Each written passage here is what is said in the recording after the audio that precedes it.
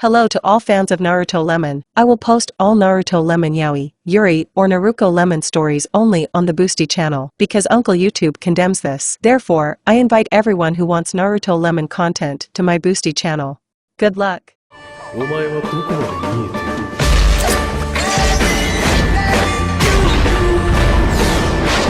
いる俺の死に様か And now, on a whim, I will kill you. No, no. Sasuke's hand was on his shoulder, keeping him there, close and dangerous at the same time. There was the clank of a katana being drawn from its sheath. Naruto didn't feel any real killing intent coming from Sasuke. He wasn't lying, he was truly doing this on a whim. He didn't care one bit whether Naruto lived or died. Naruto could hear Sakura calling out to him and Sasuke, trying to stop them. But all he could seem to focus on was Sasuke's breath on his neck and his hand on his shoulder.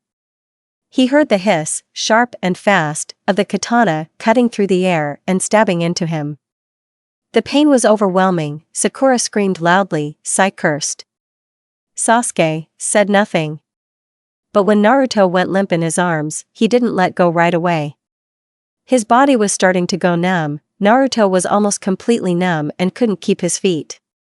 He despised himself as he fell to the ground, clinging to his best friend and killer. The last conscious feeling he had as he leaned on Sasuke and pressed himself against his neck was, despite everything, calm. Sasuke. He was choking, and blood started to flow from his mouth as he tried to speak. I'm sorry. I didn't save you. Naruto. It was Sakura, he could hear her voice shaking. No doubt she was already crying. Maybe he should have ducked. Why do you keep thinking that you need to save me? I'm going to one of my goals, revenge for the clan. After that, I can go home, there is no need to save me. That's good to hear. He gradually dissolved, disappeared. He had to say out of stubbornness. I love you, Sasuke. The body supporting him tensed, but that was all. That was all. He had to dodge. The Nine Tails could fix a lot, but even it was powerless against death. And so. At first, he was overcome with an all-consuming pain, but then an inexplicable numbness replaced it. Darkness enveloped him, all senses dissipated. There was no longer touch, smell, hearing, sight, taste. There was nothing. Naruto would have called this state a special feeling, if he hadn't known he was deceiving himself. It wasn't a feeling, it was an absence of feelings. However, it didn't last long. Suddenly he went from one extreme to another. Here he was in Sasuke's arms, impaled by a katana. Then he was swallowed up by a terrible nothingness. And now, he was lying in a comfortable bed. The sunlight was stinging his eyes, and it was strange. Everything felt wrong, everything around him was somehow off. A gentle breeze blew through the window, ruffling his hair, caressing his cheeks. His eyelids fluttered, and Naruto saw an unfamiliar ceiling above him. Sounds surrounded him. The hustle and bustle of Konoha drifted through the open window to his bed. Loud breathing came from across the room. There was also noise from downstairs, like someone was cooking. Naruto looked around the room he had woken up in, and jumped in shock. Had he died again? Wait, again? He died? But he felt alive. Where was he? On the floor in the middle of the room, wrapped in 9 tails, lay a huge red fox. He was sleeping peacefully, every now and then moving and settling down more comfortably. As if sensing his gaze, the fox woke up, red eyes with elongated pupils flashed. Naruto reached for the kunai in the pocket on his left pant leg, but it was not there. The fox looked at him again, and then spoke. What are you staring at, puppy? Fox growled. Naruto shook his head, closed his eyes tightly, and then opened them again. The fox was still there. Naruto wondered if the talking tiger-sized fox might be a hallucination. But he didn't expect that to be the least of his problems. Another man, whose voice was much sleepier and much more human, spoke to him. It was so familiar to him that Naruto was afraid to turn his head. No. Did he just leave him behind? Where are they? Naruto was becoming increasingly worried about why am I still alive? Naruto, are you okay? The voice sounded closer. Naruto? Naruto's breath caught as he looked at the man crouched next to him. He didn't want to look and see his face. He didn't want to, but apparently he had no choice. The boy leaned over, looking at him with concern. A few inches away, Naruto saw Sasuke's sleepy face, looking much younger than he had the last time they met. Okay. I think this is all just a nightmare. He needed 2 seconds to think. What? Do you want me to call Mom? Sasuke asked. Mom? Naruto stared at Sasuke in confusion he couldn't hide. Sasuke shook his head and walked around the sprawled nine tails to the door. He stuck his head out into the corridor and screamed deafeningly with an intonation that Naruto had never heard from him. Moom. What? A soft female voice responded. Can you come in? Naruto is acting weird, he said he had a nightmare. Are going? Naruto froze. Sasuke's mother was dead. Itachi had killed her. Years ago, when Sasuke was a baby. His entire family had died. What was going on? They heard hurried footsteps on the stairs outside their room. Then the door opened and a strange woman walked in. She had long red hair and blue eyes. Naruto was so shocked and confused that he didn't know what to do. He couldn't move. The woman knelt down in front of him, taking his hands in hers. Naruto had no idea who she was. But Sasuke had called her mom, so. My boy, are you okay? Do you want to tell me what that nightmare was? Naruto couldn't bring himself to answer. He looked at her with wide eyes. But the growing worry on her face made him shake his head. She asked again if he was sure he didn't want to tell. He shook his head again. She put her arm around his shoulders, then stood up and left the room. Naruto turned his head to Sasuke and forced a smile, even though he didn't want to smile. Sorry, I just had a really weird dream. He ruffled his hair and shuddered, as if trying to push the dream away. Sasuke frowned and said he wanted to know what it was about. Naruto told him. He told him that he had dreamed of an entire life that was completely different from this one and that it ended with Sasuke killing him. Sasuke stared at him, his eyes wide. The Nine Tails narrowed its eyes in disbelief, but not in a way that he didn't believe Naruto's story. More like he didn't believe that everything Naruto had told him was a dream. Naruto didn't know what to do, except go with the flow. He needed to find out how he had gotten here. He wasn't sure he wanted the answer to the question of why he wasn't dead, but he could find out about everything else. Like why the Nine Tails was pacing around the room like a sleepy pet. He'd ask the fox himself, but he wasn't sure if the fox would keep his mouth shut and not tell anyone about this conversation. Naruto decided to go downstairs and find out what Mama was cooking. He had never had a mother before, so he was curious. Sasuke followed, as did the Nine Tails. It was a good thing that when he got downstairs, the kitchen was right in front of him. He didn't want to look like he had no idea where anything was. That would make the fox even more suspicious of him. The kitchen was average in size, but big enough to fit kitchen cabinets and a bar with 4 stools. Naruto climbed up on one of the stools and called out to the woman he assumed was both his and Sasuke's mother. She turned around, smiling. It's good that you came to your senses. You really scared your brother. I wasn't scared, Mom. Sasuke frowned and sat down on the chair next to Naruto. The Nine Tails curled up into a cozy ball on the floor. Oh, okay, cool guy. Naruto would say she was laughing, but only to rub Sasuke the wrong way. However, Sasuke took the bait and growled. She teased him with a plate of pancakes, and he smiled. Naruto happily took the plate and looked into it. When he walked into the kitchen, all he could think about was a bowl of ramen, but now he decided that pancakes were good too, and right now he could live without ramen. Mom, frowning, looked at the clock hanging on the wall. Darling, didn't you say you had an important meeting today? Oh yeah. We're meeting our sensei today. Naruto, hurry up, we have to be there in 20 minutes. Oh no. He had to meet Kakashi sensei again. Wait, again? God, this was getting more confusing. He needed to figure something out. He couldn't just mentally talk to the Ninetales like he was used to. The fox was outside of his body, and it was a mystery why it was behaving so well.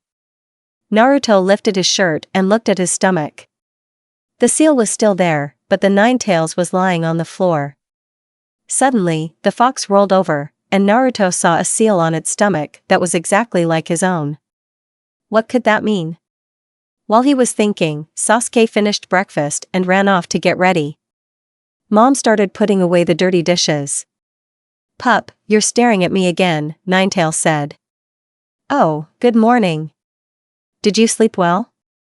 Mom greeted him, leaning on the counter to look at the fox demon. Good morning, Kushina. The fox stood up and stretched. I slept wonderfully. But I woke up because a puppy with yellow fur was staring at me. Naruto, dear, it's impolite to stare. Kushina stuck her tongue out at him, and Naruto responded in kind. I'll go get ready too. He paused in the doorway before turning his head to the red-haired stranger. Thanks for breakfast. Mom. She smiled warmly at him, although the smile did not reach her eyes. It seemed the woman guessed that something was wrong. You're welcome, darling. As Naruto started to climb, he noticed that the Ninetales was following him. Maybe they were connected to each other in this place too? Wherever it was. He was still trying to figure out where exactly. They were obviously in Konoha, but it had to be a completely different universe, because Sasuke and he had never been brothers. Neither of them had a mother at that age, and he had never had one himself. It all seemed very strange. Suddenly, as Naruto walked up the stairs, a serious voice sounded in his head. Naruto knew for sure that he was not hearing it with his ears. He turned around and looked down at the narrow-eyed Ninetales. You're not the pup who used this body last night. It wasn't a question. The Ninetales knew. Of course he knew. They were connected, even if they didn't share a body in this world. Maybe not. I have no idea what's going on. I thought I died and then woke up here, Naruto replied. This is not the world you belong in. You shouldn't be here. Naruto walked into the room he shared with his brother. Sasuke was currently strapping a bag of kunai to his leg and putting on clothes Naruto didn't remember ever wearing before. Sasuke was chatting about who would probably be on the same team with whom, and who would be the sensei. Naruto listened absent-mindedly, mentally talking to the Ninetales. He walked over to the closet that he assumed was on his side of the room. There were a lot of different clothes in the closet. He picked out something Naruto was used to and began examining the weapons that he assumed belonged to him. Not too bad, genin equipment. Naruto collected it and followed Sasuke down the stairs. The Ninetales was not far behind him. Tell me more about this world so I don't ruin anything. Why aren't you in my body? Why are you following me? Naruto began. Sasuke walked down the hallway, past the kitchen and into the living room. Their mother was sitting on the couch, sorting through kunai and choosing the sharpest ones. Sasuke ran up to her and kissed her forehead like he'd been doing this his whole life. Naruto had to keep his eyes from widening. His Sasuke had never done anything like this, not once since they'd known each other. But, maybe he was like this before his real mother died? Sasuke ran past him and down the hallway, toward the exit. He heard the door open, but no one closed it. Naruto. Hurry up and tell Mom goodbye. We have to run. Sasuke called, obviously waiting for him. Naruto shifted awkwardly in his seat. He knew that time was limited. But, it wasn't his mother. Regardless, he thought that he should continue the game. He pulled himself together, quickly hugged his mother, and said goodbye to her. Before he could pull away, she kissed him on the cheek. She then patted his back, pushing him towards the door, and wished him luck, but he didn't respond. Don't help him too much, Kyubi. He's a big boy. Kushina laughed good-naturedly. Of course. The cubs need to learn to take care of themselves. They'll never get anywhere unless they hunt, Ninetales agreed. Naruto ee. Faster ee. Sasuke called impatiently, and Naruto walked towards the front door. As soon as Sasuke saw him, he grabbed his hand and pulled him out the door. Naruto barely suppressed the scream that was trying to escape his throat. His brother carefully carried him through the city to the ninja academy the whole way. The crowd parted for them, and Naruto was surprised that no one was angry. In fact, most of the adults just smirked. Maybe they hid their hatred better in this universe? Trying to keep up with Sasuke, Naruto glanced over his shoulder to check if the Ninetales was still there. The red fox followed them, a few steps behind. As they ran past the clock, Naruto noticed that they were already 15 minutes late, if you remember the time Sasuke said. Oh well. It was unlikely that they would be sent home instead of giving sensei, right? He hoped so anyway. As they flew into the familiar academy, Naruto felt a wave of fear. Would they notice, one of them? As the Ninetales had said, he wasn't the Naruto everyone knew. In fact, he was 4.5 years older. Sakura had always chided him for acting like a child, but he was definitely more mature than his 12-year-old self. At least, that's what he believed. And given how he grew up, with a fox sealed inside him, hated by the villagers, his behavior should be different. They stumbled into the classroom, nearly falling over. The nine-tailed fox followed them nonchalantly, appearing much more gracefully. He muttered something under his breath about how they were clumsy cubs. Everyone in the class was now looking at them as if this kind of behavior was already boring. Ah. Late as usual, Namikaze? I see you're only 15 minutes late today. A new record.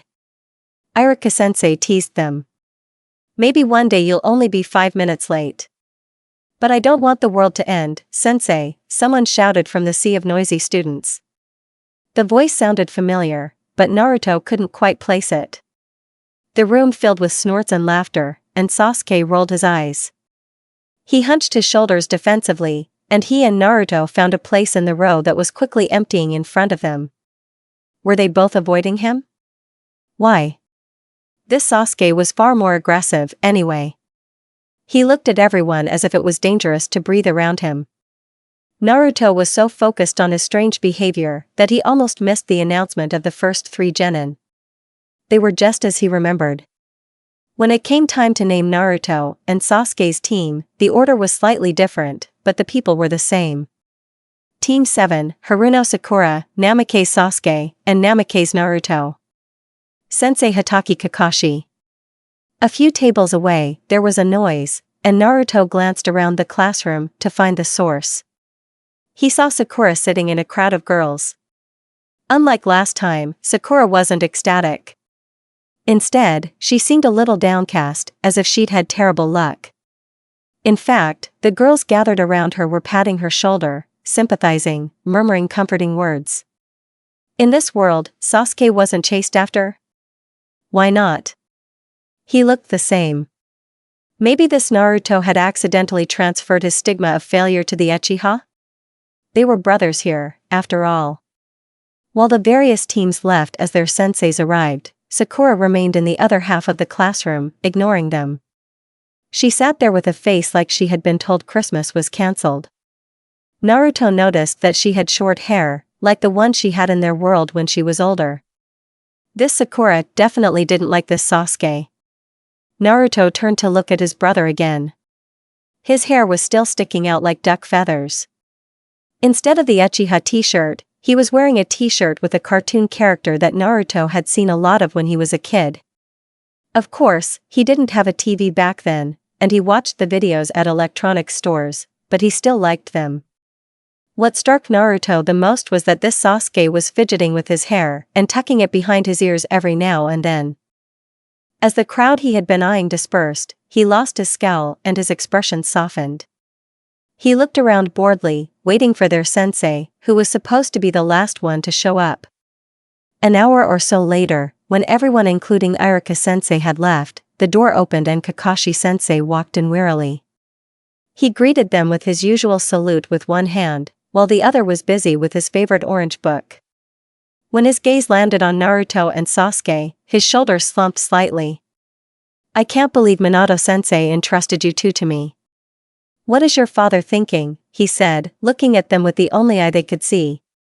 Sakura, who had not said a word until now, exclaimed upon hearing Kakashi's statement. "Is the fourth one your teacher?" "Yes." Naruto froze. He tried to force himself to move, but, from what he had just heard, it was as if his muscles had turned to stone.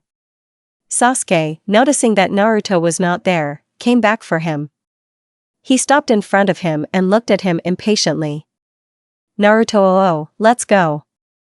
I've been waiting for an hour for Kakashi-sensei to come. I don't want to wait another hour for you to stop being lazy and come with us," Sasuke grumbled capriciously. I'm coming." Gathering his strength, Naruto stood up and followed Sasuke out of the office to catch up with their new sensei and Sakura. The fourth Hokage, his father? How could this happen? But miracles will never stop? Let's see if I got it right. Let's. The fourth Hokage is my father. He is married to a former ninja from the land of whirlwinds. Yes. Because by sealing you, he remained alive. But the seal in this world is different. You and I are connected, but you are not in my body. Yes. He defeated Itachi and Madara? Yes. Madara, he was one of the founders of Konoha and the head of the Uchiha clan. After the destruction of the Uchiha, the fourth managed to stop and kill both. My mother, well, Kushina, took Sasuke shortly after it became clear that no family would adopt him, believing that after these events he was not himself. Yes. And Akatsuki and Orochimaru still haven't shown themselves in any way? Yes. This is a strange place. For you, maybe. But to us, the world you describe seems strange, if not more so.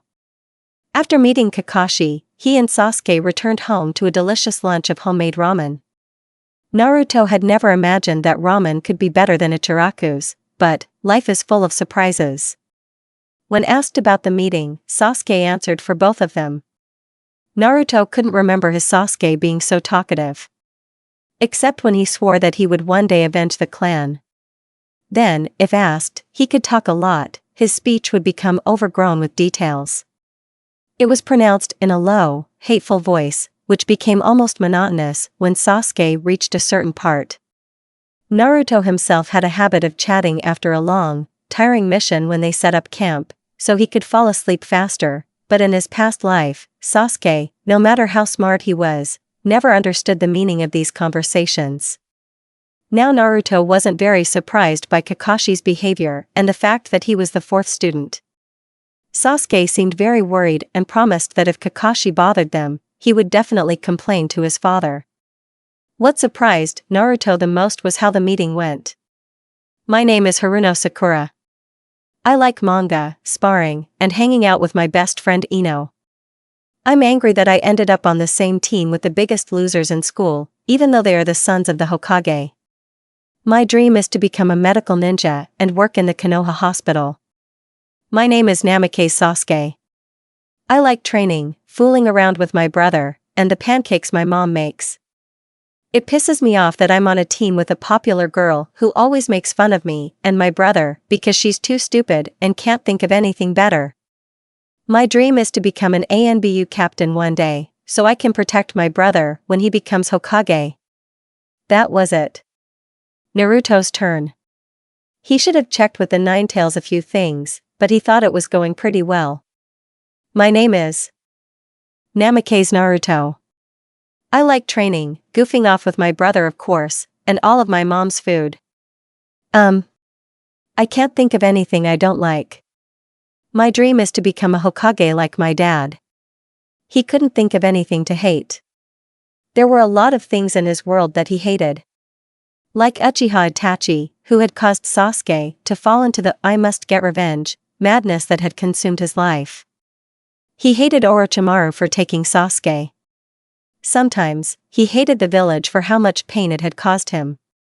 But all of those feelings were his, not this Naruto's. They didn't make sense here. Even though the Nine Tails had offered him several options, like hating Sakura, Ino, and their group, he couldn't voice it. His gut told him to ignore Sakura's anger and wait for her to become the kind, caring person he knew she was. But, it was hard to think that maybe she would never change. Maybe in this world, she would always be a troublemaker and would never become the Sakura he knew, back home, in her home world. His sister, his best friend, who grew into an incredibly strong medical ninja, and never let him down. He sighed. The upcoming survival test that Kakashi had promised didn't excite him in the least, while Sasuke and Sakura looked like they were about to have a heart attack. Both were pouting and frowning. Naruto mostly ignored them, looking out over the village from the top of the hill where they had gathered in both their past and present lives. Then, when they got home, Sasuke started talking nonstop about the teacher. He also reminded his mother that they shouldn't eat breakfast the next day, so they wouldn't throw up during training. Kushina's eyes gleamed, and Naruto was sure that she knew the real reason why they had to stay hungry. It was both disappointing and amusing that she hadn't enlightened Sasuke. Out of self-preservation, he hoped that his mother would insist on breakfast. But no, she pretended not to know. There you go. He would have to sneak into the kitchen early tomorrow morning and eat breakfast on the sly.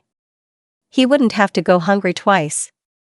Luckily, his mother didn't bother to ask why he was mostly silent. Naruto asked the Nine Tails what was wrong, and it turned out that he was the quieter of the two. Probably because the speed at which Sasuke was chattering made it impossible for anyone to get a word in edgewise. It was both amusing and annoying. He didn't know how much longer he could stand Sasuke, who could talk faster than Ino and Sakura combined. Halfway through dinner, their dad walked into the kitchen. Naruto hadn't heard the front door open or close, but he guessed that Sasuke's rapid speech could have drowned out the bang. Over the course of the day, Naruto had almost learned to not react to the surprises this world had to offer. This became more useful, the more reasons there were to be shocked.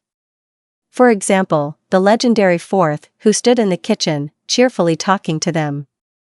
Sasuke instantly switched the verbal flow to him. Naruto shook his head. Dad, guess what?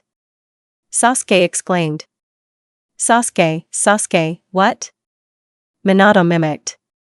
Naruto chuckled, and Sasuke, not noticing anything, rushed to explain. Hatake Kakashi is our sensei. Minato raised his eyebrows and chuckled. I know, Sasuke. I'm the one who assigned senseis to the teens, remember? Sasuke fell silent, blushing a little. Ah, exactly. Besides, he recently came into my office and complained that you and your third comrade wish each other death. What did he expect? We got Haruno Sakura. The sound and speed at which Sasuke spoke was dangerous to those sitting nearby, and Naruto began to seriously worry about his ears. He cringed a little, but nothing more. This Naruto was probably more familiar.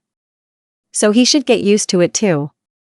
Oh, that girl who always gave you and Naruto trouble at school? Minato asked, taking a bowl of ramen from his wife. Trouble? She made fun of us and wanted all her friends to do the same. Well, you can laugh at her too, Minato shrugged. Darling, don't incite them. Kushina was indignant. Her husband shrugged his shoulders again and sat down next to his sons. But we laughed. Dad, it doesn't work, they don't listen to us, Sasuke pouted. Minato snorted and whispered conspiratorially to his dark-haired son until Sasuke seemed to have had enough of this conversation. Or, Naruto thought, he was beginning to fall asleep from eating ramen. Or both. Either way, Sasuke finished eating and went to take a nap. Naruto was about to go upstairs too, but his dad decided to talk to him. Naruto had been using Sasuke as cover up until now, but now he was cornered. He couldn't just tell his parents, "Bye, I'm going," and run up the steps. He had to stop and sit down in his seat. The Ninetales gave him a mocking look, and Naruto gave him an annoyed look. "Okay, now that our chatterbox is exhausted, I want to hear how your day went," Minato chuckled. "Okay," Naruto replied. But when his dad continued to stare at him, Naruto realized that more was expected of him than a one-word answer. "Well, I don't think Sakura and Sasuke would be able to work together. But if only he didn't react so strongly to her. She seems to really enjoy making him angry." "You're probably right. But you know that your brother flares up like a match?" Naruto suggested. His parents laughed heartily. It was funny, but that was how Kakashi had once described him. Back then he was the matchstick, and Sasuke was the one who made him flare up. But not in this reality. Naruto couldn't believe how different everything was here. He continued the warm, easygoing conversation with his parents, torn between telling the truth and continuing to lie. "Not now, puppy. Wait. But if I tell them, especially the fourth, he will prevent a lot of what could still happen." "For example?" "For example, the attack of the sound ninja during the exam, Akatsuki, Orochimaru. Everything. Puppy, think about it. If your child suddenly says that he is no longer yours, that he is a soul from some other reality, that he moved after an accident." Okay, I get it." Naruto yawned, hoping that his parents would finally let him go. After a few more minutes, they let him go. He nudged the Ninetales with his foot and headed for the stairs. The fox would have followed him without the nudge, but Naruto had forgotten how the Ninetales had explained on the way home that the seal was a kind of leash that no one but other demons and Jinchuriki could see. A thread wrapped around Naruto's ankle and the Ninetales' ankle. He entered the bedroom and, letting the fox go first, closed the door. Sasuke was stretched out on his bed on his stomach, his head turned so that only his hair was sticking out. Naruto felt an urgent need to tell someone what had happened. If he told Sasuke, it would be easier. They talked a lot and spent a lot of time together. But the Ninetales warned him that it was not worth doing, because the black-furred puppy would run to the nurse and tell her everything he learned. Of course, there was a chance that Kushina would not believe him and send him back to sleep, but they could not be so frivolous. With a heavy sigh, Naruto looked at Sasuke once more and was overcome with the desire to climb into his bed. The desire was so strong and foreign to him that Naruto took a few steps back. It wasn't him, right? He didn't usually look at Sasuke, wanting to hug him, right? It was hard to even say that out loud. But his body acted on its own, and soon he was lying pressed against Sasuke as if it was the most natural thing in the world. It was very comfortable. Naruto had one arm under his shoulder and the other on his hip. Sasuke turned slightly so that he could look over his shoulder at his brother. "Naruto, are you okay?" Yeah, Naruto wished that embarrassment would make him pull away, but it didn't. "What?" "Nothing, it's just, you haven't hugged in so long, except for one time, but you were really excited." "I'm fine, it's just, my nightmare." Naruto couldn't think of anything else. "Does he bother you that much?" "Yes, you have no idea how much." "Well, wake me up if you dream about something again, okay?" "Yes." After that, Sasuke buried himself in the pillow again and pressed himself as close to him as possible. Naruto moved them both against the wall so that if Sasuke moved, he wouldn't accidentally fall to the floor. As soon as they got comfortable, Sasuke fell asleep. Naruto held back his laughter so as not to wake him up. He wanted to ask the Ninetales more questions, but he suddenly felt very sleepy.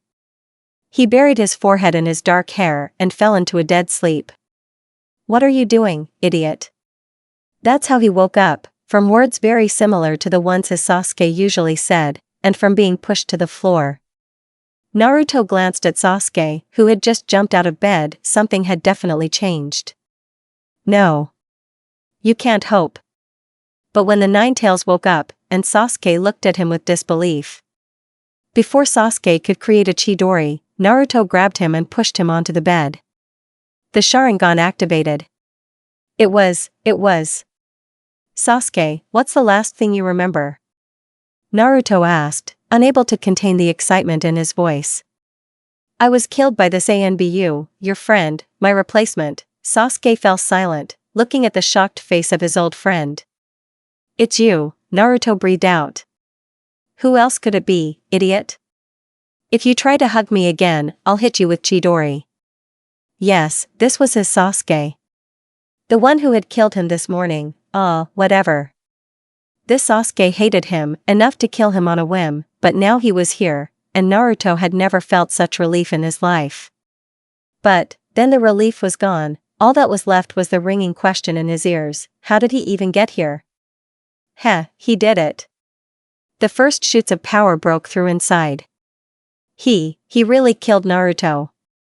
The flow of chakra that spread through his body drowned out all feelings for a while. His enemies were no less shocked, their eyes widened, their jaws dropped. The body in his arms went limp. This body actually existed. And holding it in his hands, Sasuke shuddered, he himself did not know why. Why did Naruto take the blow so easily? Why did he not dodge? For the first time, Sasuke understood what it felt like to be a fish thrown out of water onto dry land, only he, on the contrary, air was not given to him so mercifully. Naruto, he is dead, you killed him, you killed yourself. The fingers on the hilt of the katana, driven between the ribs of his former friend, unclenched. The cold, uncomfortable, tickling all the nerve endings, squeezed the heart, which seemed to beat inside and outside at the same time. It tore itself out of the chest, and then returned. As if it could not decide how best to torture the body to which it belonged. Naruto, slipping out of his hands, fell noisily to the ground. Then, first there was a blow. A well-placed blow to the jaw. Sasuke ran into the wall, the wound flared with intense pain. Nothing, however, was as strong as the approaching agony and the realization there would be no escape from this agony. He really killed him. Naruto was dead. He could have dodged, but he didn't. Why? Their relationship had been a game of sorts. Hey. You. Now it's your turn to hit, then it's mine, an eternal struggle with no winner.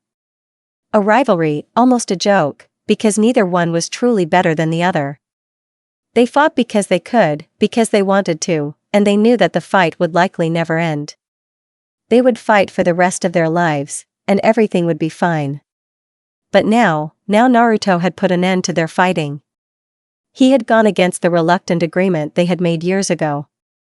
He had broken it, torn it up, and Sasuke was suffering for it. He was hit, he was wounded, and all because of his own guilt. And because of the despair that had engulfed Naruto's friends. Sasuke understood this. When it was time to defend himself, his thoughts wandered elsewhere. In that crater where Sakura had rushed at him with fists cloaked in blue chakra, only his body remained. He hadn't felt Sai cut him with his short sword. He hadn't felt himself caught by the wood technique of the Anbu who had replaced Kakashi. He found himself in a garden permeated with a soft glow, as soft and gentle as the moonlight. Strange silver balls swirled in the air, serving as a source of light. A few steps away was a small pond, in the middle of which an island stood frozen. This island was no more than 3 steps in diameter, barely enough space for a tall tree and a red bench on which an incredibly old man was sitting. At the man's feet lay a sack filled with red threads and a pile of clay. The thin, flexible branches of the tree were white as snow, and the feather-like leaves were golden.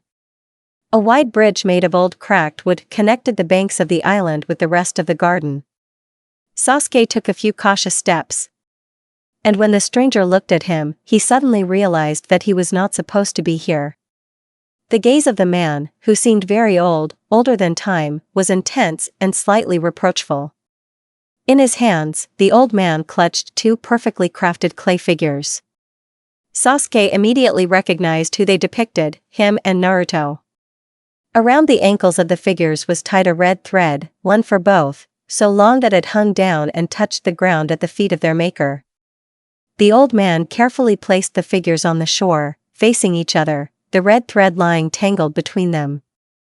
Then he reached for the clay, took 2 lumps, and began to mold 2 more figures, each with one hand.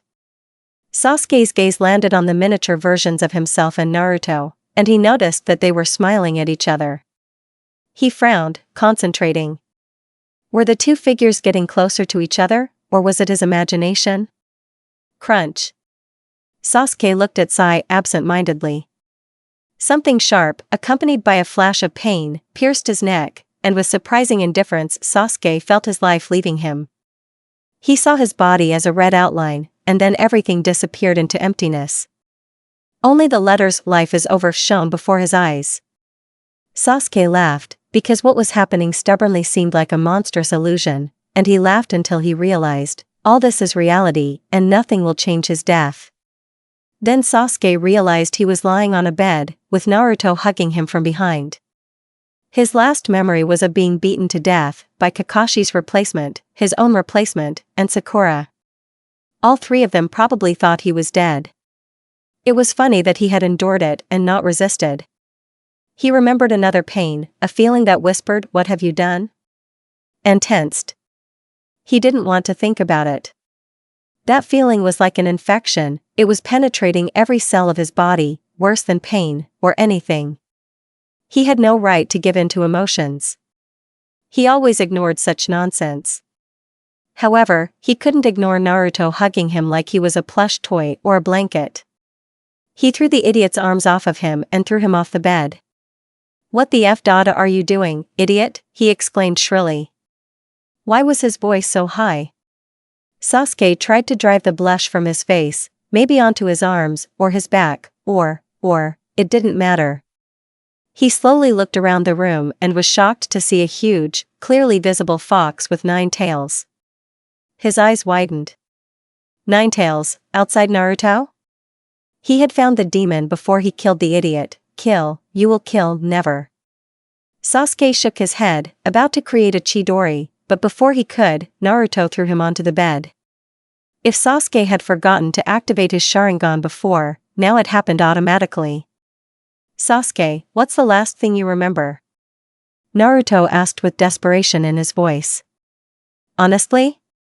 He remembered the life draining from him, and how he thought the sword that had pierced his neck looked like a toy, and how he gradually realized that it had really happened, and that he was dead. Haha, how funny. No, he couldn't say that. He was holding on by sheer willpower, the rest of his strength was running out, a shudder ran through his body. Naruto was looking at him intently, almost pleadingly, and Sasuke knew he had to say something. Until Naruto noticed his brief shudder. "I was killed by that Anbu, your friend, my replacement." Sasuke froze, because the mad smile that lit up Naruto's face was one of the most terrifying things he had ever seen. It somehow reminded him of the smile Orochimaru used to give when he was about to conduct experiments. Only, Naruto's smile was caused by something else. Or so he hoped. "Thank God it's you." Naruto exhaled. Sasuke frowned instantly. Naruto was glad it was him. Although the question was, who else could it be? And who did Naruto think he was hugging? If it was someone who looked like him, then why did Naruto even bother hugging him? But the most important thing was the incredible relief on Naruto's face. It was nice to know that despite what had happened, the idiot was happy, reassured, and seemingly going crazy with joy at the sight of him. Feeling Naruto continue to press him down on the bed, Sasuke added a threat to his voice. "Who else could it be, idiot? If you try to hug me again, I'll throw a Chidori at you." Sasuke began, but was again forced to leave the sentence unfinished. Naruto no longer looked at him with genuine joy, but instead with an unfathomable amount of confusion. Sasuke raised an eyebrow. He tensed when an unfamiliar voice entered the room, but Naruto tightened his grip on his shoulder and shook his head warningly. Sasuke remained calm and listened to what seemed to be a fox speaking. "You worry in vain, puppy. Black-furred puppy came to this reality because your soul is here, Ninetales said indifferently. Don't be afraid, there is nothing to worry about. Then, another Sasuke? Gone forever? His body couldn't handle two souls? The extra one left the world and was replaced by another, which you subconsciously. Yes, yes. Shut up, I already got it, Naruto growled.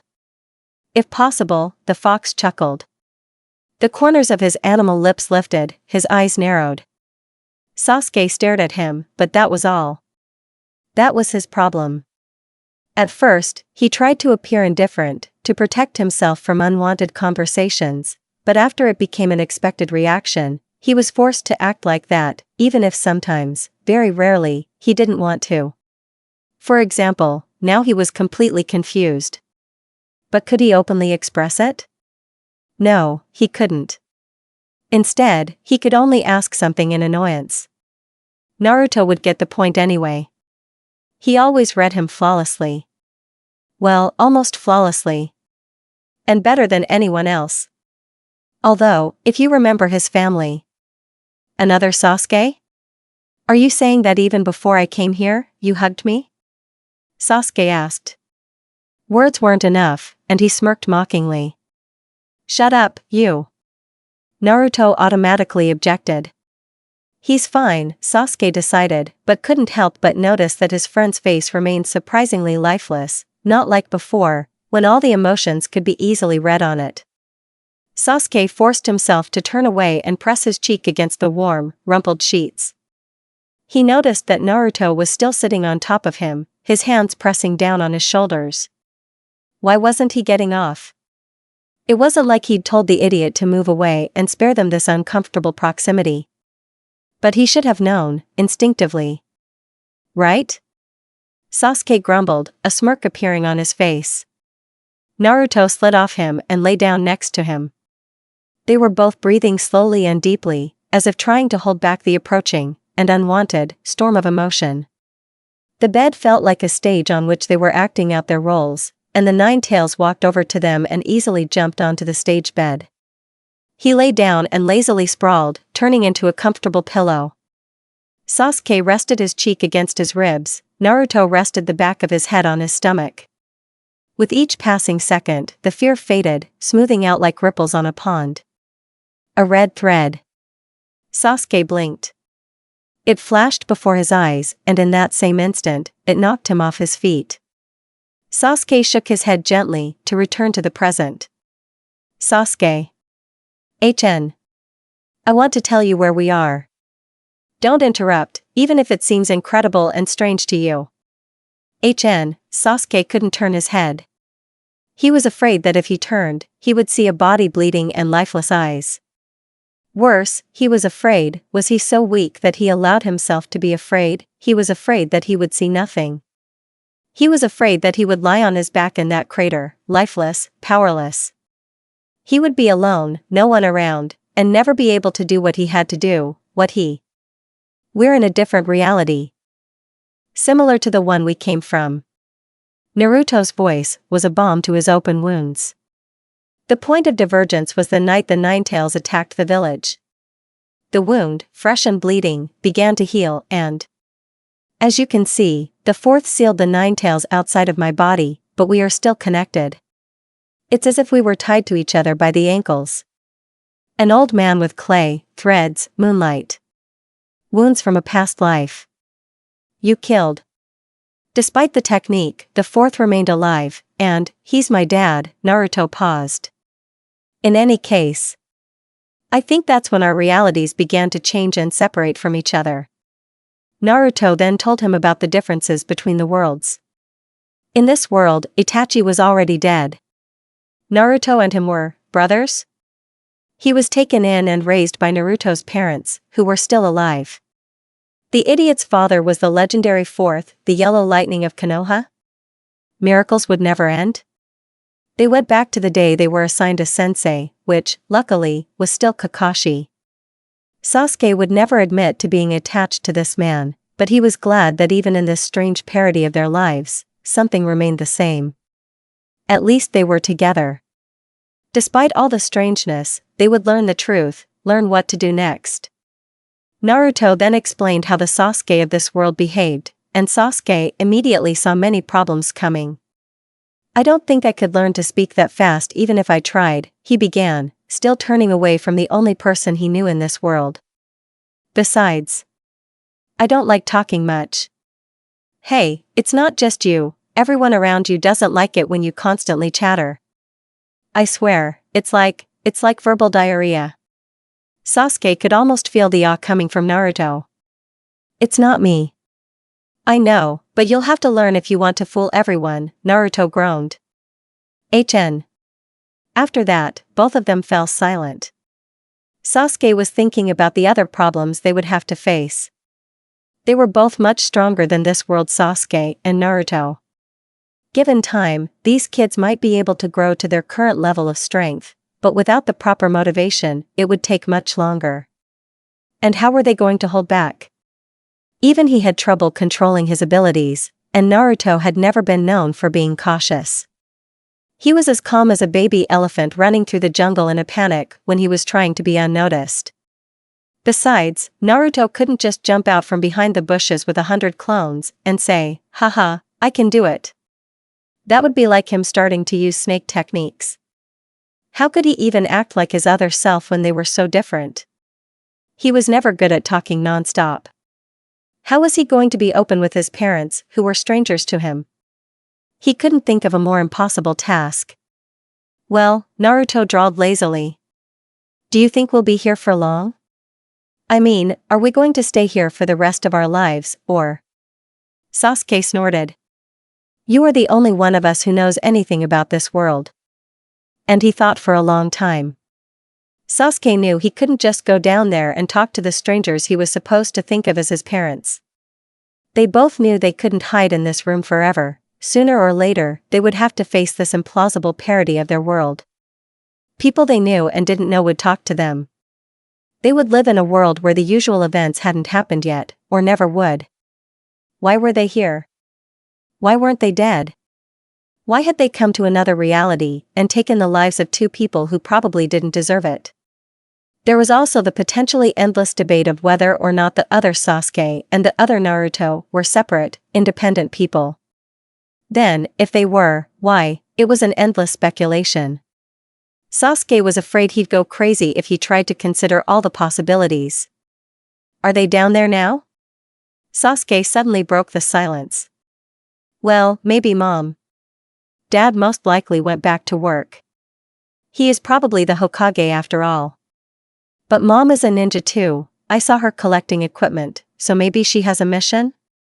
Who knows? Well, shall we leave the room? Maybe, Sasuke said, pretending everything was okay. By the way, tomorrow is the bell test, but we can't say that we know why we really can't eat. Let's get up early and have breakfast. Exactly. It was funny how quickly they both came to an agreement.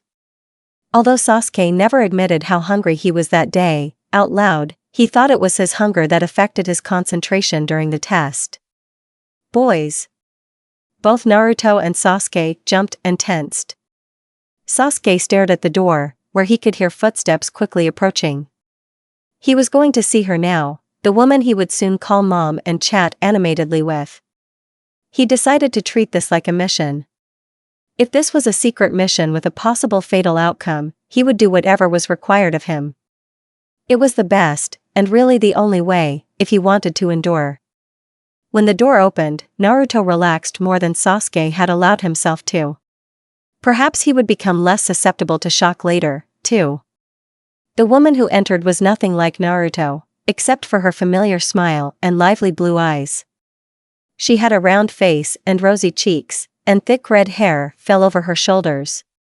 She was short, and the effect of being strong and stocky was emphasized by the green Jonin vest she was wearing. Perhaps she was secretly worried about this, since women often worried about such nonsense.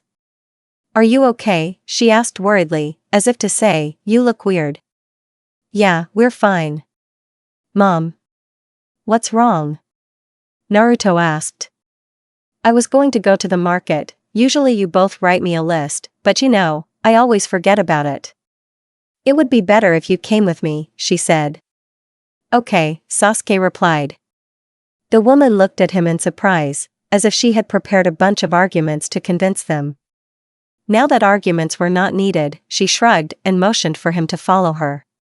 Sasuke jumped off the bed, Naruto following suit. They walked down the steps and out of the house. Sasuke recognized one of the better areas of Konoha, which was located near the Hokage's residence and quite far from the bustling market. Sasuke swallowed, trying to do it discreetly. The woman turned around, and Sasuke, surprised by her sixth sense, pretended to look around. It was strange how this village was both familiar and unfamiliar. It belonged to the world of another Sasuke. The one whose life I am unfairly living, he thought. After walking a fair distance, they reached the market. Their mother picked up a huge basket on the way and now handed it to Sasuke. He took the basket without arguing and walked, watching the woman put various products inside. Sasuke looked desperately at Naruto, hoping that he would suggest something to talk about. His mother, apparently, was already worried about the lack of his usual verbal diarrhea, as Naruto affectionately called his chatter. Mother. Sasuke began. He noticed that the word came much easier to him than it did to Naruto. When he looked at this woman, he saw another one, with black hair and a longer face. He focused on the memories, not paying attention to how much pain they brought. It became easier. Yes, honey? He cringed inwardly. When will Dad come back? I don't know, you understand how strange his schedule can be. Although he will definitely be back before next week, I have a mission in the Land of Waves. For how long? Oh, I don't know, at least they'll keep me for a week, but I think it'll be about 3 weeks. Mom took a break to thank the vendor for the milk. She gave Sasuke 4 large glass bottles, which he placed in a basket and covered with a soft cloth. Just make it in one, I hate it when you have long missions, Sasuke grumbled, which sounded surprisingly genuine. I know, dear. But just because I'm a mommy doesn't mean I'm not a ninja anymore, Kushina cooed, a smile lighting up her face. I love both parts of my life, and while you know in my heart I always choose you, I still have a duty to the village. I know. Oh, Sasuke sighed. Pretending was much easier than he expected. It was both comforting and frightening. It was disturbingly similar to his trips to the store with his real mother when he was much younger. Besides, I think Hitaki-san will find something for you to do while I'm gone. You two are ninjas now, so you'll be working hard. That's if we pass the test. You know that 66% fail. Mama assured him that he would get through, that they would both get through. Sasuke made casual conversation the entire way home and while they were unpacking their groceries. Naruto, for his part, remained silent as he went into the kitchen, unpacking the groceries on instinct. Sasuke wondered if he was the only one bothered by the fact that their hands seemed to know where to put everything. He looked at his friend. Naruto, despite his silence and impassive face, was clearly bothered. Sasuke could see that his brows were drawn together slightly, and his movements were tense, as if he was struggling. Wait, idiot and barely noticeable, in the same sentence? Sasuke shook his head. After putting everything away, Mom went out to do other things that didn't require their help, and they went into the living room and turned on the TV. They seemed completely captivated by the images flashing on the screen. But in reality, they were thinking about what was happening, about dinner with their parents. They were thinking, though they didn't know about the similarity of their thoughts, how lucky they were that at least they had each other, even if it hadn't brought any tangible benefits yet. So, really a loser? You and I are on the same level in this world? Sasuke didn't believe it. Naruto chuckled affirmatively. The alarm had just rung, and they were lying in their separate beds, comfortably tucked under the blankets. There was still time left before breakfast, about 10 minutes. After lying there a little longer, Naruto realized something other than the fact that they had a test today. Sasuke would meet this other Sakura for the first time. And perhaps a few more comrades, and then, most likely, trouble would begin. Although Sasuke did not know what it was like to be an outcast, the 9 recruits of this world were used to him coming to terms with his role. Of course, he stood up for his brother, but he still could not really hurt their ill-wishers. Naruto guessed that his Sasuke would not be able to restrain himself, and he was afraid and happy about the outcome of such a scenario. This Sakura had never encountered such a Sasuke before. And she, just like all her friends, did not like him. As the Nine Tails explained to them, she was never teased or bullied in this world. She and Ino had been friends from the start and kept their peers at the academy under control with an iron fist. Therefore, her shortcomings, including her large forehead, were never made fun of. Naruto grinned evilly. It's both funny and sad at the same time. What does that mean? Naruto snapped. Only what it means. They both straightened up and squinted at each other. Their staring game was interrupted by an unexpected exclamation that made both boys freeze, though for completely different reasons. Guys! Go down and tell your mother goodbye, she's leaving on a long mission. An indignant cry rang out. Let's go, Mama oh. Naruto still found it hard to breathe whenever he said the word. While every other word in his vocabulary rolled off his tongue, Mom and Dad stuck to the roof of his mouth like duct tape. It was either excruciatingly painful to say family style, or he was choking, feeling like his tongue was made of cotton and his mouth was a cavern of peanut butter. Both sensations were incredibly unpleasant, and he was having a hard time choosing which one he preferred. Regardless, Naruto got out of bed and followed Sasuke out of the bedroom. The nine-tailed fox, which had been oddly quiet, rose from the floor and trudged downstairs with them. Naruto turned around and wished him a good morning, but the fox didn't even bat an eye. Perhaps he was just falling asleep as he walked. They walked down the stairs, shaking off the last of the sleep, and almost took a wrong turn. And they should have known their home like the back of their hand. Getting lost would have aroused suspicion. Mama was waiting for them in the living room. She beckoned them both over, and Sasuke, of course, was the first to react. He easily covered the short distance and sat down next to the woman. Naruto watched as Sasuke nonchalantly responded to this stranger's request for a hug and a kiss on the cheek. He even told her that he loved her and hoped she wouldn't die. Although the latter was strange to hear from a child, his words sounded sincere. Sasuke gave Naruto a warning look. Naruto walked up to his mom with difficulty, as if his body was made of lead. He put his hands on her shoulders and hugged her tightly. Then he kissed her cheek and tried to talk. He tried. He really tried. But he immediately felt that his tongue was swollen and could only be swallowed. Naruto pulled away and thought that if he looked at his mom it would be easier. But no, it got even worse. Mom was watching him closely, perhaps trying to figure out the reason for his strange behavior. Naruto felt even more pain. And his pain must have shown on his face, because Mom opened her mouth and asked something. Worriedly. Naruto knew what she was asking. But he couldn't make out the words. Sasuke grabbed his hand and pulled him out of the room. He and Mom were talking excitedly. But to Naruto, their conversation sounded like blah blah blah blah blah. Through trial and error, Sasuke found the bathroom and pushed Naruto towards the toilet. But now it was as if his esophagus was blocked. The growing pressure in his stomach made him stagger and fall backwards, then forwards again. His eyes were watering, his throat was sore, his tongue was swollen. Sasuke hit him in the lower back. At first, Naruto wanted to kill him, but then, miraculously, the blow helped. The blockage was gone. Naruto grabbed the sides of the toilet and puked.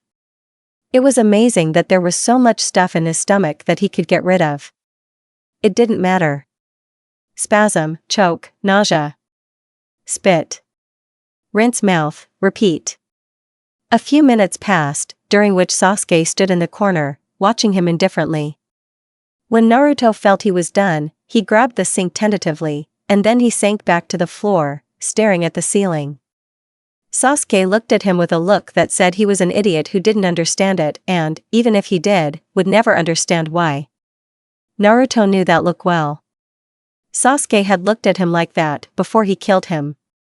Naruto flinched. From the outside, it might have looked like his body was convulsing. Sasuke walked up to the door and opened it, looking out into the hallway. Then he said something like, "It's okay, Mom. You can go." "Thanks, Sasuke," Naruto thought tiredly. Or at least that's what he thought until he got a poke in the side. He groaned and fell over on his side. "What the F?" asked Sasuke. "I don't know," Naruto shouted. It was true. Almost. He really didn't know what the F. He'd never had a mom or dad before. No one had ever told him who they were. The fact that they were alive and well, too alive, in this world, was too much. Sasuke seemed to take it all in his stride. Naruto didn't understand him.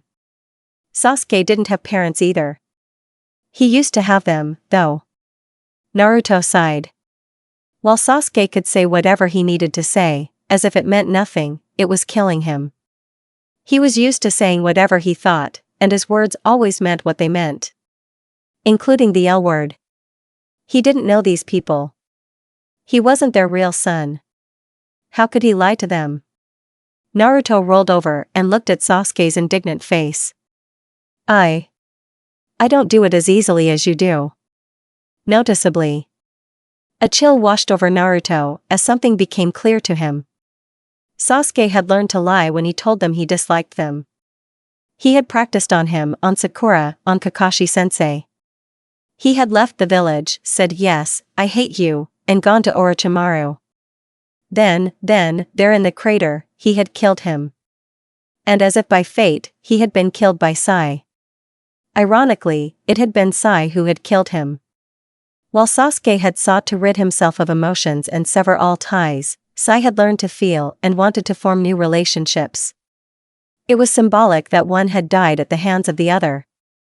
Naruto had also realized that in this alternate universe, his only friend had been the person he had wanted so much to protect, to save, to hold on to. The person he had considered one of the most precious people in his life. The person who had hated him and killed him. Now, after all the emotions had died down, he was all Naruto had left. Let's eat and then go take that test. Naruto got up from the floor. He couldn't afford to be wrong, he couldn't let Sasuke see his weakness. Naruto steeled himself, smiling even though he didn't want to, and stomped out of the bathroom and into the kitchen to start making ramen. Sasuke would probably want to eat something else. Naruto paused, sighing to himself. Using knowledge he didn't understand, he found dumplings. They were Sasuke's weakness, though Sasuke had never said so. Naruto set the ramen aside and worked on the dumplings until they were done. Then he set them down on the table in front of Sasuke and went back to his bowl of ramen. Naruto heard Sasuke sit down and start eating his breakfast. The only sounds in the room were the Ninetales' heavy tails sliding across the floor and Sasuke slurping. The fox seemed to wake up only long enough to walk into the kitchen and then collapse tiredly on the floor again. Naruto felt less and less at ease as he watched the numbers on the microwave approach 0. The relief of having someone from his world around him faded, and he realized that Sasuke was the worst possible choice. Naruto's train of thought often ran independently of him. Why was he following Sasuke? Why? Sasuke hated him, and in fact, that alone would be enough to make him hate him back. Sasuke didn't need his friendship, didn't want him around. Yes, he meant so little to Sasuke, and Sasuke meant so much to him. Naruto was an idiot, Sasuke was an asshole, they were rivals, brothers, best friends. At least, that was how it seemed to Naruto. But over the 2 long years of training with Jiraiya, there were days when he seriously considered what he was doing. What was the point of his endless mission, to bring Sasuke home if his efforts were rewarded with hatred? Or there were nights when he lay awake dreaming of how he and Jiraiya would return home. He also thought about the next Chunin exams. Would he pass it alone or would he be assigned to another genin team? Of course, he didn't say anything the next day. In the midst of training, all doubts were forgotten, and he continued training with his usual tenacity. Beep. Naruto took out the ramen and opened the package so that the noodles would cool for a few minutes, watching the white, translucent steam rise up. He knew why he hadn't dodged.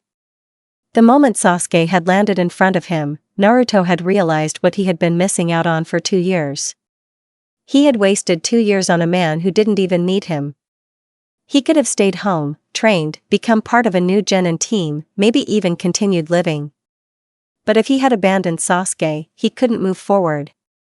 And since his life was meaningless anyway, why dodge? Why not give Sasuke some happiness? Naruto separated his chopsticks and, suddenly losing his appetite, began to eat. Idiot, what time did Kakashi-sensei tell us to come? Sasuke asked. At 10. It turns out we still have a long wait. Naruto glanced at his watch, which had just struck 10 in the morning. He chuckled knowingly. Kakashi would never show up for the meeting before noon. They could stay home for a while longer. Naruto picked up his ramen box and dumped the water in the trash.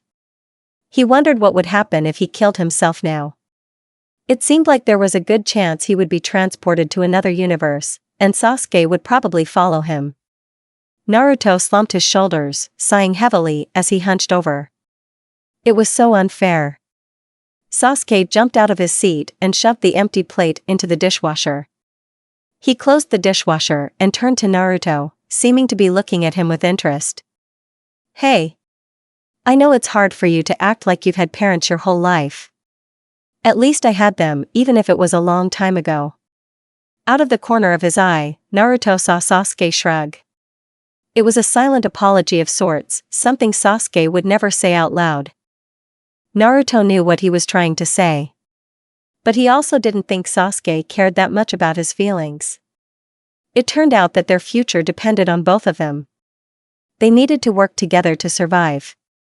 It wasn't that Sasuke wanted to, it was more that he understood how important it was. And it was easier to work with a partner when he was in a good mood. If this kind of reconciliation would make Naruto happy, why not go for it? Naruto sensed the falseness in his friend's behavior. So, do you remember how you feel about Sakura? Sasuke began. And? Time to play, Naruto thought bitterly. Well, combine that with the way you act around Irika, and maybe you can keep it under wraps in front of your mom. Naruto nodded. Sasuke had a point. Next time, he would definitely follow his advice. Right now, however, he wanted to sleep. The confession, even if it was involuntary, had exhausted him. He also wanted to be as far away from Sasuke as possible. And then there was the strange desire to wrap himself in the Ninetales tales. Vague memories of doing that when he was a child flashed through his mind. They flashed like a flash, and were as elusive as the air in his hands. Naruto walked down the hallway to the living room, to the side with the large windows facing the courtyard. There was a garden there that his mother had planted with roses, and a cherry tree. Under that tree, his mother had read him fairy tales when he was little. Naruto shook his head, not understanding how he knew that. However, he was not too worried now. He lay down, snuggling up to the Ninetales side. The long fluffy tails rose up and wrapped around him like a big warm blanket.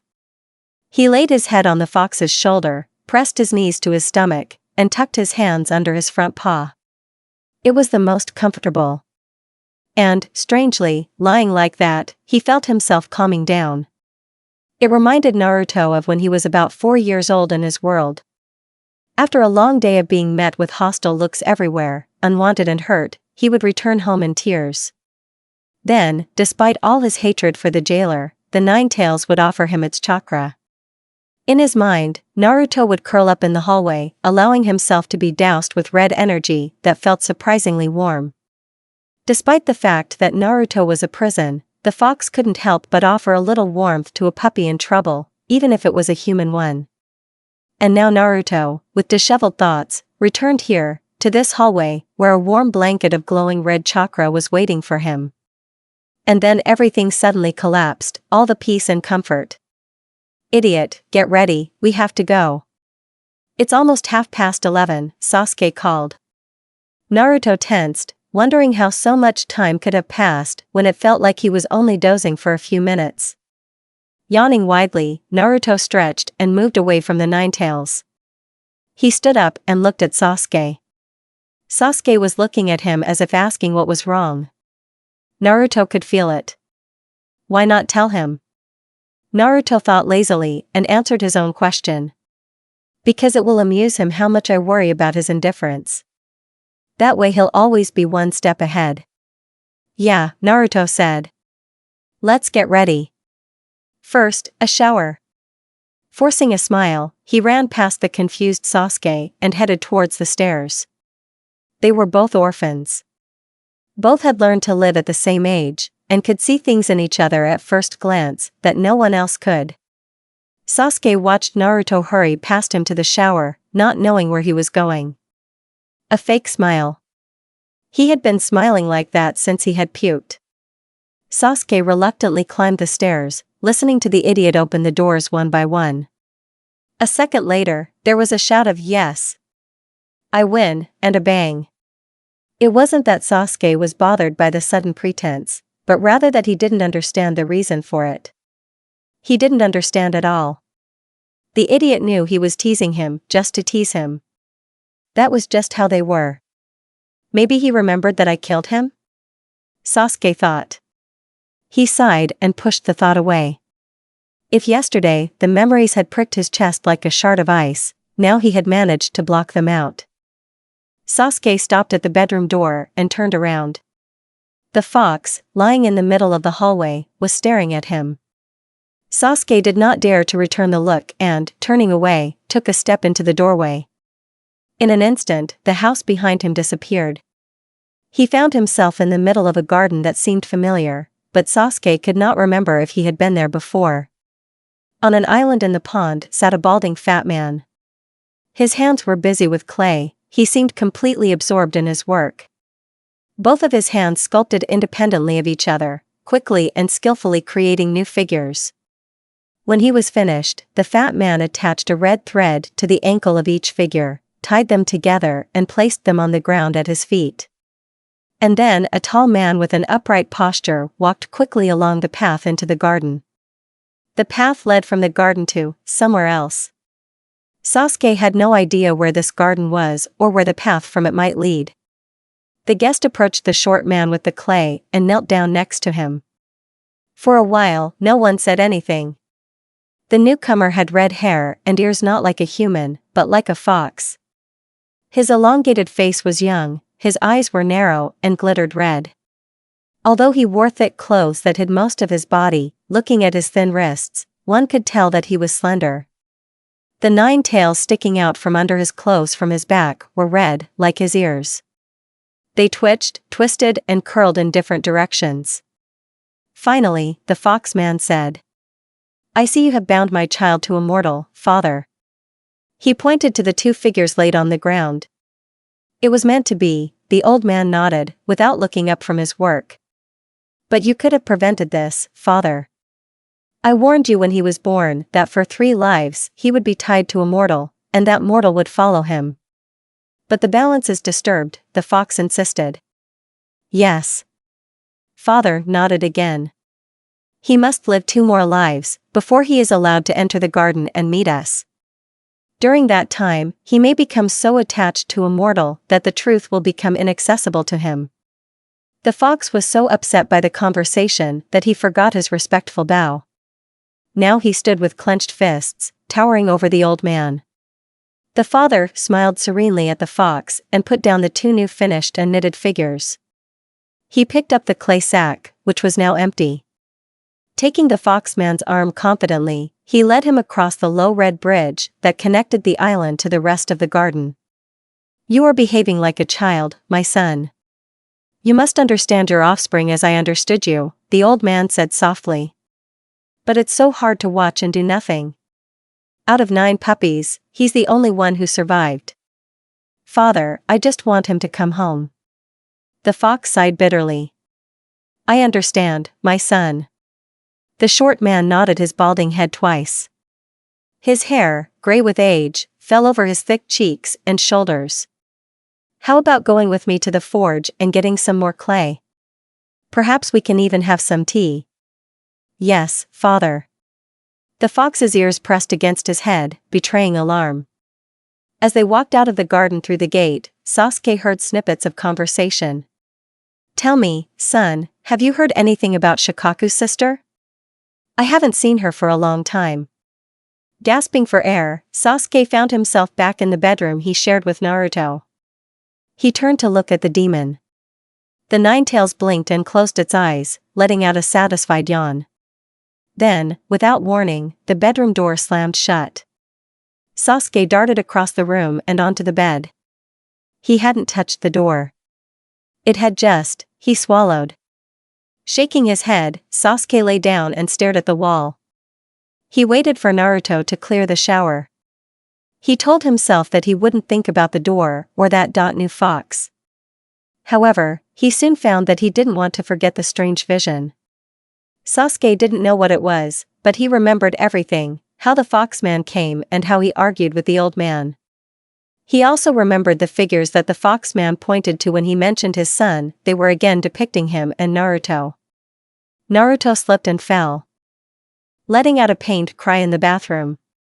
He rubbed his arms, which he had used to try to break his fall, and they were unmarked, but red from the bruise.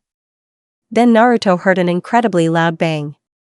What could have made Sasuke so angry? As Naruto wondered, he stood up and fumbled for the faucet. Once the water stopped running, he carefully stepped out of the shower and grabbed a towel to dry himself off. Standing under the hot spray, Naruto calmed down a little about Sasuke.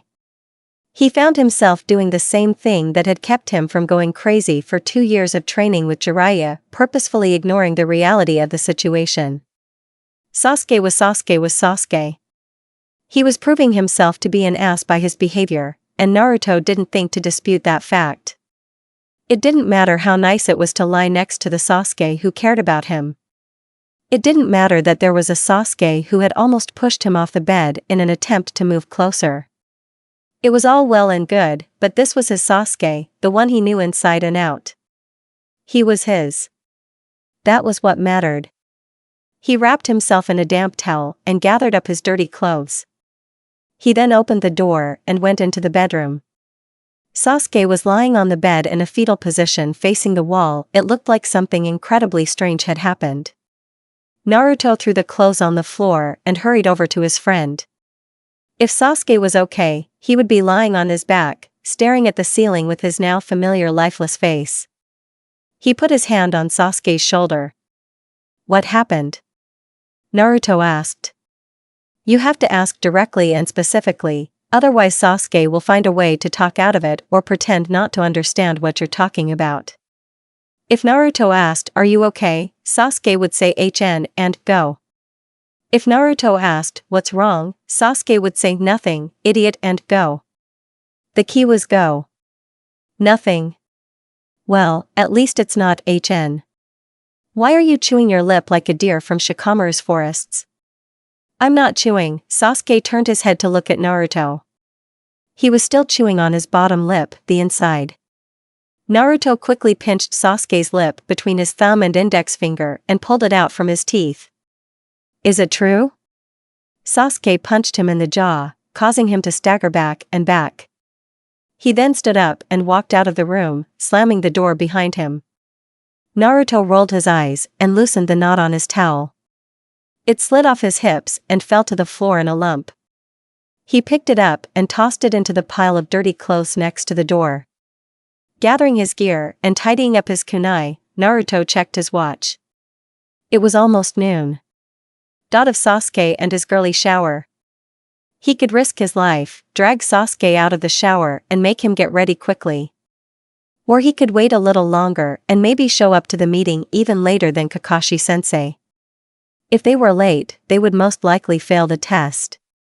Kakashi was a real.com even if in another world he was practically a father to him, well, him and Iruka-sensei. But they were still teachers. He groaned. The bathroom door opened and Sasuke walked out. He held the towel with his hand. As Sasuke began to dress, Naruto glanced at his watch. It was indeed time for them to leave. He stood up and began gathering kunai for Sasuke's equipment, knowing how he usually folded them. By the time Sasuke had put on his sandals, Naruto had already folded his weapons. Sasuke barely spared him a glance as he took his equipment with his most detached air. They walked out the door, the Ninetales lazily following behind. Naruto rubbed his now aching jaw. It was a little swollen, but not as bad as when Sakura had hit him. Oh well, he thought. They jumped from rooftop to rooftop, heading to the meeting place, where, of course, Sakura was already there. She looked at them. Two losers are late again. Do you know that Kakashi-sensei told us to be here 2 hours ago? Sakura asked mockingly, and before they had a chance to answer, she turned her gaze to the tree. And what, is he already here himself? No, but... We weren't going to stand here for 2 hours like you did when it was clear he was going to be late. Sakura was angry, and Naruto smiled. Sasuke tried not to look at Sakura openly. He glanced at her when she wasn't looking, his eyes widening a little more than usual. Naruto translated this into normal human language. Is she sick? Did she hit her head hard? And smiled to himself. Sakura continued to shower them with waves of hatred from afar. About 10 minutes later, Kakashi-sensei arrived, and Sakura looked at the boys and the teacher and growled to herself. No doubt she was angry that it hadn't occurred to her to add 2 hours to the appointed time. Kakashi-sensei, where have you been? You said to be here at 10. Sakura asked. Sasuke and Naruto just looked at him wearily and moved away from the railing they were leaning against. Well, on my way here, I saw some young criminals, like you, stealing a purse from an old lady. I had to stop the crime. The chase and showdown with the hooligans made me late. Sakura twitched as if she wanted to punch the teacher. Sasuke and Naruto, who had known him for years, simply shrugged. They wanted to pass the test and go home. There was a silent agreement between them. To finish the story with the bells, they had to work together. And when Sakura was tied to a pole and hungry, they would share their lunch with her, pretending to forget what she was here. Kakashi-sensei would be happy, Sakura would shut up, and they would go home. The plan was simple. Naruto glanced at the Ninetales, who was trudging languidly behind them towards the training grounds. He seemed terribly tired. Naruto mentally poked him. What happened to you? Nothing you need to know. What if I start pestering you to tell me? Try and pester me, and I'll tell the dark-haired puppy everything you thought about him this morning. Don't test my patience. You know I don't throw words to the wind.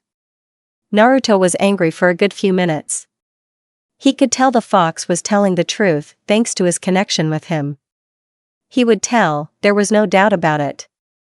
And the last thing Naruto wanted was for Sasuke to know how sad he was. So he left the fox alone. There was no point in risking their fragile peace over something he probably didn't want to know.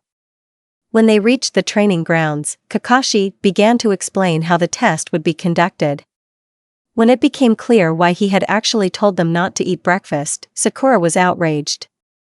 She screamed at him until she was hoarse about how unfair and dishonest it was. Then, of course, Kakashi told her that he didn't care about her whining and told her to shut up. Sakura immediately quieted down and decided to grumble quietly so she wouldn't get kicked out. Sasuke chuckled but said nothing. Naruto laughed to himself, both wanting and dreading the confrontation that would follow. He felt it coming. Sasuke was simply biding his time. Like a feline stalking its prey in the tall grass, Sasuke was biding his time. Kakashi pulled out his dirty orange book and began to read. As he turned a few pages, he told them to attack as if they were fighting a sworn enemy. Naruto and Sasuke exchanged glances before hiding in the trees. Together, they created a suitable henge that Kakashi's transplanted, illegitimately inherited, Sharingan would be unable to distinguish from the originals. They had a few precious minutes to discuss their plan of attack. If they couldn't fight at full strength, Kakashi would stop them and ask where they learned such complex techniques. He would tell their father about it. Father would press them for the truth. Being the sons of the Hokage made them perfect targets for kidnapping. They would be recognized as imposters. Of course, it would soon be revealed that they were not spies, but rather what they looked like, and then it would be a different story. But Naruto and Sasuke wanted to avoid such an outcome. They understood that they should be smarter and pass the test without using all their knowledge and strength. Eventually, they were forced to ask the Ninetales for help. The fox, lounging under one of the trees, looked at them as if they were tiring him out. However, for some reason, not wanting these puppies to be found out, he quickly made a much better henge than Sasuke and Naruto could have created together. Now, having bought some time, he and the Ninetales made a plan. They could go against Kakashi, and the fox would create a good illusion. This illusion would make Kakashi and Sakura believe that they had simply miraculously outsmarted their teacher. Then the fox pointed out that they couldn't always rely on his generosity. Eventually, they would have to somehow explain their skills. For example, pretend that they spent every day training and in the library. While Sasuke and Naruto were making a plan, the Ninetales, trotting alongside them, listened intently to their conversation, feeling that the puppies were stronger than he could have imagined. The more time passed, the more he realized that it wasn't their fault that they were thrown into an alien world 4 years into the past. When it came time to share food with Sakura, the willingness to do whatever it took was sorely tested.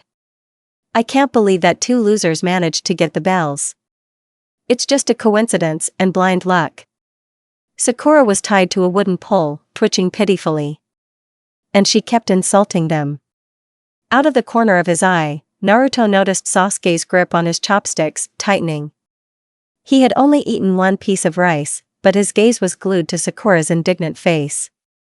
The situation was getting tense, and Naruto pointedly nudged Sasuke in the side.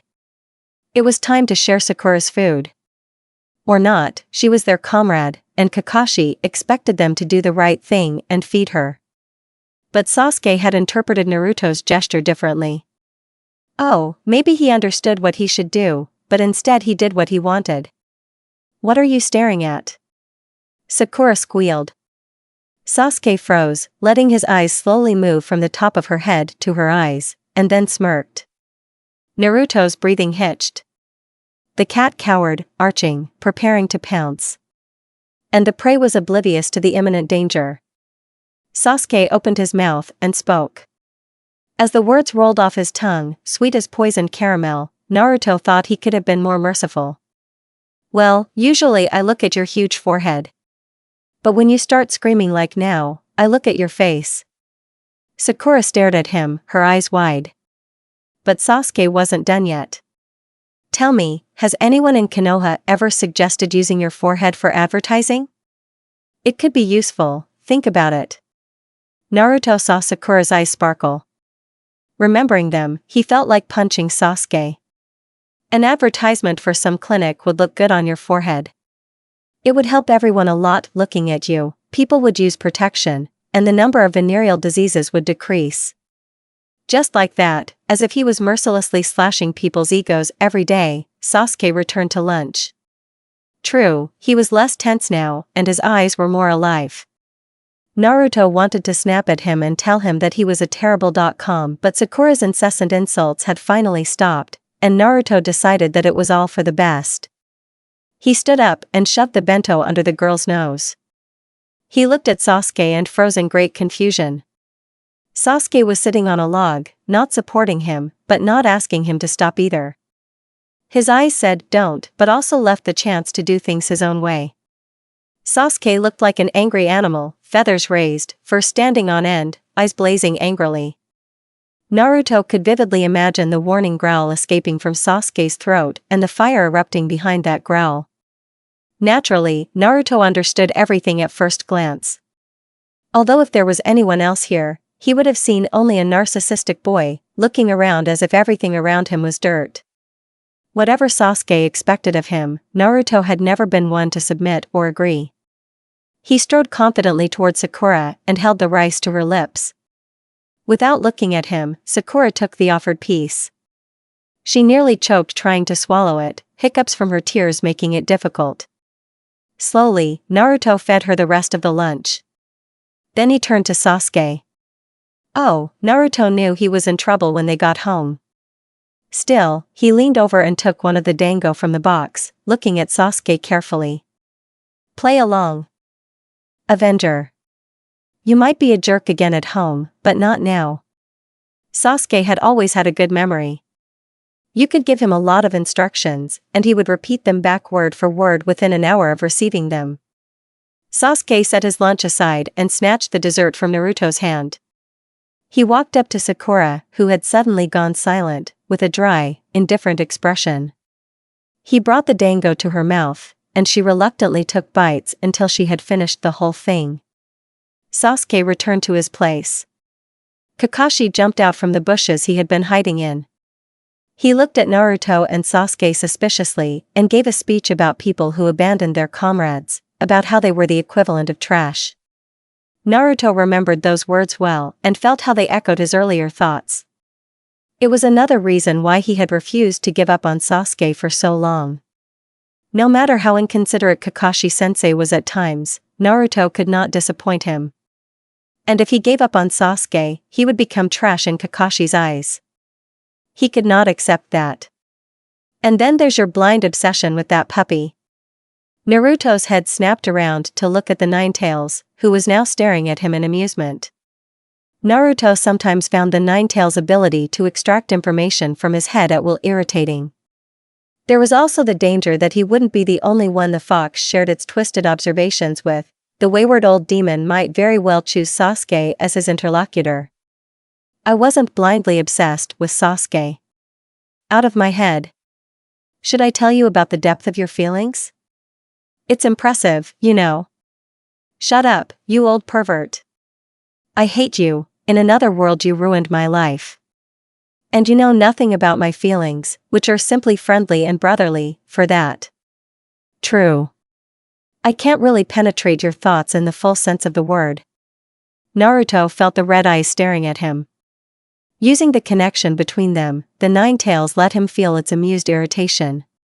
Imagining himself corking a bottle, Naruto cut the connection and focused on Kakashi's words.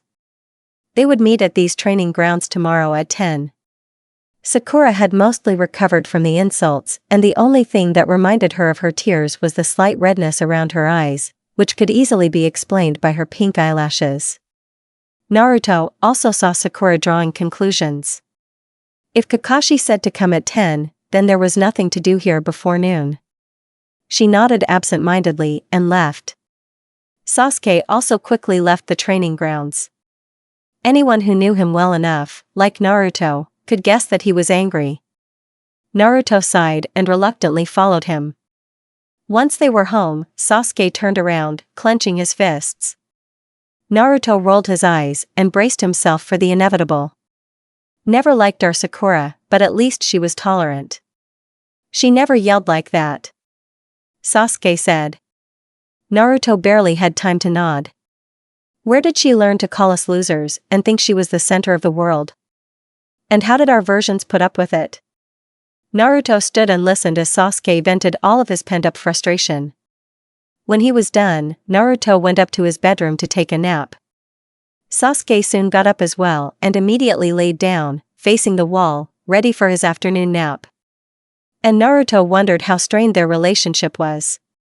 He knew that no one could work with Sasuke as well as he did, and despite everything that had happened, if he, Naruto, disappeared, Sasuke would likely not know what to do next. Naruto bit back a sigh. He glanced one last time at Sasuke's bed, which was just waiting for him to climb into it, and lay down in his own.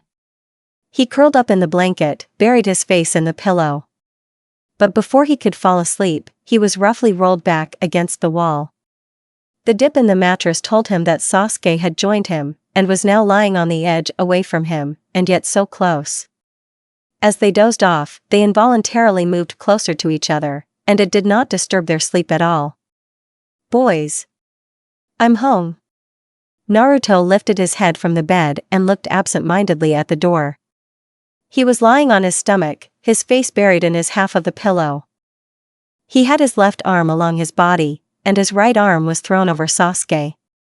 Sasuke himself was lying on his back, but because of his dad's terribly loud greeting, he stirred and rolled over onto his side.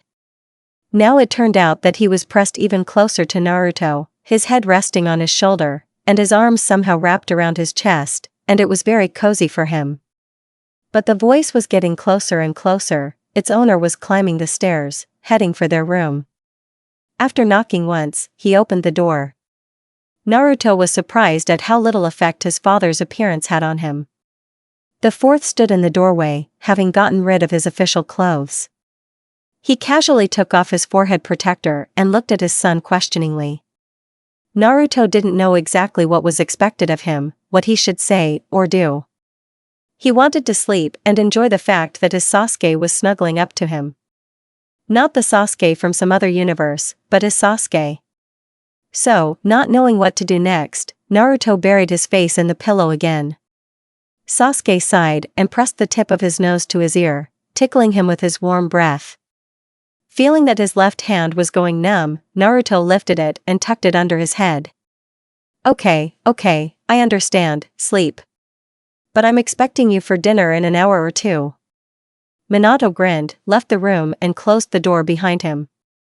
Naruto intended to continue sleeping, and would have fallen asleep if the door hadn't slammed shut and woken Sasuke. When Sasuke stirred and propped himself up on his elbows, looking around, his breathing had become uneven. He looked at Naruto, and Naruto felt his gaze on the back of his head. Sasuke was probably trying to figure out if his friend was asleep or not, and if he could move away and pretend that they weren't lying like that.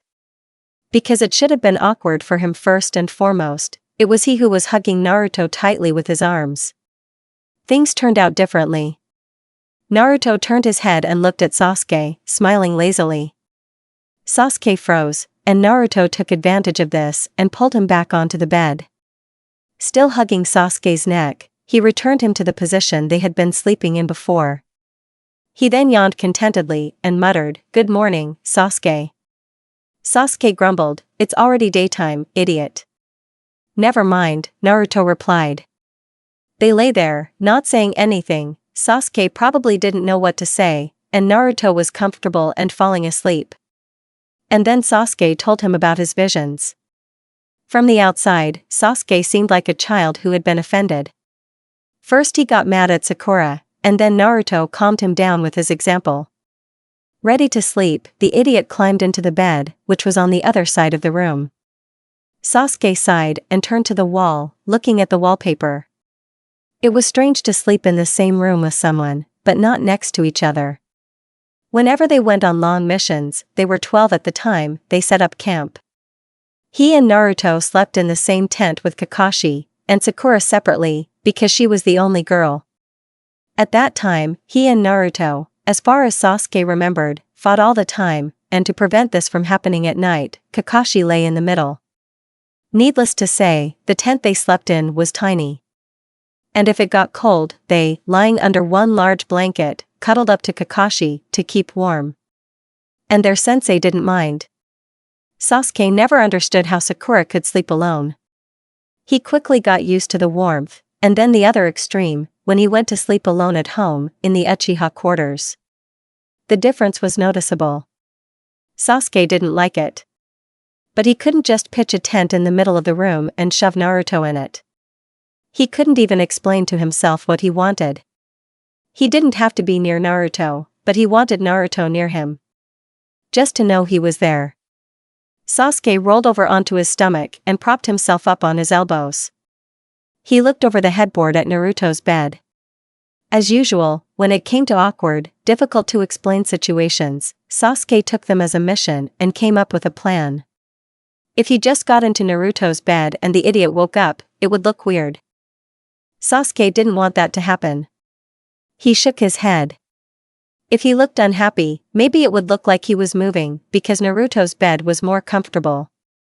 Yeah, if he acted like that, it would be interpreted not as his own desire, but as a last resort. He made a plan. Sasuke slid out of his bed and casually walked a few steps towards Naruto. He leaned over and rolled him against the wall. And before the idiot could turn around and complain, Sasuke climbed under the covers with him and settled on the very edge of the bed. He could feel Naruto watching him. He waited for him to say something, but to his surprise, Naruto remained silent and even sighed, relieved. Happy? For his own peace of mind, Sasuke decided not to think about it. Sasuke stretched and yawned. He had slept well.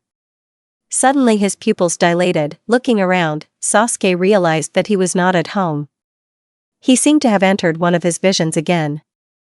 And, frankly, the cave he was in could hardly be called a room. The ceiling was high, but thick roots were sticking out of it, and the floor under his feet was dirt. Candlesticks hung from the ceiling on short, rough ropes tied to the roots, and fireflies fluttered in the air. In the middle of the room stood a large table, higher than Sasuke, and next to it were chairs whose seats reached Sasuke's chin. Realizing that he could move in this vision, Sasuke nervously paced the cave.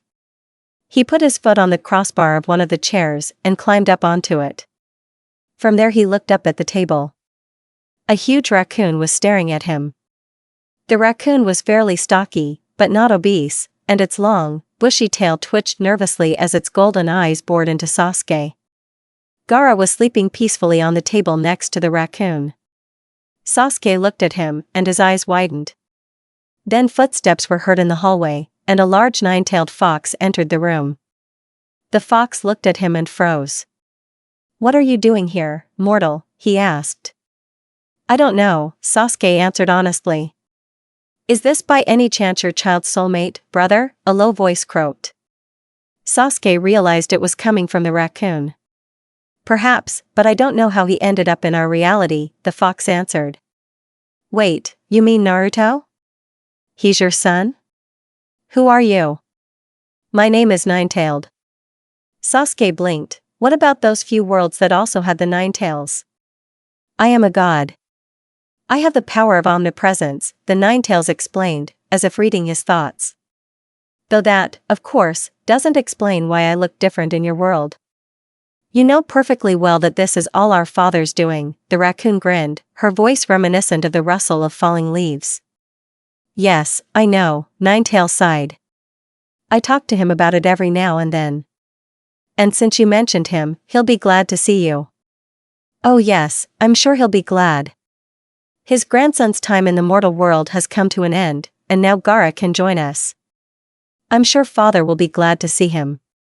"Oh, so it's him?" Nine-Tailed asked warmly. "Your nephew, little brother.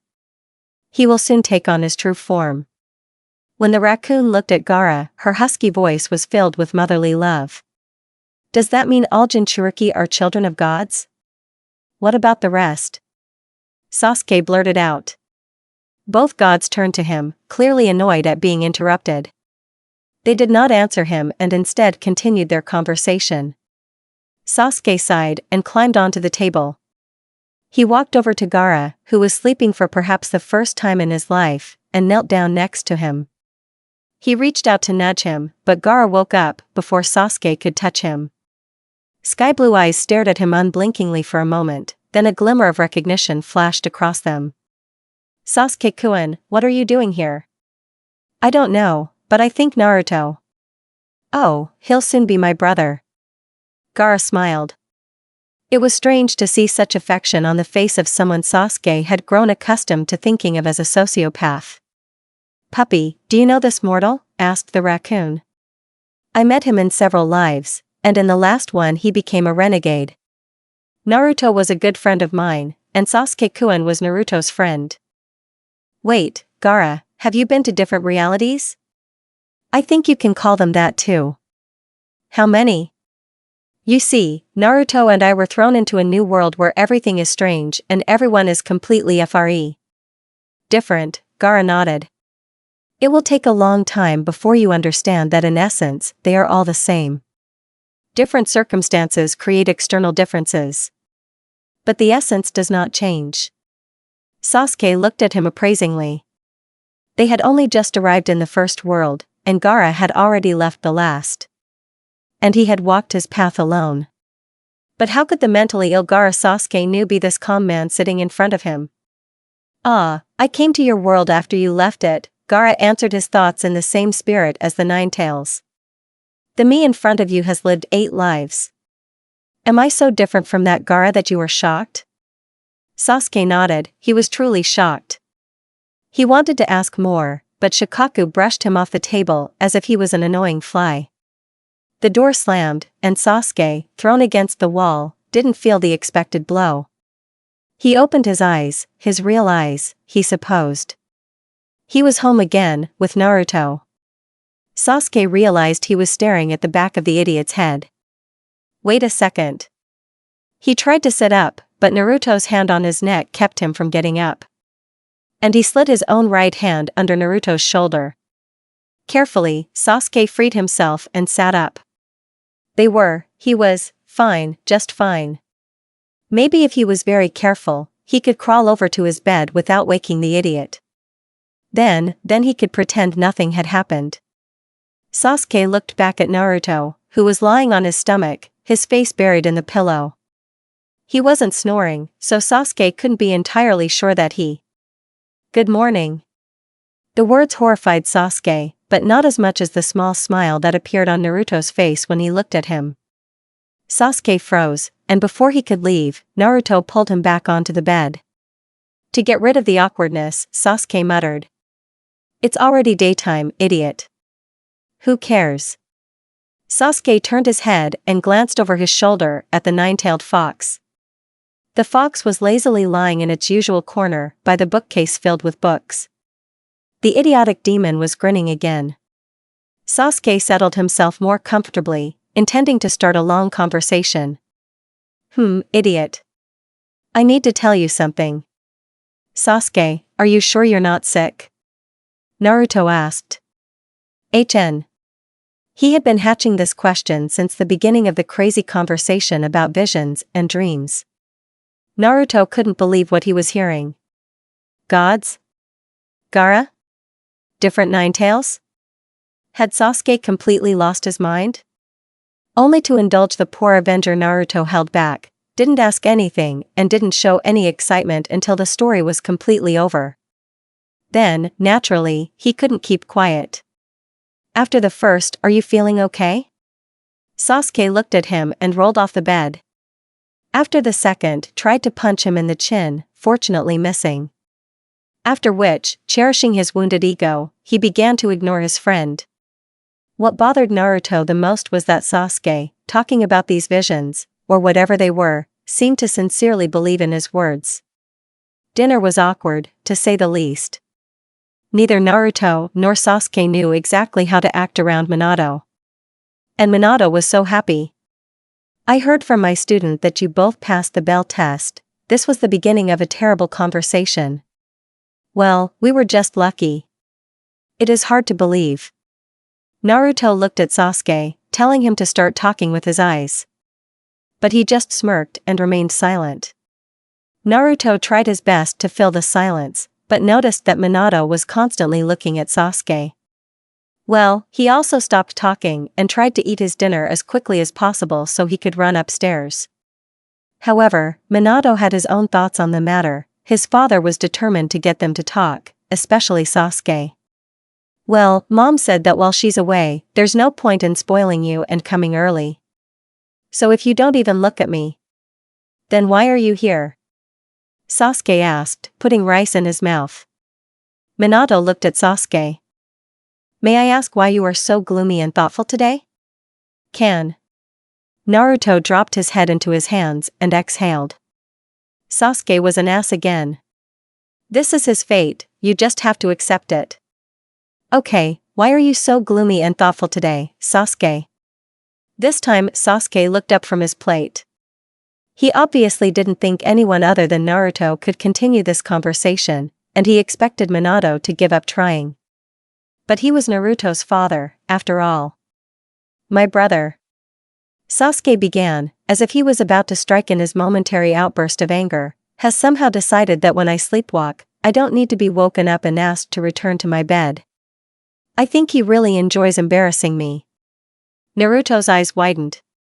Not because Sasuke had mentioned it, but because his Sasuke wasn't a selfish snitch. Minato looked at them and then laughed. Not just laughed, but laughed really loudly, slapping his hand against his knee. Sasuke looked at Naruto, confused. Naruto shrugged, and they both looked at their father in annoyance. When he finally calmed down, they continued to stare at him. Sasuke, you know that you are not blood relatives. It is not a sin for you to love each other so much, Minato said carefully. I beg your pardon? Sasuke gripped his chopsticks tightly. Well, you know, it was always clear to me and your mother that you were never just brothers or even friends, and for what did Kushina call it? Minato rubbed his chin thoughtfully. The proud, prejudiced, fragile male ego, Ninetales reminded, lying in his usual place on the floor. Oh, right. Minato winced. And it's still unpleasant for him. Naruto noticed that Sasuke was digging his nails into the chopsticks and thought that he should be taken away somewhere quickly. Meanwhile, his father continued. However, we weren't too worried, it was all too obvious. And what's the point of stopping you from fooling around? It doesn't look like Sasuke could get pregnant. The phrase so quiet you could hear a pin drop took on a new meaning. Sasuke's face twisted into a grimace of rage. He opened and closed his mouth, trying to find the words to express how angry, embarrassed, and insulted he was by his father's statement. But he couldn't think of anything to say except throw his chopsticks at the man and storm out of the kitchen. Minato turned to give his son a weak smile. What? Oh my god. Naruto followed Sasuke to their room. The Ninetales followed him, chuckling. As soon as Naruto entered the room where Sasuke had disappeared in anger, he ducked and slammed the door behind him, falling to the floor. But instead of the kunai or fire jutsu he expected, he was met with silence. Sasuke lay sprawled on the bed, staring at the ceiling with narrowed eyes. He was seething. He clenched his hands into fists, then slowly unclenched them, as if he were holding a stress ball. His breathing was deep, short, and angry. Naruto opened his mouth, but Sasuke cut him off without even turning around. No.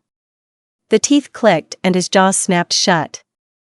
Nine-tailed Fox shuffled his feet and went to his usual corner to take a nap.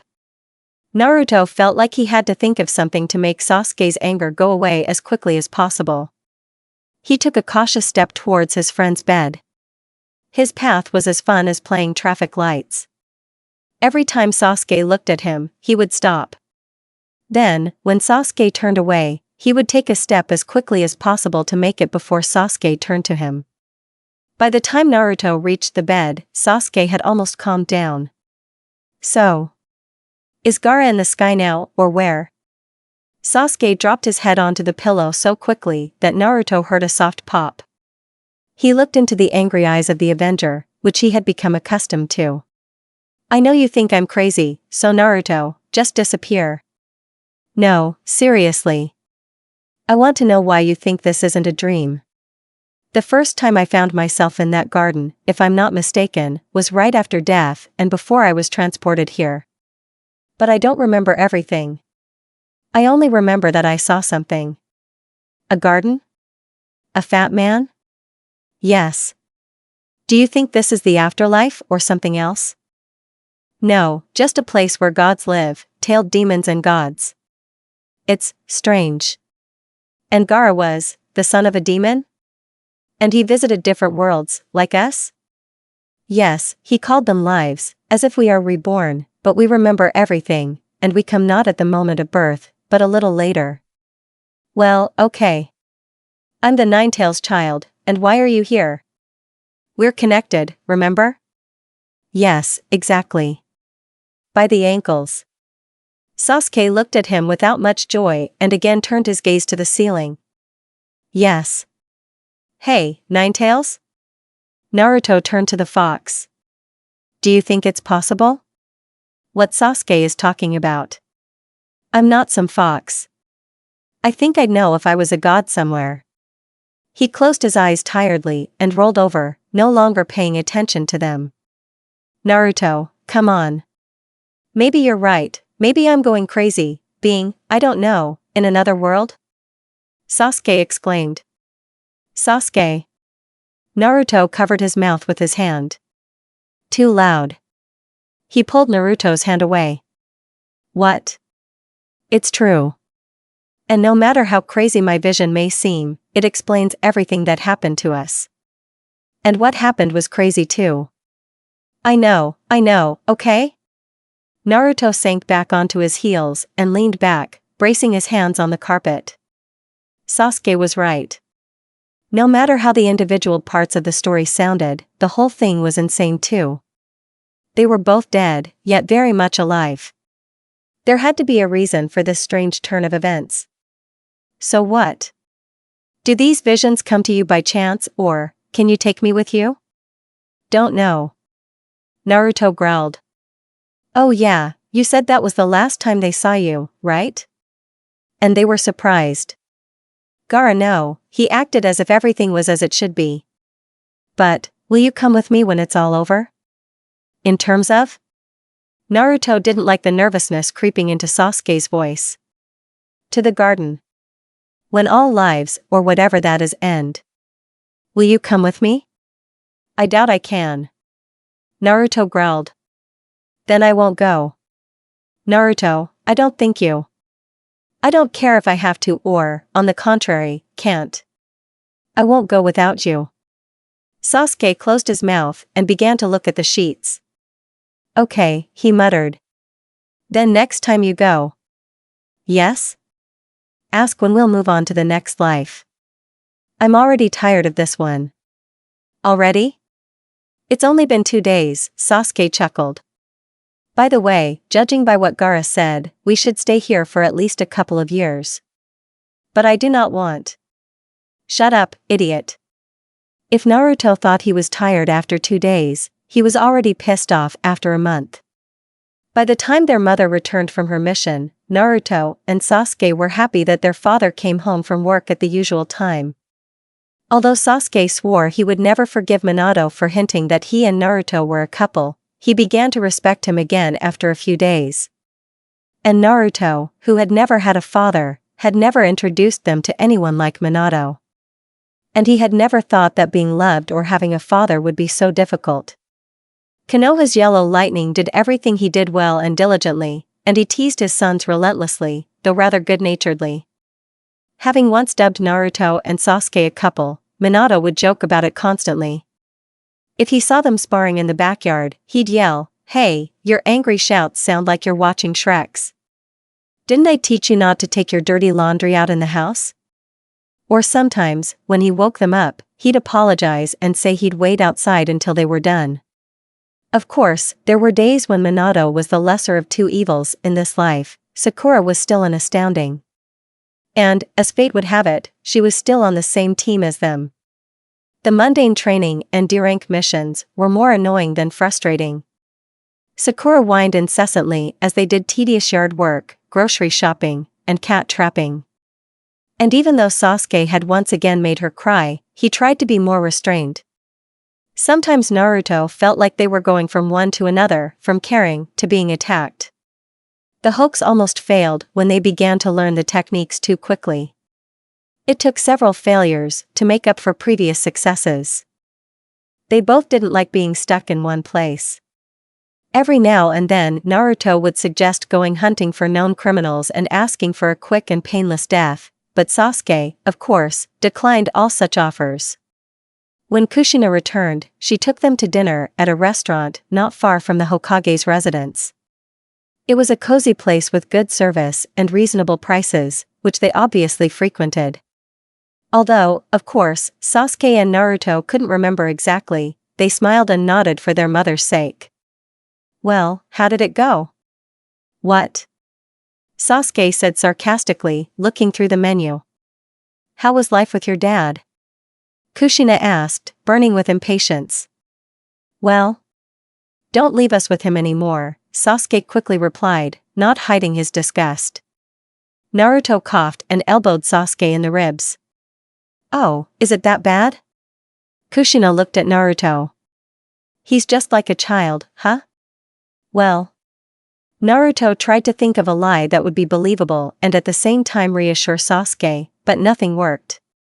He shook his head. He was such a jerk. Naruto. Mom said warningly. You shouldn't talk about dad like that. But he was, Mom. Sasuke spoke in a capricious voice that broke through every time he was near his mother. What did he do that was so terrible, dear? He was implying that Naruto and I were, a couple, Sasuke grumbled. And that I had a passive role. Kushina bit her lower lip. Although her eyes sparkled with amusement, she managed to hold back her laughter at first. Sasuke growled and hid behind the menu. And then the dam burst. Mom laughed as sincerely as Dad, and she only pulled herself together when the waiter came over to take the order, and then she started laughing again. Sasuke and Naruto quickly placed their orders and were much less happy about Mom's return than they had been at first. The worst part was that Sasuke no longer had visions.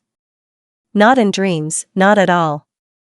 Naruto began to fear that Sasuke would never see them again, just when they were so eagerly awaiting them.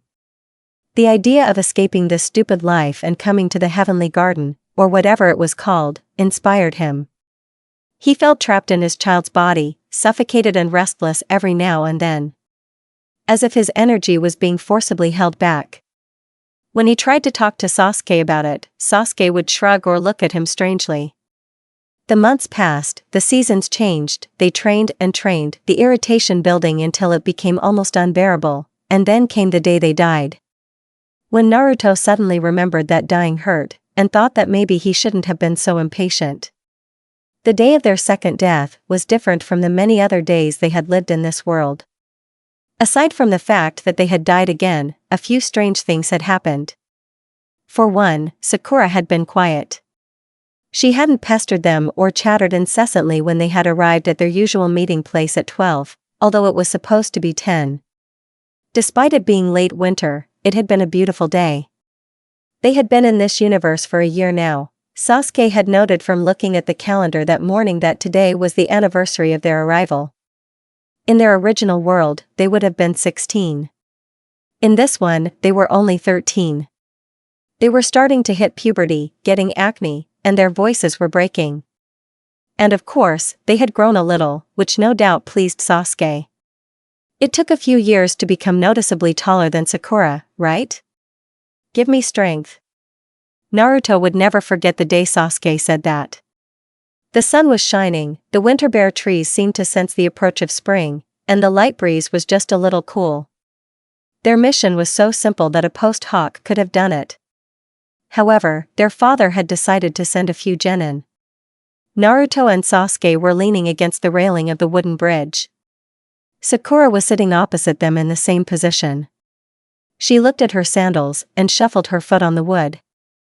Although the Sakura they knew before was quite nice, here she was still a real. In their past lives, they had become very close, becoming more like a small family than partners. But in this world, Sakura and her friends' opinions of them were an insurmountable barrier between them. She acted as if she was not just a comrade, but someone much better and smarter. And although they were slowly learning to work together, a close relationship could not develop between them. Relationships within Team 7 remained formal. While the other genin were getting to know each other better and were able to formulate a plan of action without wasting time on unnecessary conversations, Team 7 spent a long time thinking about what and how, and everyone still acted on their own. And although it wasn't that important given the current level of missions, their lives could depend on teamwork in the future. However, they didn't have a future. Kakashi turned around from behind a butcher shop near the bridge and looked over at his students as he approached. Sasuke and Naruto looked tired. Their father had gotten the council to pass some bill, and their mother had insisted that they celebrate by going out for dinner and a late movie. It was past midnight when they got home, but Kushina decided that ice cream would be nice before bed. Kakashi wasn't surprised by Naruto and Sasuke's condition. He was a guest at the celebratory dinner. What puzzled him more was that Sakura, unlike usual, had said nothing about his lateness. "Sakura-chan, you're so quiet," Kakashi noted. "Did you bring the scroll with you?" she asked dryly. For a mission. A scroll that needs to be delivered. Nodding, Kakashi pulled a scroll from under his vest and waved it in front of the girl's nose. Sakura snatched the scroll and walked forward. Naruto and Sasuke looked at her with annoyance and lazily pushed off from the hard wooden railing. Together with Kakashi, they walked towards the gate. Sakura was supposed to wait there, but since she was in such a bad mood, she might as well continue on her own. Their teacher, whom they saw almost every day in their previous life, sometimes seemed like a part of the Namikaze family in this life and was a sort of uncle to Naruto and Sasuke. He was always there for Christmas, birthdays, and other family holidays. Jiraiya would show up from time to time, and the first time he easily irritated both Naruto and Sasuke. And if at first he seemed like a capricious old man, then later they couldn't find the words to express their indignation. "Does anyone know what Sakura-chan is so upset about?" Kakashi asked. "Why do you immediately think it's us?" Sasuke retorted. "Maybe it's that time of the month." After that, the question was dropped. Sakura waited for them, standing up straight and looking around. Although it was encouraging that she was still at the gate, it still felt like she was about to explode. By the end of the day, due to the grueling pace Sakura had set, they had covered about half the distance and were quite tired. Even Sakura, who had remained unperturbed all day, seemed out of breath. As usual, when setting up camp, they divided up the chores. Sasuke set traps, Naruto caught dinner, Sakura collected firewood, Kakashi set up the tents. After finishing their usual work, they sat down by the fire to eat. Sakura made a pretty decent soup from the fish Naruto had caught. The second oddity was that when they lay down, Sasuke had his first vision in months, his first since he met Gaara. Incidentally, when they tried to find information about the Kazekage's youngest son in this world, it turned out that he never existed. Perhaps he had disappeared from all versions of the world.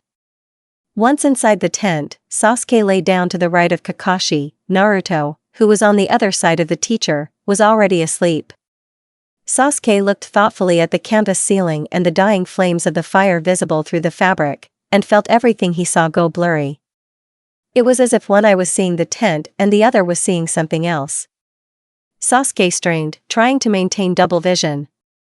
But when he blinked and opened his eyelids again, he found himself lying in tall grass. The sun was not visible, but the sky was a blinding blue. "What are you doing here, mortal?" someone asked angrily. "I was sure that we had long ago separated the boundaries of our sphere from yours." Growling, Sasuke forced himself to sit up and look around. Staring at him was a raccoon with thick, reddish-brown fur and large black rings around her eyes. She was several feet taller than him, though she slinked low to the ground as she slinked through the grass. Her large, bushy tail swished back and forth in displeasure. But as she moved toward Sasuke, hatred in her eyes, a smaller raccoon stepped in front of her. Her fur was darker, almost reddish-brown, her eyes a piercing blue, and the black rings around them were very thin. "Son, do you even think about what you're doing?" The raccoon growled. "Don't touch him, Mom. He didn't give up any BA. Nothing bad. How dare you? He didn't come to us intentionally. He just wants to understand what's going on. How can you blame him? I can judge any mortal I want. I am my father's firstborn, I am the god Shikaku, and you are my cub, and you have no right to object." "Mom, calm down," the smaller raccoon sighed. His shoulders slumped sadly. "Why are you defending Immortal?" "Because he is my brother's mate and companion, have you forgotten? Don't you remember your own nephew?" Sasuke wanted to ask something, but he couldn't get the words out. The argument was getting hotter and hotter, and Sasuke realized something. The god protecting him was Gaara. What had Shikaku said the last time he saw her? That Gaara would soon take on his true form. And his form? Gaara. The chestnut-furred raccoon turned away from his mother, and when his gaze landed on Sasuke, he suddenly transformed into a tall young man with bright red hair and blue eyes. He knelt down in front of Sasuke and hugged him tightly, bones cracking. "Sasuke-kun," he said with a warm smile. "How are you?" "Nothing. What's wrong with you?" A minute ago you were a giant raccoon. Gaara chuckled. I learn quickly. Mom doesn't particularly like mortals, forgive her. Forgive me? Son, I'm still here. Sasuke rolled his eyes and smiled nervously. He knew exactly how angry Shikaku could be. She could send him back to the mortal world if he angered her. In the week since he first told Naruto about the visions, about this garden and the gods, they had many questions they wanted answered. But now that he was here, in the realm of the gods, Sasuke seemed to have forgotten everything he wanted to ask. Gaara smiled. Let's go and drink some tea for your future in-laws. Caught off guard by the unexpected offer, Sasuke could only hesitantly repeat. Svoyakov? Brothers-in-law, there were so many of them. Sasuke walked into the large, luxuriously furnished living room and was amazed by the number of people and animals gathered there. It was like a scene from a fairy tale book. The bright colors dissolved into warm, muted tones that seemed as natural as breathing. Light came in through a large window cut into the slanted ceiling, and just below that window lay two black panthers lovingly embracing each other, and another panther sat outside the circle of light, sleepily watching them. There were sofas in the corners of the room, and chairs in the center. Large rugs of various shapes and sizes overlapped each other here and there, and in some places, the wooden floor was left exposed. Pillows and blankets were scattered everywhere. As if by chance, an oddly shaped table with a tray of tea and some snacks on it had been lost here. Snacks range from raw meats to cakes, fruits, and cheeses. On one particularly large sofa sat a short old man, fat, bald, and wrinkled. He was literally sinking into the ottoman. Next to him, Sasuke saw a man dressed in a tortoise shell, from which 3 short tails stuck out. He was very decrepit and spoke lazily, indifferently to the old man. On the other side sat a small red bird with a flexible neck like a flamingo and the head of a swan. Its 4 tails, reminiscent of a peacock in coloring, moved like a cat's. The head rested on the old man's lap, and he stroked its crimson feathers. On the floor sat the offspring, 4 birds and 3 turtles, dozing after dinner. Across the room, in a corner, Sasuke saw 2 men who seemed younger than the others, and he recognized one immediately, the 9 tails.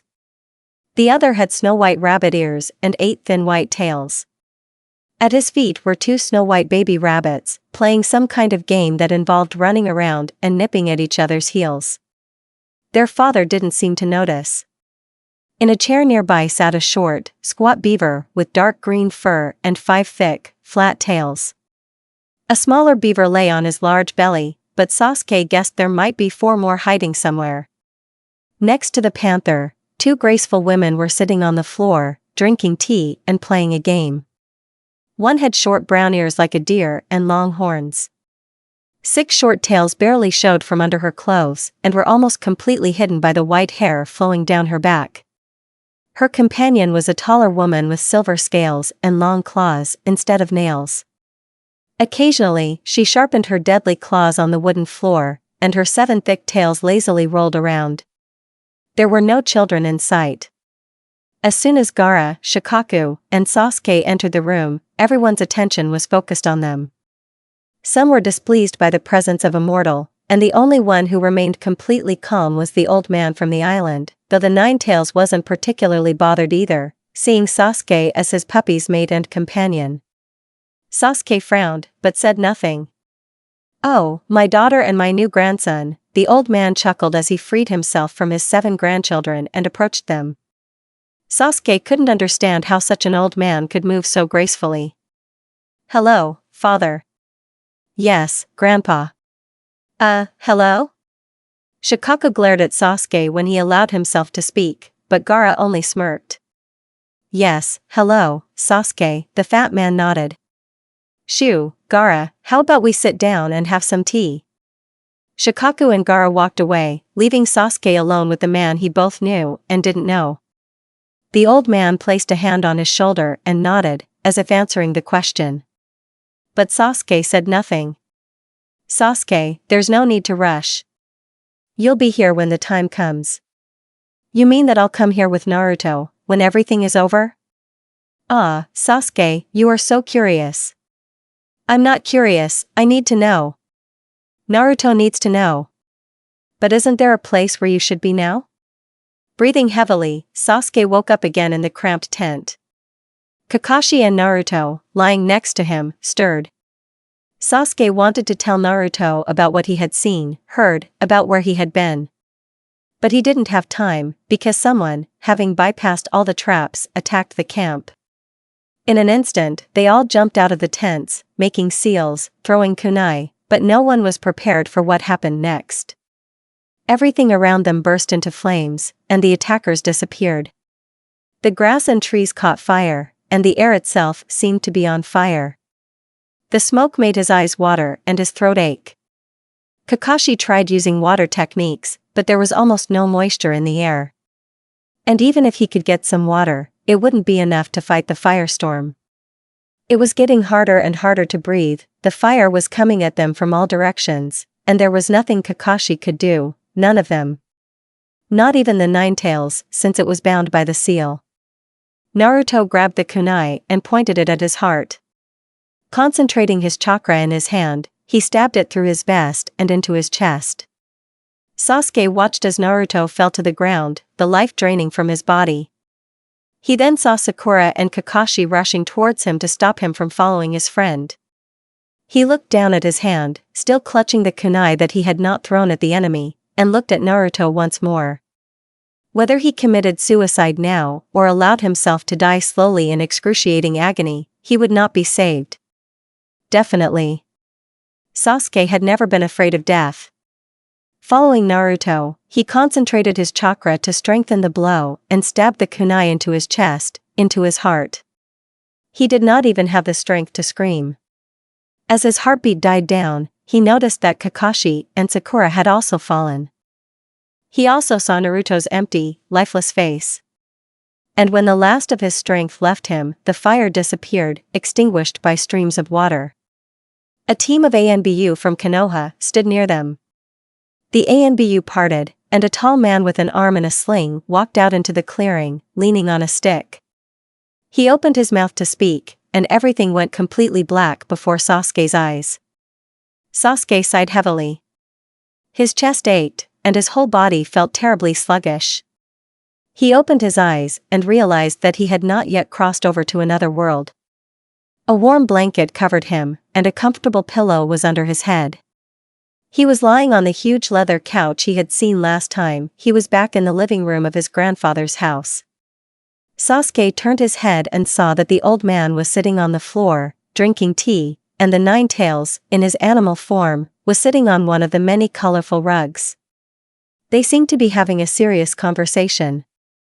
How long had he been here before he woke up? My son, you ask for something that I have never allowed any of your brothers and sisters. What will it mean if you alone receive such a privilege? Father, that's not what I meant. The Nine Tails sighed. I merely suggested a world to send them to. This is their second afterlife, and I thought it would be useful to them. I heard your proposal. But whether to follow it is a completely different question. Better not to follow, father, a familiar voice rang out. Oh, my daughter, how are you? I wasn't expecting you. Sasuke sank deeper into the couch, recognizing Shikaku's voice. He had a feeling he would never get along with her. But wait a minute, maybe it wasn't her.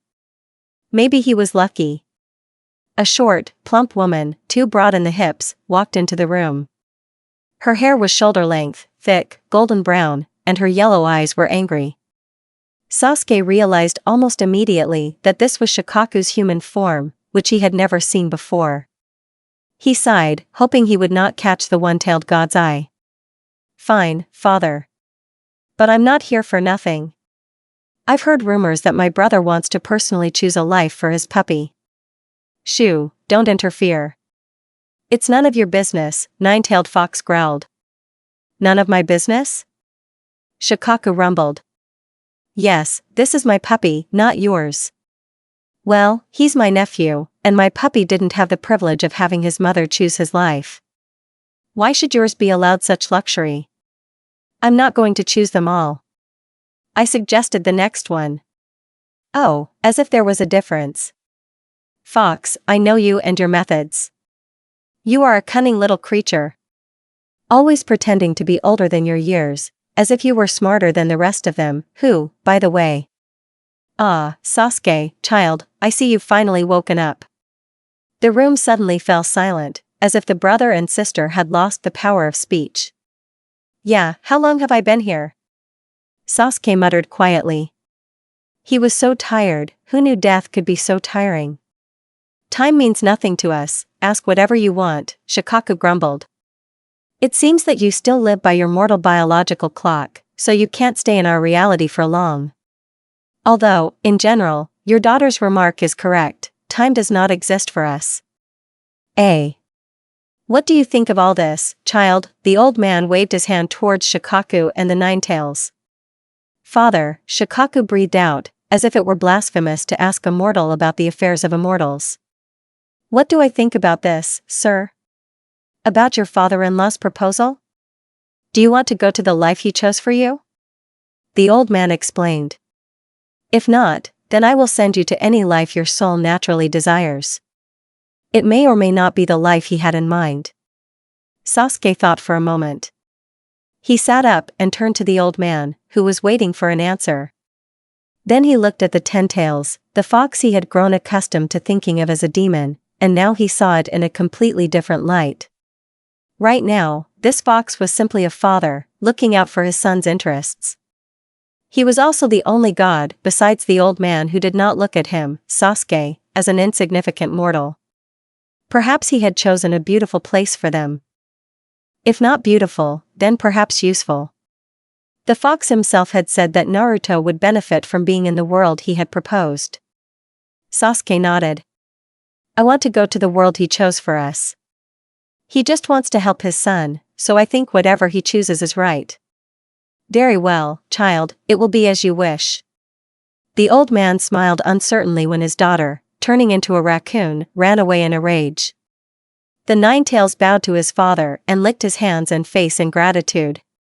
The old man turned to Sasuke, and as soon as their eyes met, Sasuke was roughly pulled out of the realm of the gods. It was as if someone had grabbed him by the neck and yanked him down. He knew for sure that he had not arrived in his next life or in the garden. Next to him stood the rabbit man who had spoken to the Nine Tails during their tea party. He smiled at him pleasantly. Hello, Sasuke. My name is Yuta, it looks like I'll soon be your uncle. Nice to meet you. I'm glad too. Sasuke suggested uncertainly. Looking around absent-mindedly, he asked. Where are we? He saw only a corridor and doors leading to different rooms. The walls were covered with wallpaper that had already begun to peel off, and the doors were cracked and creaked. The brass handles were rusty or dirty. The universe, Yuta answered. The universe? This place? Perhaps not the material universe that you know, not the galaxy in which you live under the moon, sun, and stars, he clarified. These are the embodiments of all worlds, from here you can get to any of them. Why are they so disgusting? Sasuke asked. When he realized he had said it out loud, he coughed and looked at the floor. Yuta chuckled when he saw his fear. Don't worry, you didn't offend me. Sasuke sighed with relief. Then why are they like this? As I said, this corridor is an embodiment. But everyone views the universe differently, Yuta explained. The corridor I see is not the one you see. So I don't understand what you find disgusting. Huh? Sasuke took a closer look at the walls, the doors, just in case. He even knelt down and examined the carpet, which was just as dirty as before. He turned to Yuta and asked what he saw. I see wooden floors, beige walls, and old doors, Yuta replied. It's a little dreary overall, but nothing terrible. Sasuke chuckled. Okay, I guess I've kept you long enough. Yuta walked up to one of the doors, opened it, and behind it, there was nothing. Sasuke saw inky darkness in front of him, as if he was standing in front of the entrance to a room where the lights had been turned off. He walked up to the doorway. Yuta, standing to the side, motioned for him to come in. Sasuke glanced at him quickly and took the first step. There was no floor in this sea of shadows, and he fell through. He screamed as he felt the darkness twisting around him, and he turned his head to watch the door grow smaller and smaller until Yuta apparently closed it. Then the light disappeared, and Sasuke opened his eyes to a new world. Naruto moved unsteadily. His body ached a little, but overall, he felt okay. He opened his eyes and realized he was in a cave. It was warm in here, and the stone floor he was lying on was surprisingly smooth. Naruto stretched his arms and legs and yawned widely, as usual. He sat up, his head almost touching the ceiling. Okay, this wasn't a cave, it was a hole. Naruto shook his head, realizing he was in a new world, and when he got out of the hole, he came across snow. Ouch! The snow was cold. Naruto shuddered and started jumping from foot to foot until he saw something. The tracks looked wrong. They looked like tracks left by animal paws. Wait, his hands? Those weren't his hands? They looked like. Naruto panicked. He started running, and he ran, and ran, and ran. He needed to find something where he could see his reflection. The wind wasn't too cold, it was the snow that was cold, the sensitive pads of his paws. No, not his paws. Naruto shook his head and almost crashed into a tree. He ran so fast that the wind whistled in his ears until he ran through the entire forest, in the middle of which he woke up. He ran too fast. He ran until he jumped out into a clearing with a frozen pond.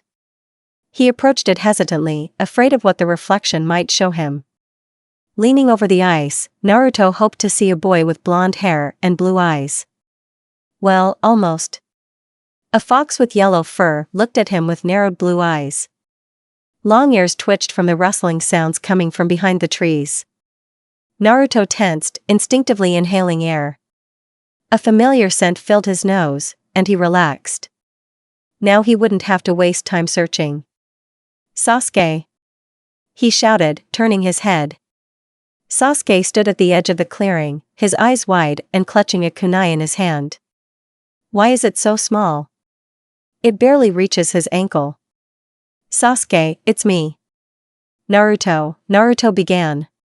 But there was something strange about his voice. It didn't sound right. Naruto shook his head again, most likely, Sasuke didn't understand him. He lifted his paw and moved it to the side, deciding to use his claws to write a message in the snow. Sasuke watched his attempts carefully, then leaned forward and looked at the fox. Naruto lay down on the snow, resting his head between his front paws. The tip of his nose was level with Sasuke's waist. The Avenger walked around him and, standing near the muzzle and placing his hand on it, absent-mindedly stroked the coarse fur. Sorry, idiot. It's my fault. Naruto grumbled, hoping to convey how upset he was. I came almost immediately after you. But when I woke up in the same cave, I didn't even think it was you. Naruto grumbled as he explained, the fact that he couldn't speak was killing him. I was in the god realm again. The Ninetales was arguing with father about our next lives. He said he had a good one in mind. Naruto grumbled, telling him to continue. Then Shikaku came and started complaining that since Gaara didn't have that choice, we shouldn't either. She hates me, if you understand. So do a lot of your aunts and uncles, because I'm mortal. Naruto grumbled, angry at his family. Your grandfather asked me what I thought. Naruto sighed and rolled his eyes. The sigh came out through his nose, wheezing. Sasuke knew exactly what that meant. Yeah, sorry. He asked if I agreed with the Ninetales proposal, and I said, you know, he wishes the best for you with all his heart, maybe it's not so bad here. Although I didn't think you'd turn into a fox. Great, Naruto thought. He was a giant fox, they were out in the snow. At least they were together. They needed to learn to communicate. It was impossible for Sasuke to not understand him for the rest of his life. Suddenly, a visitor appeared. A fox, a vixen, a female, his female. Naruto didn't know why he was so sure. He just knew. The fox had fuchsia fur and dark brown eyes. She was slightly smaller than him, and for some reason, he liked her hips. She was beautiful. Naruto shook his head, accidentally knocking Sasuke over in the process. Oh yeah, he was small now. Forgot. Thanks, idiot, watch what you're doing. Sorry, Naruto tried to apologize, but it came out as whining and ragged breathing. Why are you trying to talk to your pet? The fox asked. Naruto flinched, scared that he understood her. But what was surprising? He was a fox after all. I'm tired of him not understanding me, it's ridiculous, he said, adding thoughtfully, and he's not my pet. Then who? You drag him around the forest in your demonic form almost every day. You don't eat him, you don't hold him captive, he clearly stays here of his own free will. Demonic form. Naruto furrowed his brow, trying to recall the memories of this Naruto fox. Hanging around with him? Vague memories stirred in his mind, actions that weren't his, nights filled with lust that clearly weren't his. Naruto's eyes widened as his female's words echoed in his mind. He growled at her. He is not an animal, but a friend. The fox tucked its tail between its legs and ran away, crouching low to the ground.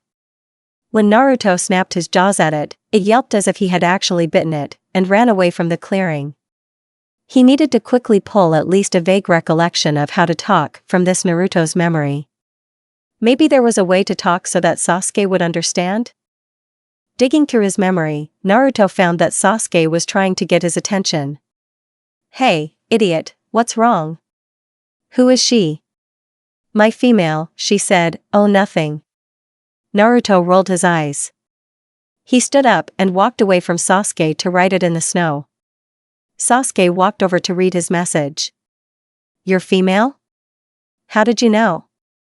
Naruto tried to shrug, but it failed miserably and he fell to the ground. He looked around to find Sasuke and saw him lying in the snow. He must have hit himself pretty hard. Naruto laughed and realized that his laugh sounded a lot like the Ninetales laugh. Wait. Where was the demon fox then? Naruto wanted to know where they were and if it would be wise to go look for Konoha. Maybe they could learn more there. He wrote his thoughts in the snow, but Sasuke shook his head. I don't think so, most likely, Konoha won't be happy to see us. Why? Naruto asked, unable to figure it out himself. I don't know, probably in the same way that you realized that the fox is your female, I just know that we can't go back. Wait, did you just understand me? Naruto, don't make me angry, I don't understand fox. Even his tone changed. Sasuke sighed.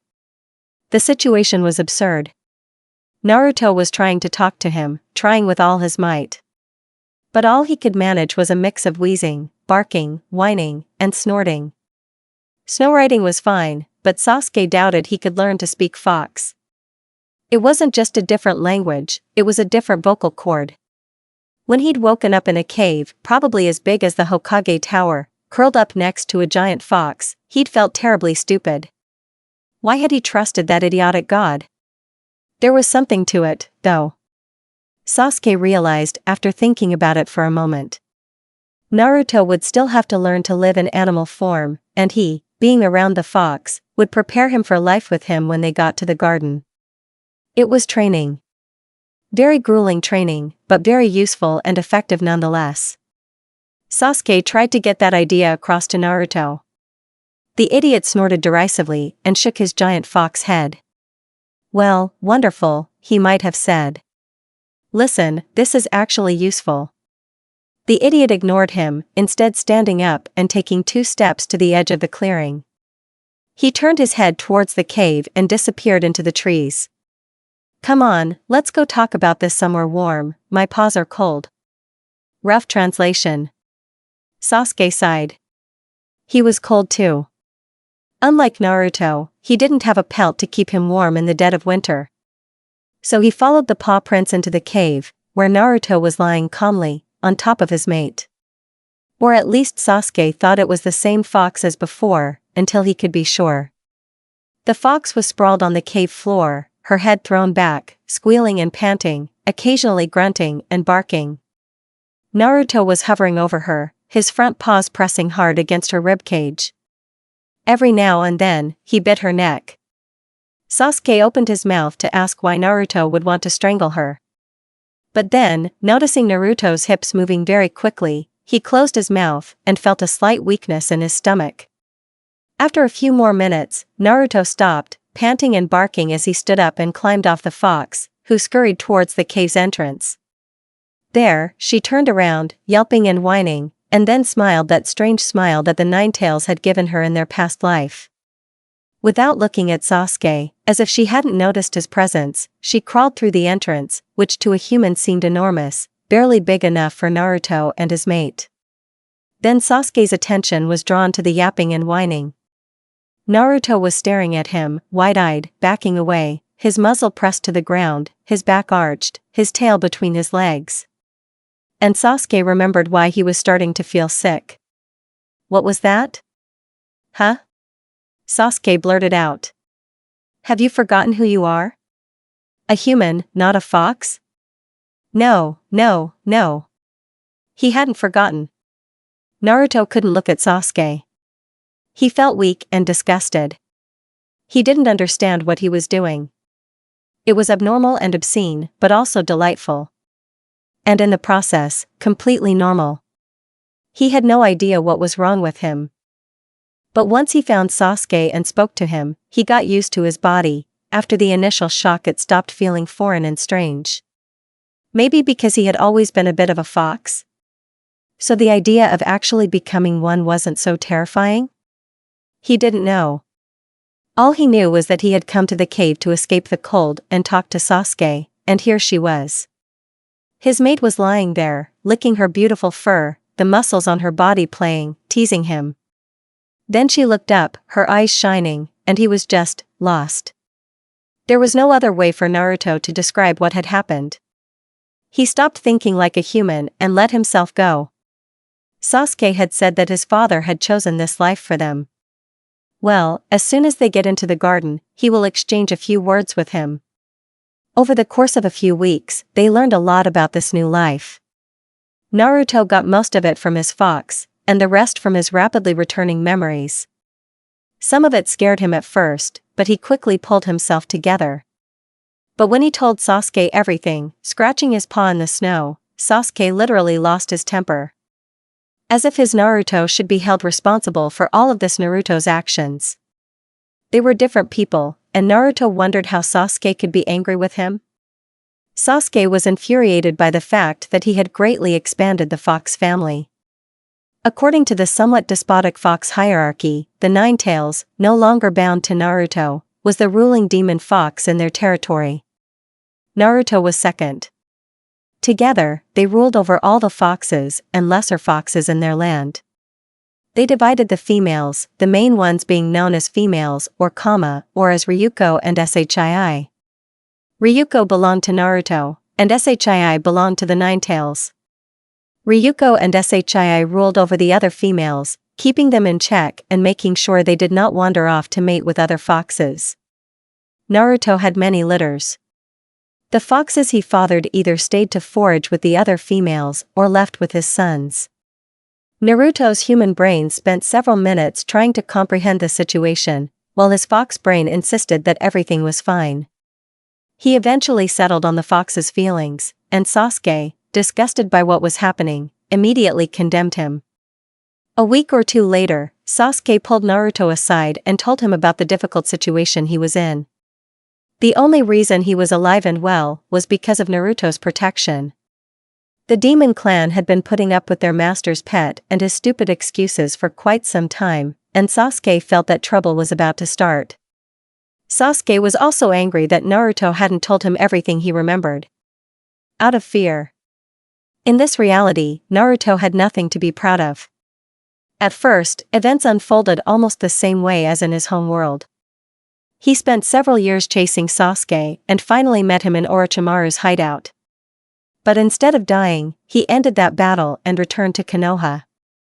And then he gave up. Yes, gave up, completely and utterly withdrawing into himself. Then he lost faith that he could save Sasuke. And then he tried to commit suicide several times until, in the end, the Nine Tails offered him another way out. One night, Naruto left Konoha and almost completely removed the seal. The Nine Tails, as in the previous world, was outside his body. Together they went to the lands of the demon foxes, who recognized the Nine Tails as the true ruler, and his puppy as the heir. Here they completely destroyed the seal, and with the help of demonic power changed Naruto's genes and his appearance. Thus began his fox life. After some time, Jiraiya and Tsunade came to the lands of the foxes to persuade their ward to return, but, having learned what he had turned into and that there was no way to turn him back into a human, they gave up. Then an agreement was made between the foxes and Konoha. The Nine Tails does not sow chaos in the lands of people and remains in its community. Naruto, who, having left the village, became a missing nin, receives forgiveness and becomes a connecting thread between the world of foxes and the world of people. Twice a year, in winter and spring, he comes to Konoha and spends a week there in his human, or demonic.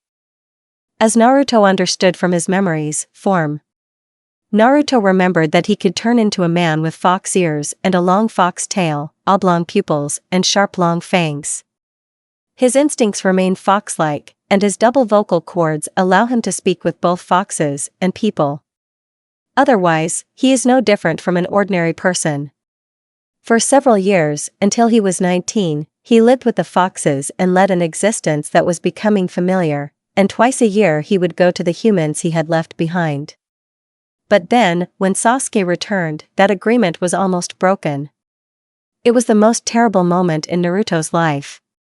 Rumors had reached Konoha that Sasuke had been captured and killed by Akatsuki, and when he returned home again, he told the clan of the loss of their human friend, and the clan mourned with him for a year. In fox society, there is nothing more terrible than the loss of a comrade. Foxes make friends for life. Losing even one is unbearable for them. Then it turned out that Sasuke was very much alive. Naruto's memories of that day were mixed with a hurricane of emotions. Relief so strong that it was indescribable, happiness, excitement. Then came embarrassment, shame, melancholy. Naruto had been in Konoha for 3 days of his spring week when he learned that Sasuke had been in the village for months and no one had had the strength to tell him. He was glad when he found out Sasuke was here, and he. Naruto was sitting in the residence, talking to Tsunade about his clan and his last puppies. His ears twitched when he heard footsteps in the hallway. Sakura entered the office, and he greeted her with a smile. He explained to the clan that she was his little sister. Telling them that she was a friend or comrade was useless, because she was a girl. And if he said that he loved her, they would think she was his oldest. Sakura smiled weakly at him and looked at Tsunade with concern. "Tsunade-sama, do you think?" He agreed to meet with him? "Yes, but..." "Then bring him." "Yes, oh of course, Tsunade-sama." Naruto sniffed. Of course, he immediately caught the familiar scent, but he decided to ignore it, thinking that he was overcome with nostalgia. But when the door to the office opened again, he sniffed again, and his ears perked up. He turned around and it seemed to him that his heart was about to stop. Sasuke was standing next to Sakura. Naruto." Naruto couldn't take his eyes off Sasuke, even though Sakura was talking to him. She was telling him something, probably important. But Naruto couldn't bring himself to focus on anything but Sasuke. He crossed the room and, wrapping his arms around his friend, held him tightly. To his delight, he spoke fox-like. He was breathing heavily, squealing and whining, and tears were streaming from his eyes. Sasuke was alive. Naruto was almost roaring, his body trembling, his shoulders tensing. Then Sakura's voice cut into his thoughts. "Naruto, Sasuke is going to choke." He let go of Sasuke, took a few steps away from him, and looked at Sakura with a wide grin. But then the meaning of her words from earlier dawned on him. Sasuke had been here for months and no one had sent for him? No one had said anything? Naruto growled at Sakura, speaking in fox at first, But then he pulled himself together and spoke in human language so she could understand how angry he was. He's been here for months and you didn't even think to tell me? Naruto growled. Naruto, we knew you were busy this time of year and didn't want to disturb you, Sakura began. Interfere? Sakura. How could you think that would interfere with me? Ryuko would have handled everything perfectly. You know that. How could you not tell me that he was alive? Naruto felt his eyes glaze over. I'm sorry, Naruto. Do you think there are things in Fox society worse than losing a comrade? Naruto croaked, tears weakening his vocal cords. When I returned home, my clan mourned with me. And these last months, Sasuke has been here and you don't think I might want to know? I'm sorry. Sakura looked like she was about to cry. So, for foxes, a comrade is a rival and an enemy? These were the first words Sasuke addressed to Naruto after 4 years of separation. Naruto blinked back tears to see him better. He didn't even think about being embarrassed. Foxes don't feel that kind of emotion. Their lives are much simpler. During his outburst, Sasuke just stood there and stared at him with an unreadable expression. He was wearing his forehead protector again, the one that was scratched. And at that moment, Naruto wasn't embarrassed yet, he was surprised and a little confused. Of course not. Although it has more meanings than the human definition, he answered easily. Sasuke closed his eyes in irritation. An awkward silence filled the room. Naruto blinked and wondered why his words about his comrade were causing such surprise, not realizing that he was speaking out loud. Surprised? Naruto, since when am I your comrade? Sasuke asked incredulously. Naruto shook his head and thought honestly. Up until now, the conversation had seemed easy to him because he was mostly thinking with his fox brain, while human thoughts eluded him. Well, I would say that since that day on the unfinished bridge. When we were still a brood, he answered honestly. Sakura smiled when Naruto spoke using fox terminology and also memories. I remember when we got trapped in ice, I remember you fell to the ground, apparently dead. Naruto bit his lip at the thought of Sasuke's death. I remember being angry and sad, I thought then that you were dead, and the fox. I had to punish the killer of my comrade. But then I started thinking like a human again, and you know how it all ended. Naruto waved his clawed hand. But, why do you still consider me a comrade? Naruto, we hated each other, Sasuke said, as if he couldn't believe that Naruto hadn't given up on his previous thoughts. Of course, at first glance, we hated each other. But people worry too much about trifles. They have more prejudices than necessary. But think about it, Sasuke, have you ever worried about anyone more than you did about me? Not about your brother, that's different. Sasuke looked at him with displeasure, but said nothing. People are subject to so many prejudices when choosing comrades, no matter a girl or a guy, they look at one thing, another. Naruto interrupted, but foxes are not like that, everything is simpler for them. Well, fine. Only now you're back with the humans, right? Naruto's brows furrowed as he listened to Sasuke's argument. I'm mad at you. You're angry, Naruto repeated calmly. Sasuke gritted his teeth and looked at him. He didn't know what to say. He admitted that he was angry, but he never openly expressed his feelings, hiding that he had them. Naruto, tilting his head, studied his comrade closely. You're angry because I didn't wait for you. No. Sasuke replied. But the way he clenched his fists spoke for itself. I can apologize, but I can't justify my behavior.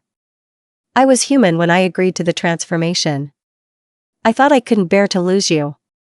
I couldn't lose you forever. You should be glad that I am who I am, if it weren't for that, I would have died. Sakura stared at him. Naruto? Sorry, Sakura. I forgot I didn't tell any of you. Naruto yawned. He was starting to get tired. He had forgotten how hard it was to be human, how complicated. He looked at Sasuke with authority and said.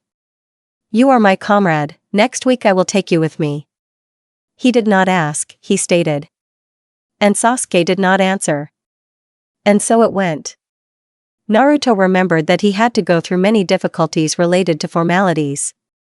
Only when he threatened Tsunade with turning into a fox and taking Sasuke with her by force, the elders allowed the Uchiha to leave the village for the sake of maintaining peace between the two allied communities. Naruto kept the memories of turning into a demon and abandoning Sasuke a secret. They reminded him too much of his first life. In his demon form, he couldn't speak like a human and shamelessly took advantage of this advantage. When Sasuke scolded him for something, he studiously ignored him under the pretext that he couldn't answer. Naruto even liked this game. But when the end of winter approached, it was time to tell Sasuke about the visit to Konoha.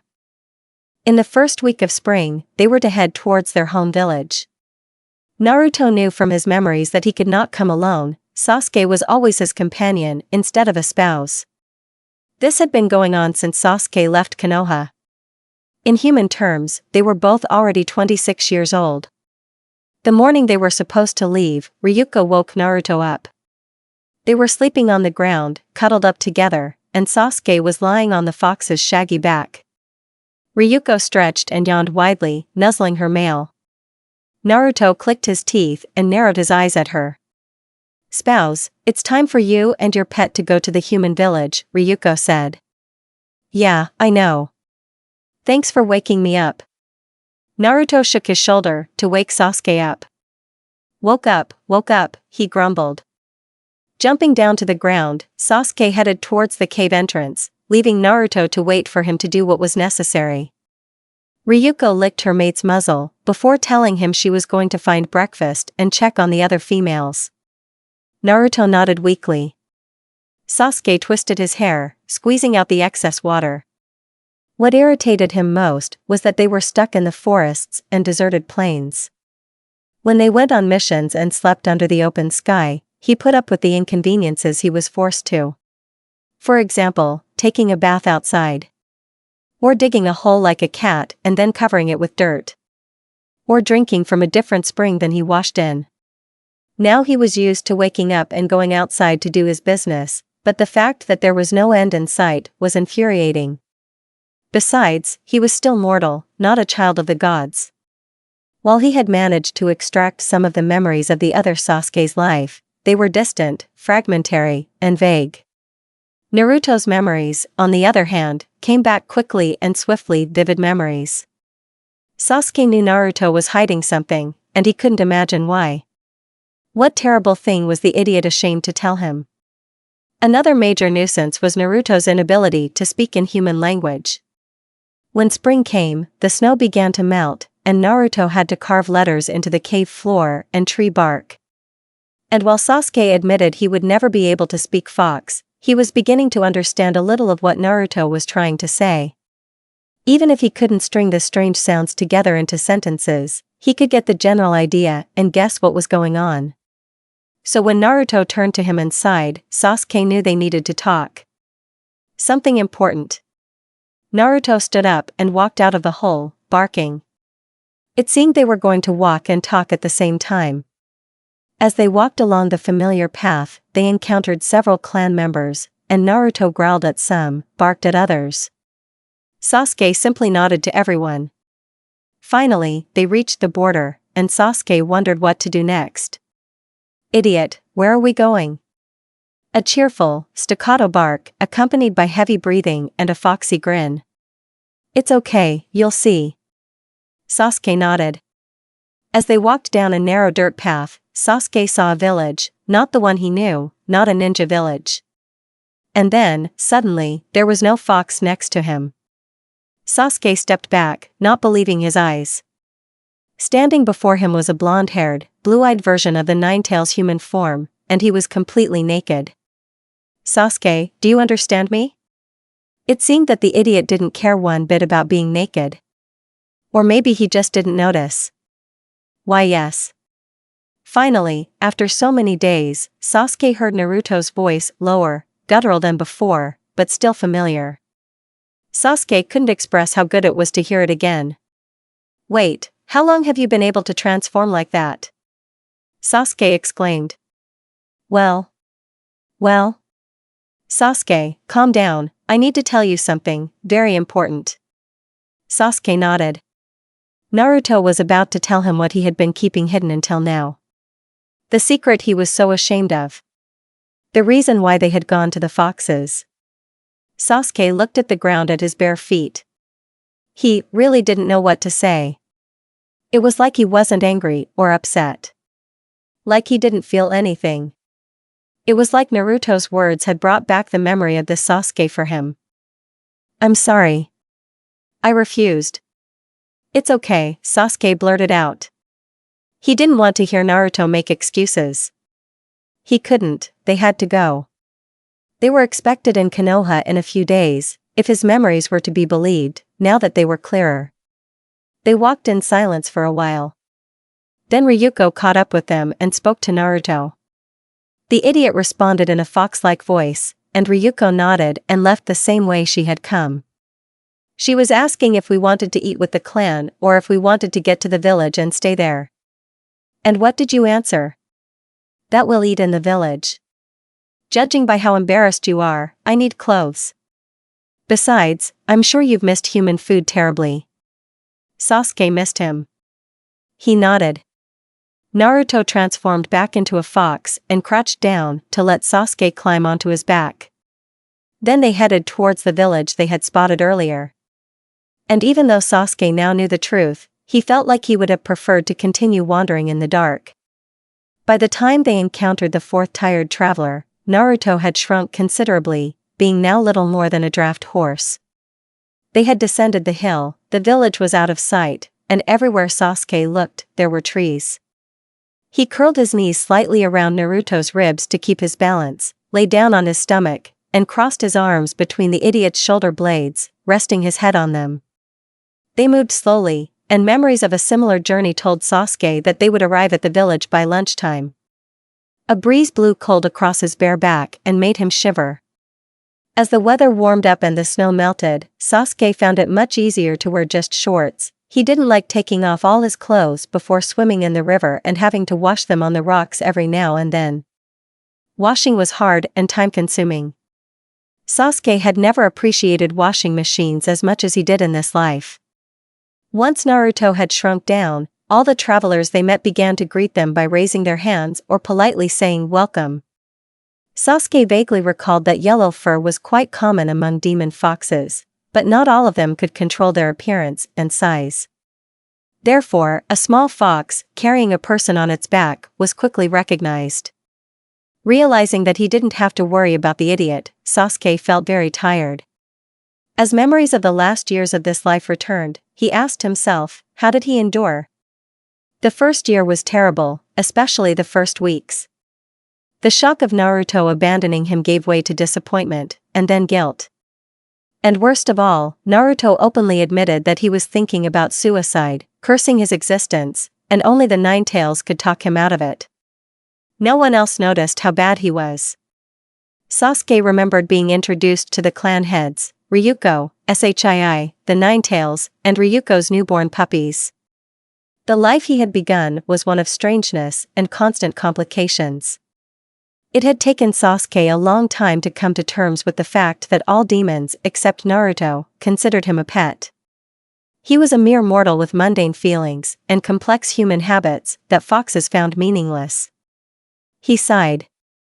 When the sun was at its zenith, they finally reached the village. The people reacted to them in different ways. But even those who didn't like them at all showed at least some respect to the lords who ruled the Demon Fox clan. Naruto approached a large store and fiddled with the handle for a few minutes before whining for help. Sasuke snorted and easily opened the door. As they entered, a short man appeared out of nowhere, stuttering slightly, offering his services. "Your lordships, are you looking for something special today?" Sasuke already knew from his memories that they were treated with respect in these parts, but this greeting still surprised him.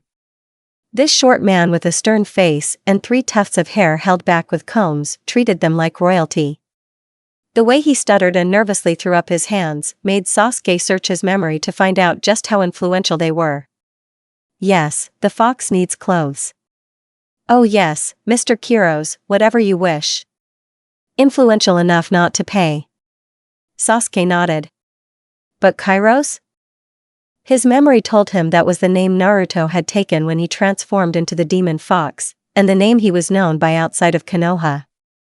The idiot slouched around the store, sniffing the racks of clothes. Occasionally he would snort and grumble at Sasuke, asking him to pull out an item that caught his eye. Finally, he settled on a light blue kimono and nudged Sasuke towards a dark green one. Yapping, sniffling, barking, snorting. The wheezing sounded like laughter. Don't think you can get away with walking around half-naked. Naruto must have said something like that. He was also teasing his friend, reminding him of the days when the fan club was always chasing him. Sasuke snorted, picked up his kimono, and followed the idiot to the back of the store where the locker rooms were. Entering the same locker room as Sasuke, Naruto transformed. The idiot might have thought this behavior was normal, but if anyone had seen them from the outside, they would have definitely found it strange. Sasuke abruptly grabbed his kimono and walked into a separate locker room. It was funny, but the memories of those Sasuke stole from him didn't make him look any older. It was like he didn't associate himself with them at all, and watched the past like a movie. The time they spent in each new world was noticeable. A whole year of the second life and a few more months here, but who said a year was the limit? They could be stuck here for 10 years, or they could be killed on the way to Konoha or when they got there. How could an alliance between the foxes and Konoha even be created? Did it really mean anything? What good would it do the foxes? Well, one of their lords would no longer be a criminal in the eyes of the humans. Great. He would also have to keep returning to his home village to talk to those same humans. No matter how you look at it, Konoha was the only one who benefited from this arrangement. If an idiot decides to break the treaty, who will dare to stop him? Sasuke thought. The nine-tailed fox was on the fox's side, and the humans had been unable to fight off its attacks last time. How would they win if he came surrounded by demon foxes who worshipped him as their lord? And what if Konoha declared Naruto a criminal? That didn't mean that other villages or small towns that weren't allied with one particular ninja village would turn their backs on him. No one in their right mind would look a full-fledged demon fox in the eye and say, "I refuse to follow your orders." Especially when the fox looked so intimidating. After tying his belt and picking up his shorts from the floor, Sasuke pulled back the curtains to see the idiot standing there looking miserable. When he asked what was wrong, Naruto turned to show him the kimono inflating from the tail on his back. Sasuke rolled his eyes and sat down, lifting the hem. He looked it over appraisingly. It was a very nice kimono, and oddly enough, they were getting it for free. Sasuke wondered if he should make a hole in it and went to find the shop owner. As soon as he left the locker room, the shop owner came running towards him. "Would you like a bag for your clothes, sir?" "Excuse me?" Sasuke blinked. "Your clothes, would you like a bag for them?" the shop owner explained, nodding towards the shorts he was holding. Well yes, of course." The man returned with a small paper bag. Sasuke took it and put the shorts inside. Then he looked at the overly helpful man again and tried to remember why he had actually gone out. "Do you have scissors?" The short man seemed to desperately want to ask what they were for, but he didn't dare. "Certainly." Having received a nice sharp pair of scissors, Sasuke returned to the locker room. He had no idea how unpleasant it could be to have his long fluffy tail stuffed under his clothes, but judging by the look on Naruto's face, it was not much fun. Through trial and error, they managed to make a hole in each layer of clothing. Releasing the tail, Naruto sighed and thanked Sasuke warmly and with relief. Sasuke shrugged and, handing the scissors back to the owner, they walked towards the exit. The owner bowed to them, repeating that their visit was a great honor for him. "Okay, I hope it's not like this all over the world," Naruto said. Sasuke sighed, but didn't answer. They both knew he was in full agreement, there was nothing more to discuss.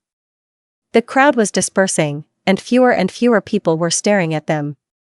Naruto either didn't notice, or decided to remain silent. After walking around for a bit, they stopped at their usual place for a quick bite. The landlady, a middle-aged brunette with gray hair, greeted them warmly.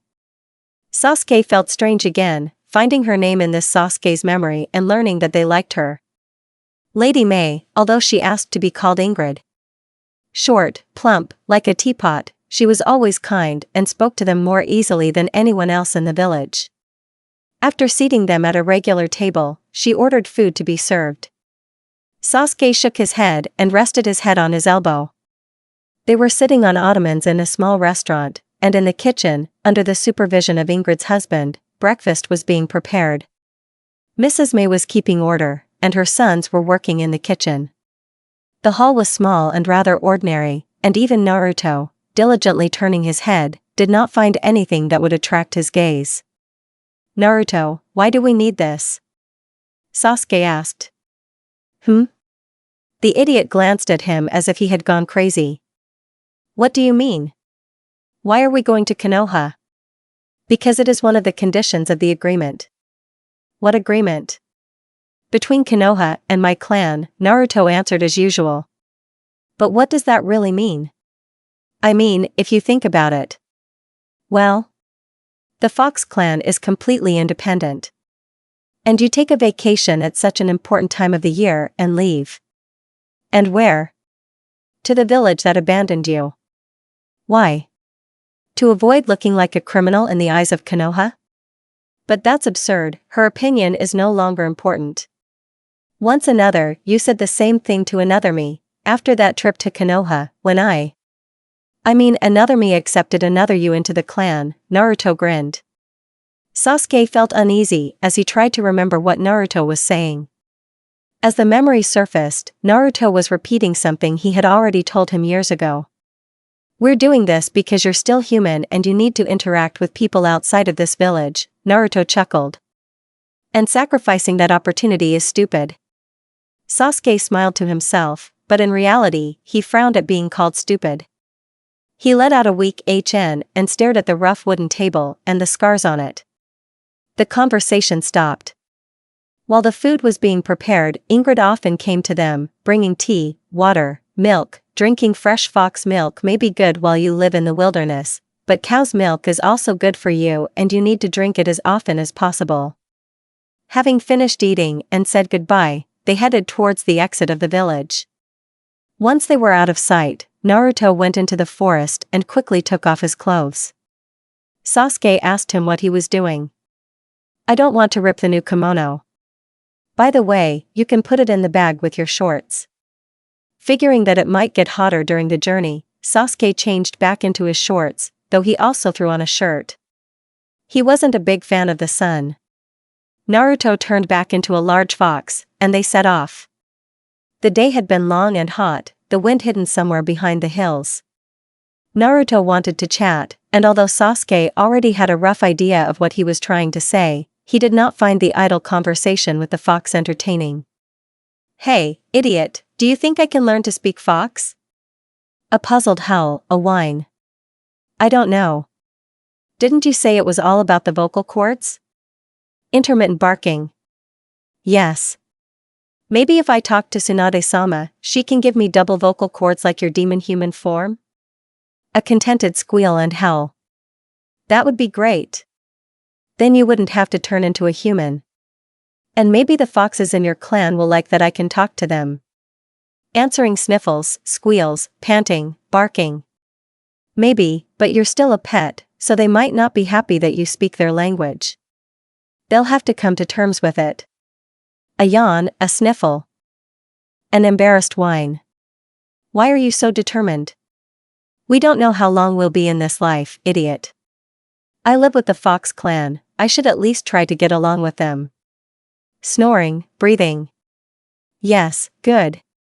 Sasuke was too lazy to argue with the idiot, so he stretched out on the fox's back and tried to sleep. In general, sleeping on the fox was comfortable. True, every few hours he was shaken. The idiot wanted to go to the bushes by the road and never warned about it in advance. Here Sasuke was sleeping on a warm and cozy running rug, and here he was lying on the ground and grumbling in pain because he fell to the ground from 6 feet. So every few hours he began to vindicatively pull the idiot's ears. As Sasuke had expected, it took them 3 days to reach Konoha. The journey was pleasant. In the evening, Naruto caught a deer, and they had dinner. Then, under the clear spring sky, they went to bed. Naruto grew to his normal size, and Sasuke curled up on his furry side. They hadn't needed to set traps around the camp. No one in their right mind would have attacked the demon fox and his companion. So by the time they reached Konoha, Sasuke had settled into his usual life with the fox routine. The hustle and bustle of the city deafened him. Of course, Naruto had changed into his human form and into a kimono, and Sasuke into decent clothes. They were human, and they didn't stand out too much in the crowd. But it was so noisy. It was crowded, stuffy with heat. Smoke rose from the houses, people shouted and laughed, whispered and buzzed. The small village next to the Fox clan was quiet in comparison. There were fewer people there. Sasuke was pushed towards Naruto, who didn't seem to notice. But when they reached the Hokage's residence and went inside, Sasuke didn't miss the sigh of relief that escaped the idiot's lips. He grinned, although inwardly he was glad that he wasn't the only one having a hard time adjusting to the changes. Shizune came out to meet them and asked if they had arrived safely. Naruto nodded and, while Sasuke was gathering his thoughts, began to entertain the woman with meaningless chatter. Sasuke did not want to talk. He desperately wanted to leave Konoha. As they were led to the Hokage's office, he looked at the paintings on the walls, the people who bowed when they passed by. Sasuke remembered the feeling he had experienced in the clothing store. The servility was unpleasant. The bright lights on the ceiling blinded him, and he winced. Naruto, Sasuke, please come in, the fifth Hokage, Tsunade-sama, called out to them, and they entered the office. How is the road? Okay, Tsunade-sama. Naruto bowed his head politely. Thank you for asking. They sat down on the chairs opposite Tsunade's desk. How are things in the clan? Very good, Ryuko will have puppies soon. I think Shia will too. We've expanded our territory by several miles. Sasuke thought for a moment, letting Naruto list the events in a businesslike manner. In truth, he was quietly seething inside. How had he not realized that Ryuko was pregnant? Were the foxes hiding it or something? He had noticed that she was spending more and more time in the cave, and that other females were often coming to her, daring to look into their master's cave. At the time, he had thought that it meant something, but he had never asked what it was. And Shii, he had only seen her once. She was a strikingly beautiful fox, with brown-yellow fur and amber eyes. She was slightly stronger than Ryuko, and slightly longer. He remembered that she had been friendly with him, and had even said something. But since she was a female Ninetales, he knew little about her, and had not heard that she was pregnant. Sasuke? He turned to Tsunade, not knowing when he had become the subject of their conversation. Naruto just said that you want to change your vocal cords. I think that can be arranged. Although it will take me some time to study Naruto's connections, and figure out what to do with yours. Hopefully we can perform the operation in time and get you on your way. Thank you. It would also be useful for you to talk to Sakura about speech therapy. And also keep in mind that changing the vocal cords will leave an imprint on the whole body. Cold. Tsunade nodded and told Naruto that he could go to the embassy, all other business would wait until the morning. After bowing to the Hokage in farewell, Sasuke quickly followed Naruto out. They walked to the embassy without stopping. If it wasn't Sasuke's gloomy look of displeasure, then the demon fox's nervously twitching tail kept people from talking to them. Sasuke hadn't even thought about where they would be staying during their week-long visit. It turned out that they were staying in the same block where all the important guests of Konoha, like the Kage, stayed. At first glance, it didn't look bad. The house probably had 3 or 4 bedrooms, a private office, servants. Sasuke noticed that, unlike the other houses, there were a lot of trees growing around this one, and the reddish walls were barely visible from the gate. The 2 ANBU guards posted at the gate opened the doors and bowed respectfully as Sasuke and Naruto walked into the garden. Hiding from view behind the low branches of the trees, Sasuke removed his kimono and kicked off his sandals. Enjoying the thick shade, he sank to the ground and, breathing deeply, lay down on his back. Yawning contentedly, he looked at the sunbeams breaking through the leaves, and closing his eyes, he ignored the now distant buzz of the village. A few minutes later, a familiar wet nose poked him in the cheek. Sasuke lifted his eyelids slightly and began to watch Naruto, who had transformed into a very small fox. He was about 3 feet at the shoulders, maybe a little bigger than a large dog. His eyes were understanding and somehow tired. Sasuke felt the familiar yellow fox pressing down on him, covering him with his living, breathing warmth. Naruto wasn't heavy enough to make it difficult to breathe, but getting out from under him was a challenge. How do you do it? How can you transform back and forth and stay so calm? Sasuke asked. Sigh, breathe, bark, howl, squeal. It's hard for me, I only look calm. I can barely contain myself. The thing is, I've already resigned myself. Sasuke sighed. Naruto laid his large fox head on the grass next to him. Sasuke closed his eyes and rested his cheek against the soft fox's muzzle. There might be servants waiting for them at the house, but who cared? Right now, for the first time, Sasuke admitted that he wanted to be with his friend and companion. Like this. He wanted their breaths to be in unison, their heartbeats to echo each other. Under the shade of the maples, oaks, and apple trees, a gentle breeze blew, ruffling his hair and the soft fur around his hand, which had become entangled in Naruto's thick fur. Sasuke didn't feel cold next to Naruto, heavy and warm. He sighed, realizing that he didn't want to change anything. He let the human feelings take over him, and a pleasant calm came over him. Sasuke shouldn't have been surprised by what was happening. It had been so long since he had last seen his in-laws that he should have wondered if everything was okay. Now they have met. Here Sasuke lay on the soft grass within the walls of the embassy, dozing next to his companion.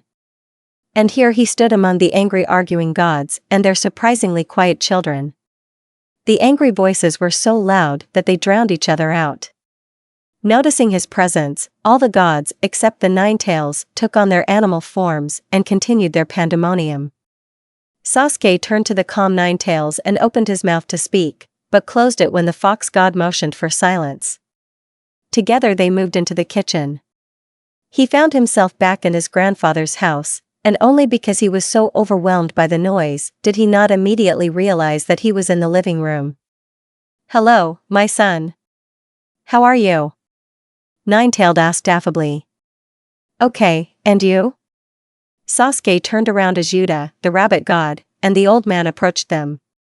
"It's fine. What's going on there?" he asked. "A pointless argument between my children, who were so blinded by discontent that they didn't even notice that their father had gone into the kitchen," the old man replied, smiling softly as always.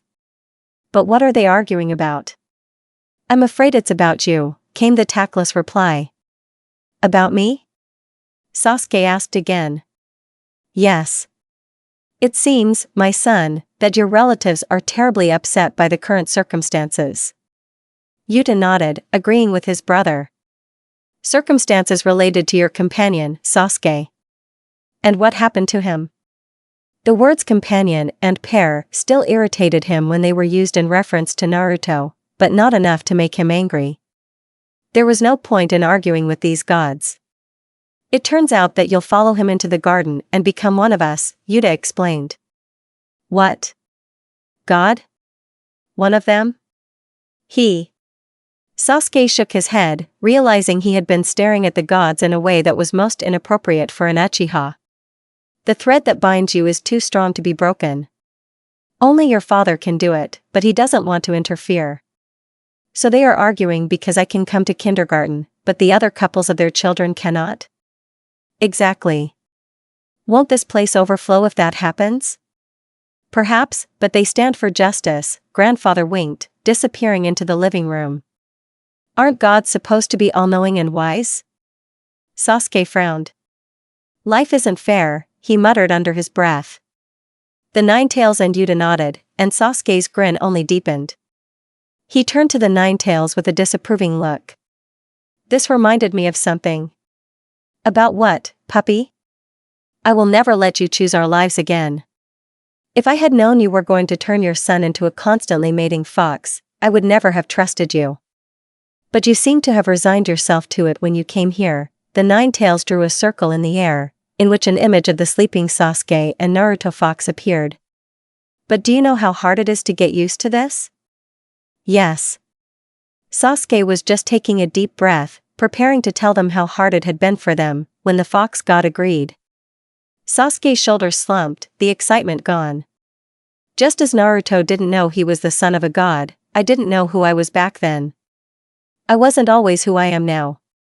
The Nine Tails' gaze became thoughtful, almost sad. Sasuke looked at the fox, narrowing his eyes, not entirely sure if he was telling the truth. He opened his mouth to question him further, but then found himself back next to Naruto. Sasuke wondered what had happened to him while he was in the garden. In the picture the Nine Tails had shown him, he and Naruto were still asleep. So while his soul had traveled, his body had stayed put. Well, he could always ask the gods next time. Right now he was cozy and... Sir? Mistress? A shrill, unfamiliar voice rang out. Sasuke's eyelids remained tightly closed. He had grown addicted to the fox life, he could agree, grumbling, that he was Naruto's mate to everyone, but he would never get used to being addressed as a woman. When he had been addressed as such on his last trip, he had stopped several people and asked what it meant. Oh, mistress or lady is an address to a noble person who acts as a bottom in a relationship between two men. They explained while he was sitting on Naruto's back. When the people who informed them went their way, Naruto quickened his pace. And to Sasuke's great surprise, he remained silent for a long time and instead of laughing, he seemed embarrassed. Sir, the shrill voice rang out again, this time sounding out of breath. Sasuke cursed generously, felt Naruto crawling out from under him. He sat up and looked at the creature that dared to disturb his peaceful slumber. It was not a man, but a rather large and clumsy heron with bluish feathers. Yes, Kana? Sasuke turned his head and saw Naruto, in human form, kneeling on the grass as if nothing had happened. He had obviously managed to shed his clothes on the way home, as he was now naked and made no attempt to cover himself. Sasuke rolled his eyes and tried to recall the impudent heron, but he couldn't remember a thing. He narrowed his eyes and looked at the grass. Mistress? Sasuke growled and looked up. Why don't you go inside and freshen up? Haruno-san will be coming to lunch in an hour. Who called her? I didn't. Sasuke looked meaningfully at Naruto. The idiot shook his head and smiled. Be more friendly, Sasuke. Don't want. Naruto took a deep breath and stood up. He lazily walked over to Sasuke and leaned down to softly kiss his unruly hair. Sasuke took a step back, knowing that he would only upset the idiot if he asked what that meant. I'm in the office if you need me. Naruto turned back into a fox and ran towards the house. Before he was out of sight, he glanced over his shoulder and gave a short warning bark. Be nice.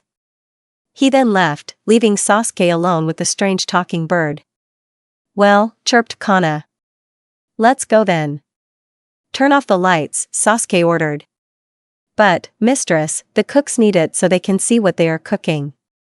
Yes? I didn't invite Sakura, and she can't invite herself like that.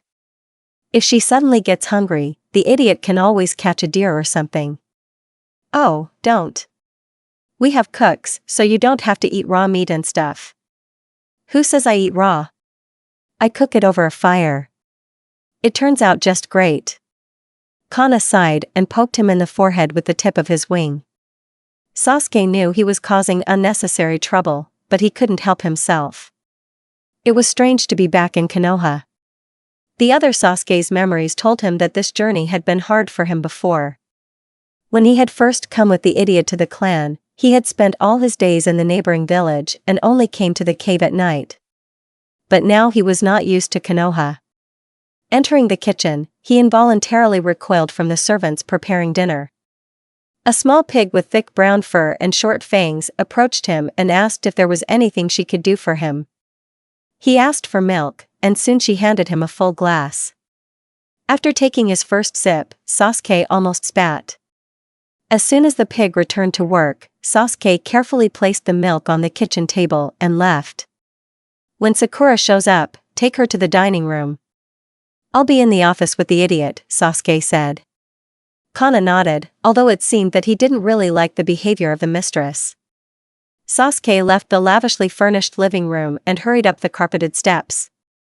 He was quite annoyed. Kana wouldn't let him go outside, so he simply washed up and changed into clean clothes. After searching through his memories, he went to the last door in the hallway and opened it. Naruto, in his human form, was lying on the couch, writing something down, probably an official report on the clan's events since his last visit. The room was large, like all the other rooms. But it was cozier. Naruto had obviously put a lot of effort into making it seem less impersonal.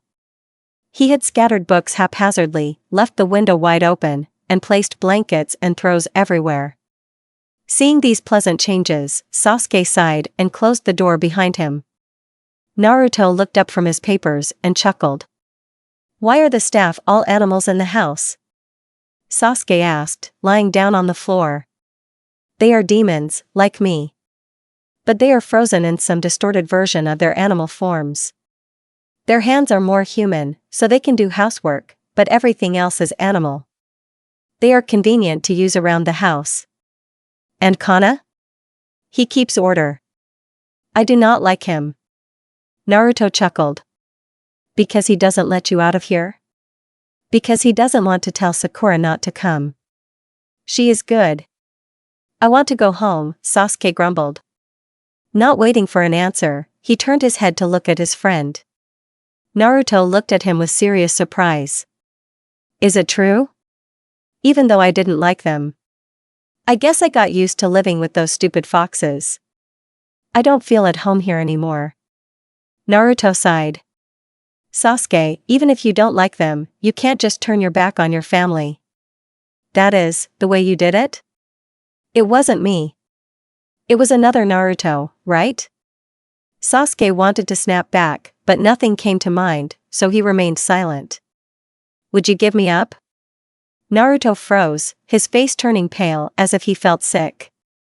"Would you refuse?" Sasuke repeated, but there was no answer. "If I hadn't killed you." Sasuke felt his throat swelling and he couldn't speak anymore. It was the first time he felt something like that. Naruto laughed loudly. "I let myself be killed, Sasuke. That's how I refused." My chest tightened, my stomach went cold. "You let yourself be killed? Why? What difference does it make to you? You killed me on a whim, remember?" "Aye. You didn't even think about worrying about it, Sasuke, when you were worried about such trivial things.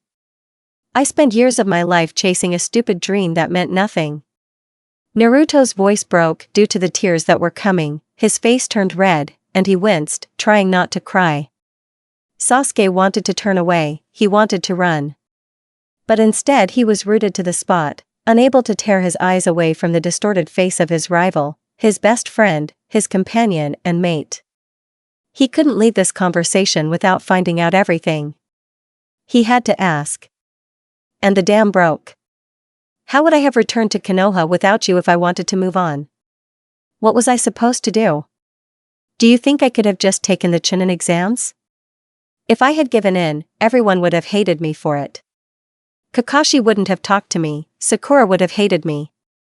If I hadn't continued to be a fool to everyone, they wouldn't have known what to do with themselves. The best solution was to just die and let you go on your idiotic Avenger path in peace." Sasuke was completely at a loss. Naruto was talking, and he chose the worst possible moment to be speechless. Then Naruto turned into a fox, carelessly ripping his kimono, and jumped out the open window. Sasuke rushed after him to make sure the idiot wasn't hurt. All he saw was a blurry yellow spot moving along the fence. "Mistress!" Sasuke heard the heron's shrill call to him, but he couldn't bring himself to respond. His gaze remained fixed on the wall Naruto had vaulted over a second ago. Mistress. A few minutes later, the door to the office opened and the heron said wearily. Mistress, your guest is here. As you ordered, I escorted her to the dining room. You. Sasuke looked away from the window as quickly as he could, like he was ripping off a band-aid. He nodded to Kana and silently left the room. Before, he hadn't wanted to see Sakura, much less talk to her. But now he felt like if he was alone, the silence or Naruto's words still ringing in his ears would drive him crazy. For a while, he could just listen to Sakura babble on about nothing. When Sasuke sat down at the dinner table, Sakura noticed that he was nervous, but she didn't say anything about it, instead starting a conversation about Konoha and their mutual friends. Her words washed over him like a calming wave, and throughout the meal, Sasuke felt like he was sleeping with his eyes open. And he didn't want to wake up. Naruto ran. He ran, and ran, and ran. His big paws took him to the outskirts of Konoha, but he didn't stop until he was deep in the forest surrounding the village. Fox thoughts mixed with human sadness. He huffed and puffed and whined, squeals escaping from his throat every now and then. He fussed in one place, sometimes getting animated and running, and then barely dragging himself along like an old wreck. It was as if he couldn't stop moving. The sounds bursting out of him never ended. The fox brain was telling him that he had lost something important. A companion? He had lost it? No. Instinctively, Naruto began to dig the ground with his claws, as if he wanted to bury all thoughts of Sasuke. He couldn't stop. Eventually, when he moved away from the graveyard, there was a small depression with a pile of dug-up soil next to it. Being in fox form calmed him down, the pain became easier. It was as if the fox mind was brushing the problem aside and hiding it somewhere. Did it want that? Naruto trotted again, kicking up dirt as he ran, moaning and howling. When a hole appeared in the fox thoughts that controlled him, Naruto forced himself to change form. He fell naked to the forest floor, and his human mind took control of his thoughts. He used to think that he and Sasuke had gotten over their past problems. Now Naruto couldn't imagine how he could have believed such a stupid thing. They hadn't gotten over their problems. They had simply ignored them. They had acted like they had in the old days, when Team 7 had just begun. They had pretended that Sasuke hadn't left, that Sasuke hadn't killed him. They had pretended that everything was okay. Nothing was okay. All this time, he had been holding back his real emotions, not saying how he had felt the moment Sasuke had killed him. And now that he had finally snapped, Sasuke hadn't said a word. He had probably just walked out of the room without blinking an eye. And he was probably laughing at him now. Why had it all happened like this? Why couldn't he really die? Why was he stuck with Sasuke in a world with nowhere to go? Not even a safe place to hide? Sir, they called out to him uncertainly. Naruto sighed weakly.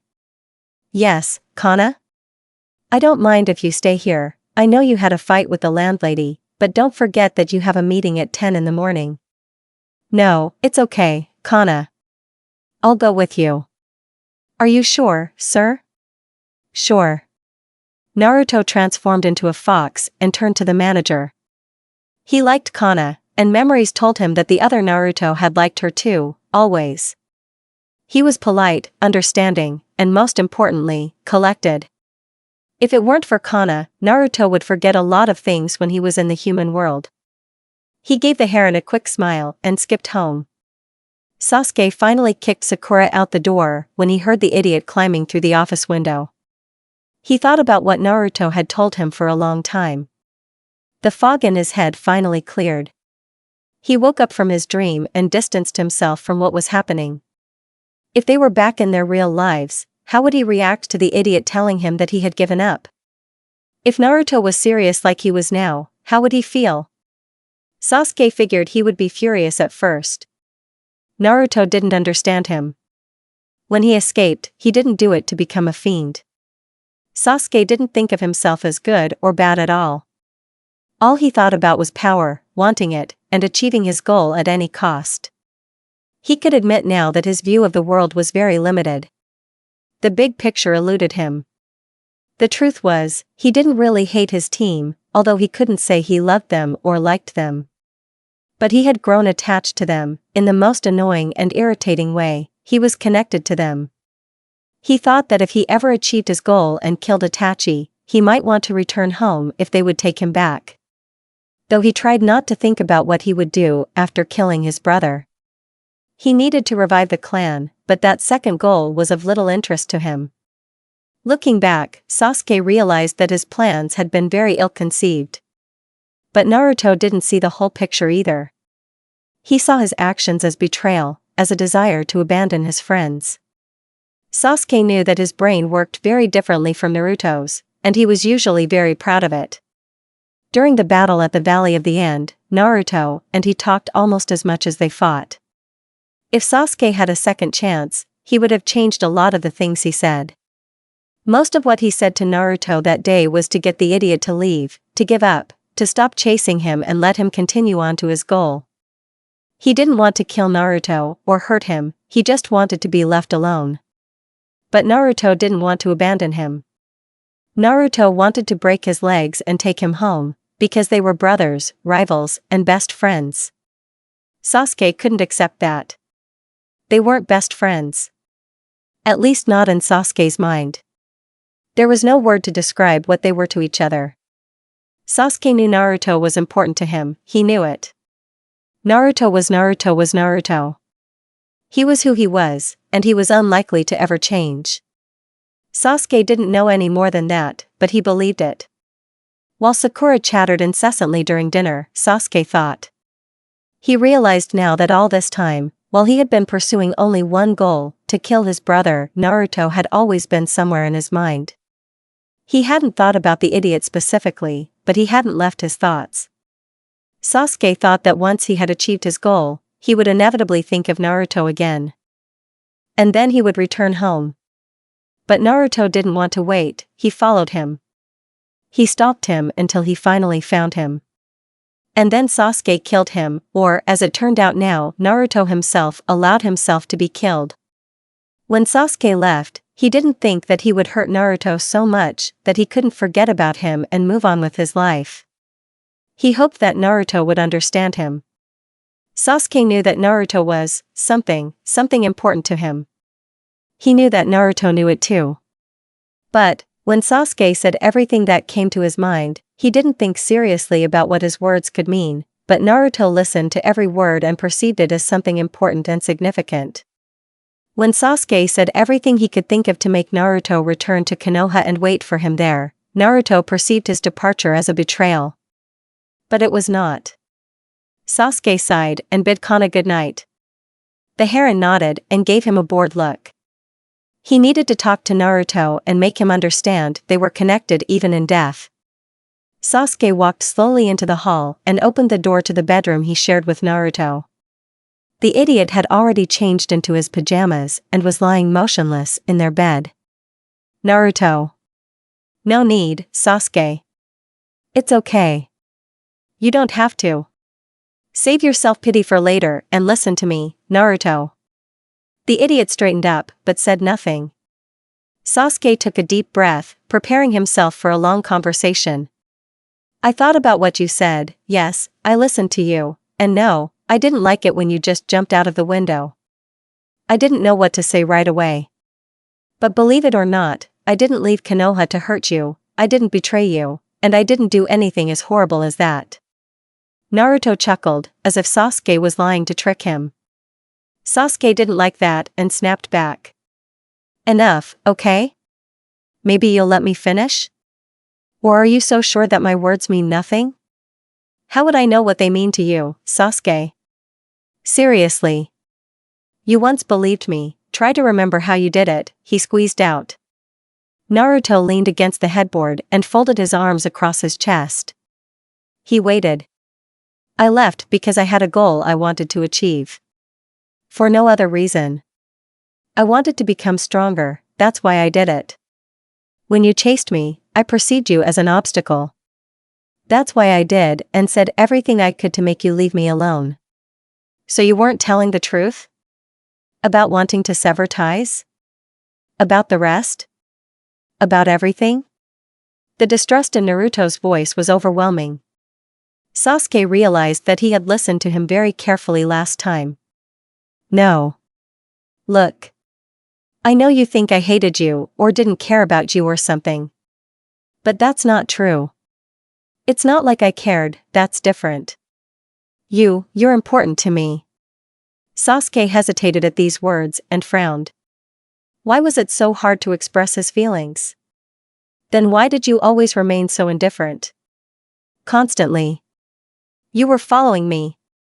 Sasuke snapped. I wanted you to go home and wait for me. Naruto's eyes widened, and Sasuke froze. There it was. He'd admitted it. Sasuke stared at the wooden floor, humiliated. How stupid. Well, he'd done it for an idiot. No wonder his actions seemed stupid. Sasuke didn't know why he'd said all this, why it was so important to get it across to Naruto that he hadn't meant to hurt him. Had Naruto never once considered the fact that once he was done with his business, he could go home? Sasuke, why did you have to leave? Why couldn't you stay? Naruto's voice was questioning. I could have helped you. I didn't want your help. I needed to do it myself. I wanted to avenge the clan. Sasuke. Why couldn't you just wait? Why did you decide to chase after me? I was going to come home for you. I left to find Itachi and get my revenge. I left because I could get stronger faster and finish my revenge faster. But no, you just had to chase me and get in my way. You were always there, always. Sasuke didn't know where those words came from. He began to pace the room. His face was wet with tears that he didn't even notice when they started flowing. His jaw was clenched painfully, his whole body was tense. You wanted this, you wanted this. You wanted me to stay with you, and I was going to. I did everything I could do, everything I had to do in the shortest amount of time, to make you happy. Sasuke. But that wasn't enough. You were stalking me, you wanted me back, and you were forcing me to help you. I didn't need you to make things right, I had everything under control. I was fine. The tension in him was growing and growing. He was pacing back and forth in front of the bed faster and faster. Tears were blurring his vision. He couldn't even speak coherently, he was screaming and choking on sobs. Naruto called out to him. Sasuke saw him get up from the bed and walk towards him. As Naruto approached and extended his hand, Sasuke swung his fist and hit him in the jaw. Naruto staggered back. Why did you die? He screamed. And he kept repeating, why did you die? Why did you die? Why did you die? Naruto quickly recovered from the blow and hugged him. Sasuke repeated his question over and over until he was hoarse. When he finally ran out of breath, he collapsed on Naruto, who picked him up and carried him to bed. Sasuke woke up in an empty room, more tired than he had ever felt. The sun was streaming in through the window, and the clock on the bedside table showed it was almost noon. Light footsteps in the hallway indicated that the servants had long since woken up and were going about their daily chores. Sasuke slipped out of bed and walked to the door. He gripped the handle, wondering if he should go down the stairs to get the apple. He was tempted to follow Naruto's example and jump out the window. Last night. Sasuke closed his eyes and shuddered at the memory. So much had been said, he hadn't even suspected most of the feelings in himself. The words were spilling out and he didn't know how to stop, and he was surprised when he realized he didn't want to stop. Shaking his head, Sasuke opened the door and looked out into the hallway. The road was clear. He had reached the kitchen unnoticed, but the room itself was packed with cooks. They would probably try to offer him breakfast, and he didn't want any fuss. He wanted an apple, some fox milk, and maybe some fresh rabbit roasted over the fire. It was unlikely that the kitchen would have any of those items. Sasuke groaned inwardly and headed for the front door. On the way, Kana intercepted him, kindly reminding him that he needed to go to the hospital. Sasuke narrowed his eyes at the harem. He winced as his memory told him that Tsunade had agreed to change his vocal cords and make them like Naruto's in his human demon form. That way, he would be able to speak both fox and human. Sasuke nodded and went to get ready. The rest of the week was a blur. The necessary throat surgeries were performed on the third day of their stay in Konoha, when Tsunade had gathered enough information. The first time Sasuke spoke fox to Naruto, it felt strange. As he thought, it wasn't just a different language, it was a different way of speaking, moving his lips, and making sounds. He knew it would be hard, and he was prepared for it, but it still felt strange to consciously switch from one language to another. And it was then that Sasuke first encountered the awkward tension that hung between him and the idiot. He himself was ready to return to their old relationship, he wanted to return to it. But it turned out that his breakdown had shaken Naruto to no end.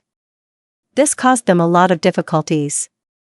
Because when Naruto was awkward, he unconsciously transmitted his emotions to the people around him, so he was not alone in his awkwardness. As long as they remained in the village, it was bearable, since they could distract themselves from each other. But the hour of returning home was inexorably approaching. And Sasuke was not at all happy about the fact that he had 3 days of travel ahead of him, alone with a stumbling and awkward idiot. Naruto was keeping a mile away from Sasuke. Everything was going so well, and he was the one who was stirring up trouble. After that memorable breakdown, Naruto was overcome with euphoria. Then guilt came to replace it. He was happy when his companion was suffering. He was important, that was the most important thing. If you take Sasuke's words at face value, then there was a reason to live. Such relief that they were still friends, that Sasuke was going to return to Konoha. But at the same time, something was bothering him, reality was never that beautiful. Although it was very painful to admit that Sasuke didn't care about him, it was also a comforting admission. Naruto was finally able to convince himself that there was nothing to worry about in his friend's coldness, especially since there was one thing he could completely trust him with. If they were attacked, Sasuke would fight and protect him, just like he would protect Sasuke. He could ask Sasuke for help and he would most likely help. However, now the familiar picture of the world was distorted. Sasuke said that he was attached to him and that his previous words were not true. But how could he be trusted? It turned out that Sasuke was saying, "It's okay, I didn't mean to rip out your heart and trample it. You were always important to me." Naruto knew that he had reasons to be tired of Sasuke and that he had every right not to believe him. Sasuke was a good actor, a very good one. He knew what to say and how to get what he wanted, unlike Naruto. Naruto could only smile tensely, and he had never been good at controlling people. Why not assume that Sasuke wanted to calm him down after his previous wonderful performance? And if it was a performance, then it was again quite believable. Now Sasuke was probably waiting for his friend to calm down and, relaxing, become happy. But Naruto could only be happy sincerely. If he tried to fake joy, it came out blindingly obvious. He had to find something to be happy about, something unrelated to Sasuke. This was the only way to survive and not go crazy. Still unable to find any reason to be happy, Naruto continued to avoid Sasuke. But tomorrow they had to go home. They would spend 3 days in close proximity. Naruto visited Kakashi-sensei, Jiraiya, Lee, who was definitely fun, had lunch with Sakura, which was more cute than fun. And none of it made him truly happy. Afterwards, he locked himself in his office, wondering what to expect next. 3 days alone with the source of all his suffering. No, he couldn't think like that. Happiness? That's what he needed. Who would cheer me up, HM? He sighed. Not me, Sasuke replied. Naruto's head snapped towards the door. He remained tense, even though he shouldn't have been. Think of something, think of something, think of something quickly, or he'd scream. Hey, are you tired of the village yet? He began, letting a relaxed smile light up his face. Of course, there is nothing to do here. Should I remind you how good it is at home? Sasuke chuckled. Naruto smiled. Sasuke had only complained once in the fox domain, He had nothing to do except wander around the forest and look at the foxes, who didn't really like him. "Do you want to practice speaking fox with me?" Sasuke nodded. "Rustle, bark." "Okay, let's go." Puffing, barking, long howling. "Do you think I have an accent?" Whistling laughter, snorting, yapping. "Definitely." A long wheeze, a snort. "Excellent." Low grunts, whines, loud barks. "Don't worry, you can do better." Sasuke said in a human voice, sitting down on the floor. "I feel weird." "No doubt." Naruto looked out the window again, his expression absent, forcing himself to relax. But it was so hard. His momentary happiness had been caused by the thought of a life where Sasuke had never gone to Orochimaru, but was just an indifferent who would never lie about his affections or go anywhere. It was the happiest, bittersweet dream of all. In the last years of his first life, whenever it visited him, Naruto had laughed at it and pushed it to the back of his mind. He didn't have time for lazy fantasies, he had to work on himself.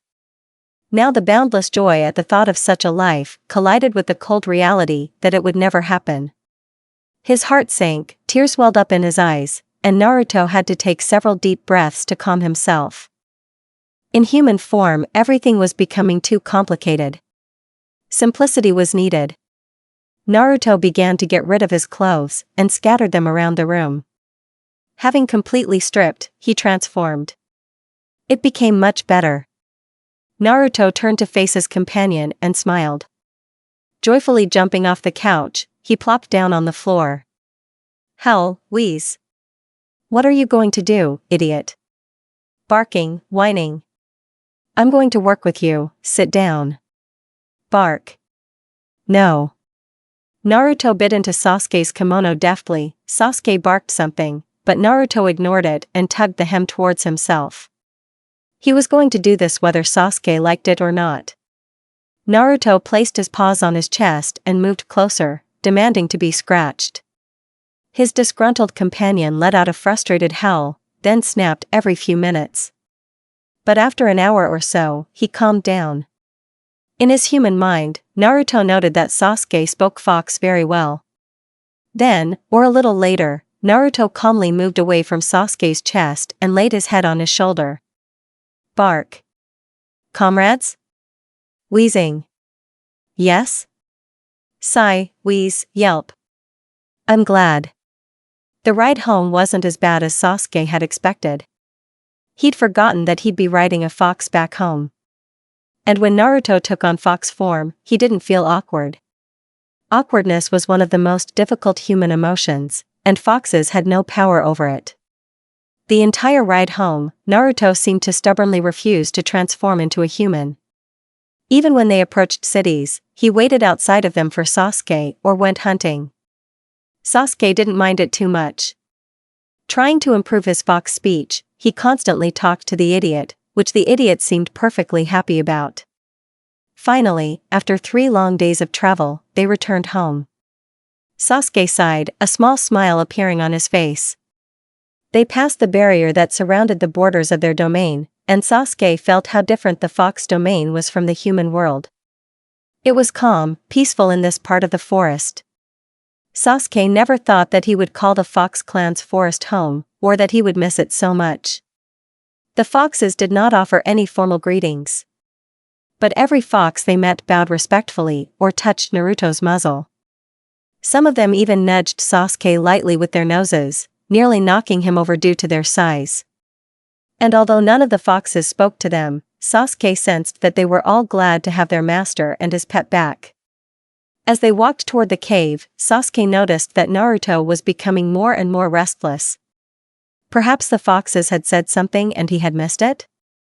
But he had been listening carefully, waiting for the opportunity to use his new vocal cords, so he couldn't see how he could have missed it. Perhaps it was Naruto's animal instincts. That had to be it. When they were a few minutes away from the cave, Naruto couldn't take it anymore and rushed forward. Somehow, Sasuke knew that it wasn't a necessity, but rather a premonition of joy, and calmly walked the rest of the way. Entering the cave, he saw what had caused Naruto's excitement. Ryuko was lying on her side, and 3 puppies were sucking her milk. They were all newborns, but considering the size of their parents, it was no surprise that even lying down, they reached Sasuke's waist. It was strange to realize that these were Naruto's children. Even worse than knowing that he already had many other puppies, and that in this society, they were already considered adults. This realization made the idiot old. Whistling, sighing, yapping. Congratulations, Ryuko. Your puppies are beautiful. Ryuko stopped burying her nose in her husband's fur and looked wide-eyed at their pet. You speak fox-like, how? I changed my vocal cords while I was in Konoha. For what? I think it's extremely disrespectful to live in your lands and not try to learn your language, right? You flatter me, pet. Ryuko laughed her horse fox laugh. Sasuke bowed his head and replied. Maybe I should bring you some lunch? Just not for too long, Ryuko teased. Sasuke nodded and headed towards the cave's exit. However, he didn't have time to get out. Naruto overtook him and blocked the gaping opening with his body. He growled and snarled at Sasuke in a way he never did in his fox form. Sasuke retreated back into the cave, accidentally tripping over a rock. You are my companion, so don't forget your place and don't act like my fox is yours. Stay in the cave. Naruto emphasized his words with a clicking of his teeth and, before leaving, growled at Sasuke one last time. Sasuke sat up, dumbfounded. Naruto had never acted like this before. What had he done that was so offensive? Either he had spoken too respectfully to Ryuko, or he had offered to find her food, as if to imply that her husband was incapable. Sasuke sighed and remained in the cave as Naruto had instructed. Ryuko snorted at his dark mood. What did you expect, little animal? Warm gratitude? No. But it seemed to me that I was not doing anything bad. I've heard enough about human stupidity to understand that. I'm sure that after thinking about it again, my husband will calm down too. Don't worry too much. He never spoke to me like that before, Sasuke muttered.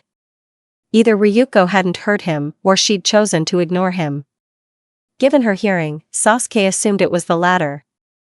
He sighed and leaned against the cave wall, waiting for his companion to return home.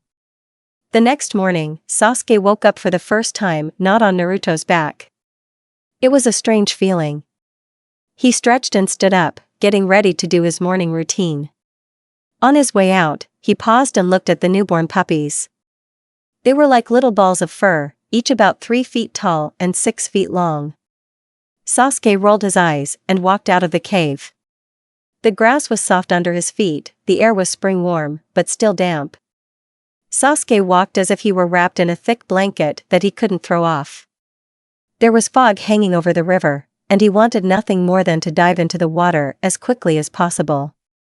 Taking off his shorts and throwing them aside, Sasuke slid smoothly from the bank into the cool stream. He dove to wet his head, and when he emerged, he saw a completely naked idiot standing on the bank, looking at him guiltily. Sasuke glanced at him and childishly splashed him with water. Naruto pouted and jumped into the river, deciding that he needed to pull Sasuke's hair. Sasuke pushed him away and continued washing himself. When the idiot caught him again, Sasuke snorted in annoyance and slapped his hand. Naruto inhaled and cleared his throat. The foxes will soon bring breakfast to the usual place, don't wash yourself for too long. Naruto swam easily to the shore and climbed out of the water. He turned into a fox and ran away, disappearing into the trees. Sasuke thought about going into town to avoid the idiot for a while and get revenge, but he changed his mind. No one would enjoy such revenge, and he would be punishing himself along with the idiot. After climbing out of the water, Sasuke decided that maybe he shouldn't be so vengeful now. After all, the idiot was trying to make amends by pestering him as usual. Sasuke put on his shorts and went to have breakfast.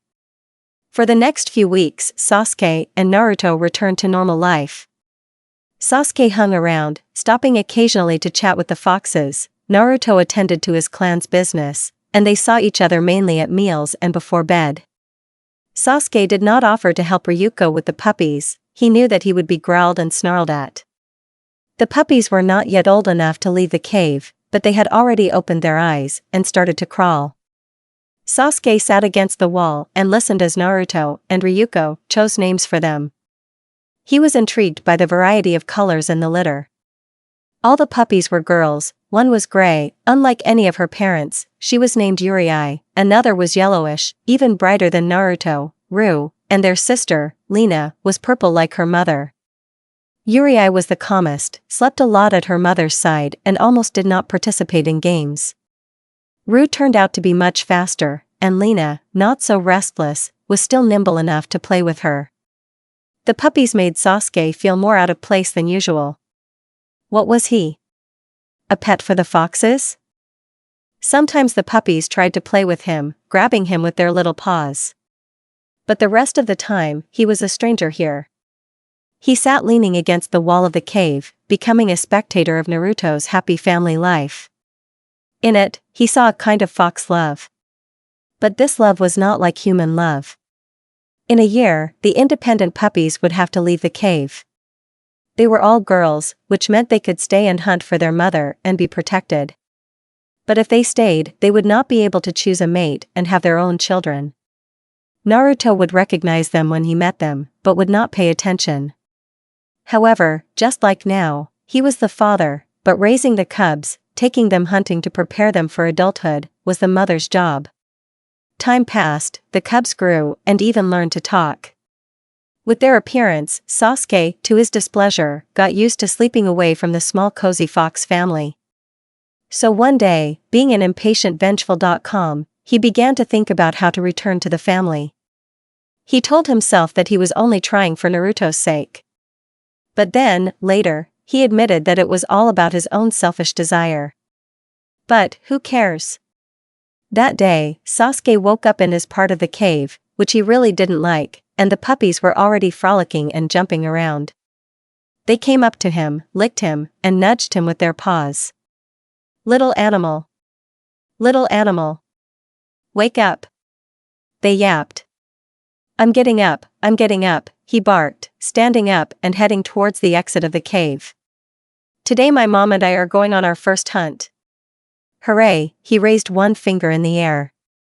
Then go back to mom, I'm going to wash up before breakfast. Will you come with us? Sasuke froze and turned to look at them in surprise. Going hunting? Yes. Ru barked excitedly, wagging her tail. Mom said you can, Lina added. Really? I'll believe it only if she tells me herself. Ryuko barked affirmatively and stretched. They really want you to see it. And I don't see any harm in it. Well, then I'll go with you. Hooray! Ru and Lina jumped around him, yapping, whining, and barking with delight. At 4 months old, they were already his size, but they acted as if he were older. When are you getting ready? Afternoon, today we must get dinner. Then I'll go wash myself. Sasuke walked out of the cave and wandered towards the river bath as he often called it in his mind. Halfway there, he noticed the idiot following him. He rolled his eyes and glanced over his shoulder. Naruto laughed a husky fox laugh before transforming and running to catch up. He wrapped his arms around Sasuke's shoulders and wished him a good morning. Good morning, idiot. Hey, Naruto began. Yes. Thanks for agreeing to go with them, I know it's stupid, but they were so noisy.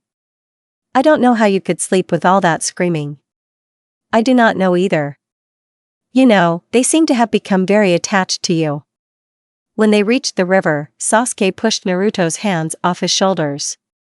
He undressed and stepped into the river. There he turned to look at Naruto, but said nothing. What could he say? Fumbling with his wet, tangled hair, Sasuke remembered his plan. You know, idiot, you'd think they were closer to me than to their own father, he grinned to finish the blow. They see you more often, and in fox society, closeness with your father is not at all necessary, Naruto shrugged. Sasuke mentally frowned. Naruto hadn't fallen into the trap he'd hoped for, he needed to find another way to accomplish his plan. Speaking again, Sasuke felt guilty. It was pretty low to use that excuse, but he had no conscience, mostly none, so he continued. But do you remember that you are not a real fox? Have you forgotten that we don't know how long we can stay here? Naruto tensed at the thought and shuddered. Yes. So don't you want to get to know your puppies better, before you suddenly die and go to another life? Naruto pressed a finger to his lower lip and nodded weakly. Sasuke felt triumph rising in his chest like a balloon. He finished washing off the dirt and climbed out of the river to dry off. He shook himself countless times and wiped his feet on the grass. Then he put his shorts back on and went to have breakfast. The idiot turned into a fox and followed him thoughtfully.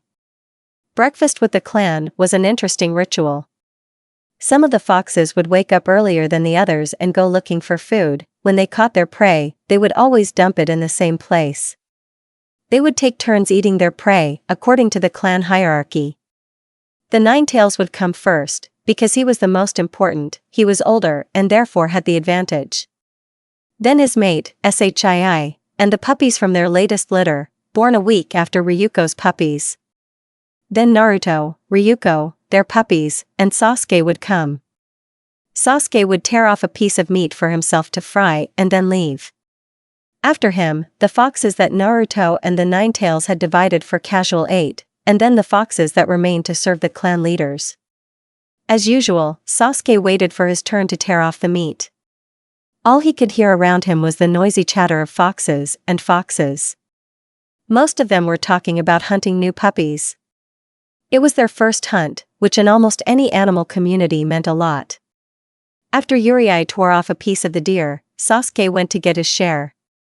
Concentrating some chakra in his hands to make them stronger, he tore the leg off the animal. Once done, he relaxed and threw it over his shoulder. Sasuke then walked over to Ryuko, who was lounging under one of the oak trees, eating breakfast with her family. He politely asked if he could have some milk, which earned him loud laughter from the puppies.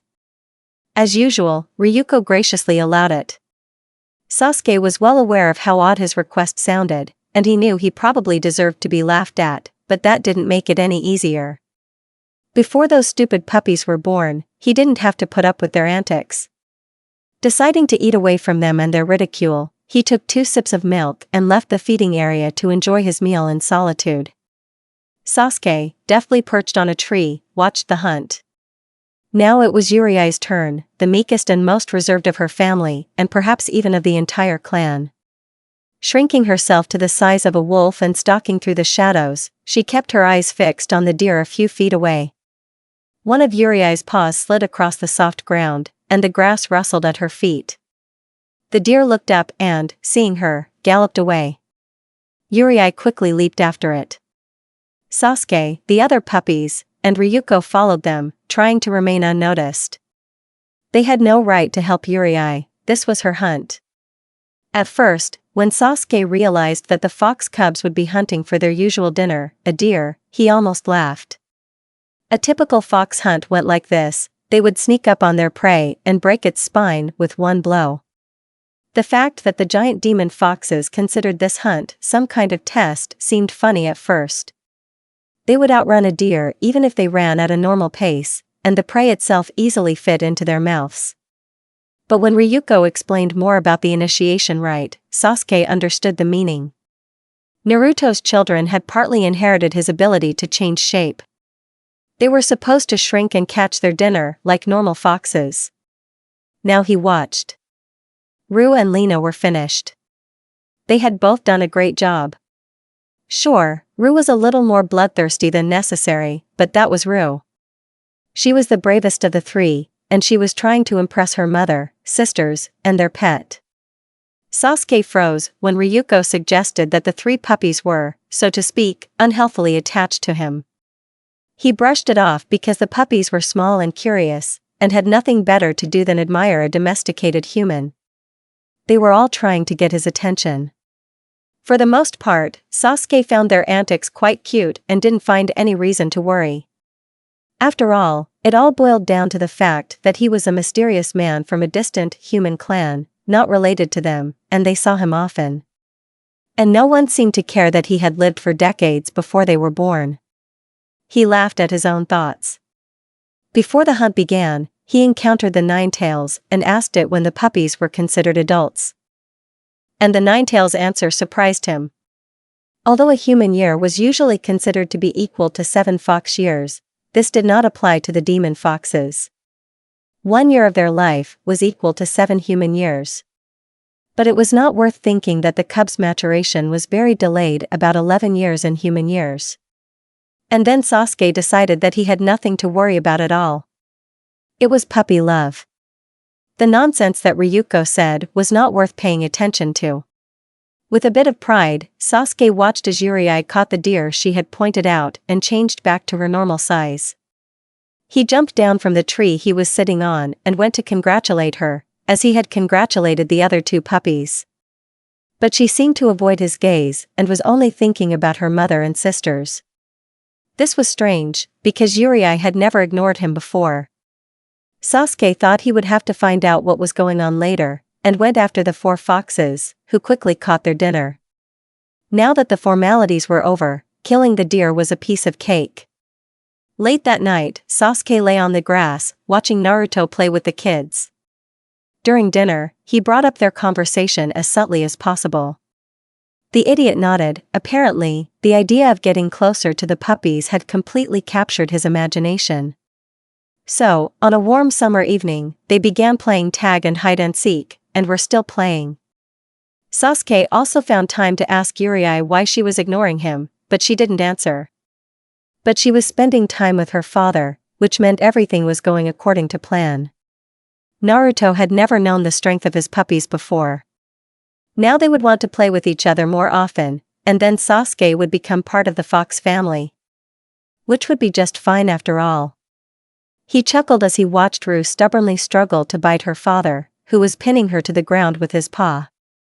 Lina was clinging to Naruto's paw, and Yurei was attacking his tail when she could catch it, of course.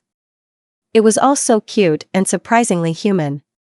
Sasuke calmed down, although he was surprised to see foxes behaving as humans would. He decided that it must have been a happy accident. After several hours of non-stop fun, Sasuke managed to pull Yurei away from her sisters again. It was difficult, because she was determined to ignore him, and the 3 of them were always together. Sasuke was quietly proud of himself when he finally found himself alone with her. So proud that he almost forgot why he wanted to do it. "Why are you ignoring me?" he began. Yurei dug her front paws into the grass and stared at the ground. Her ears twitched and flattened themselves against her head, her tail swept the air excitedly, bending as if she wanted to tuck it in. Sasuke noticed that he had learned to speak fox quite easily, and now sometimes he didn't even notice the difference. How long would it take for him to forget human speech?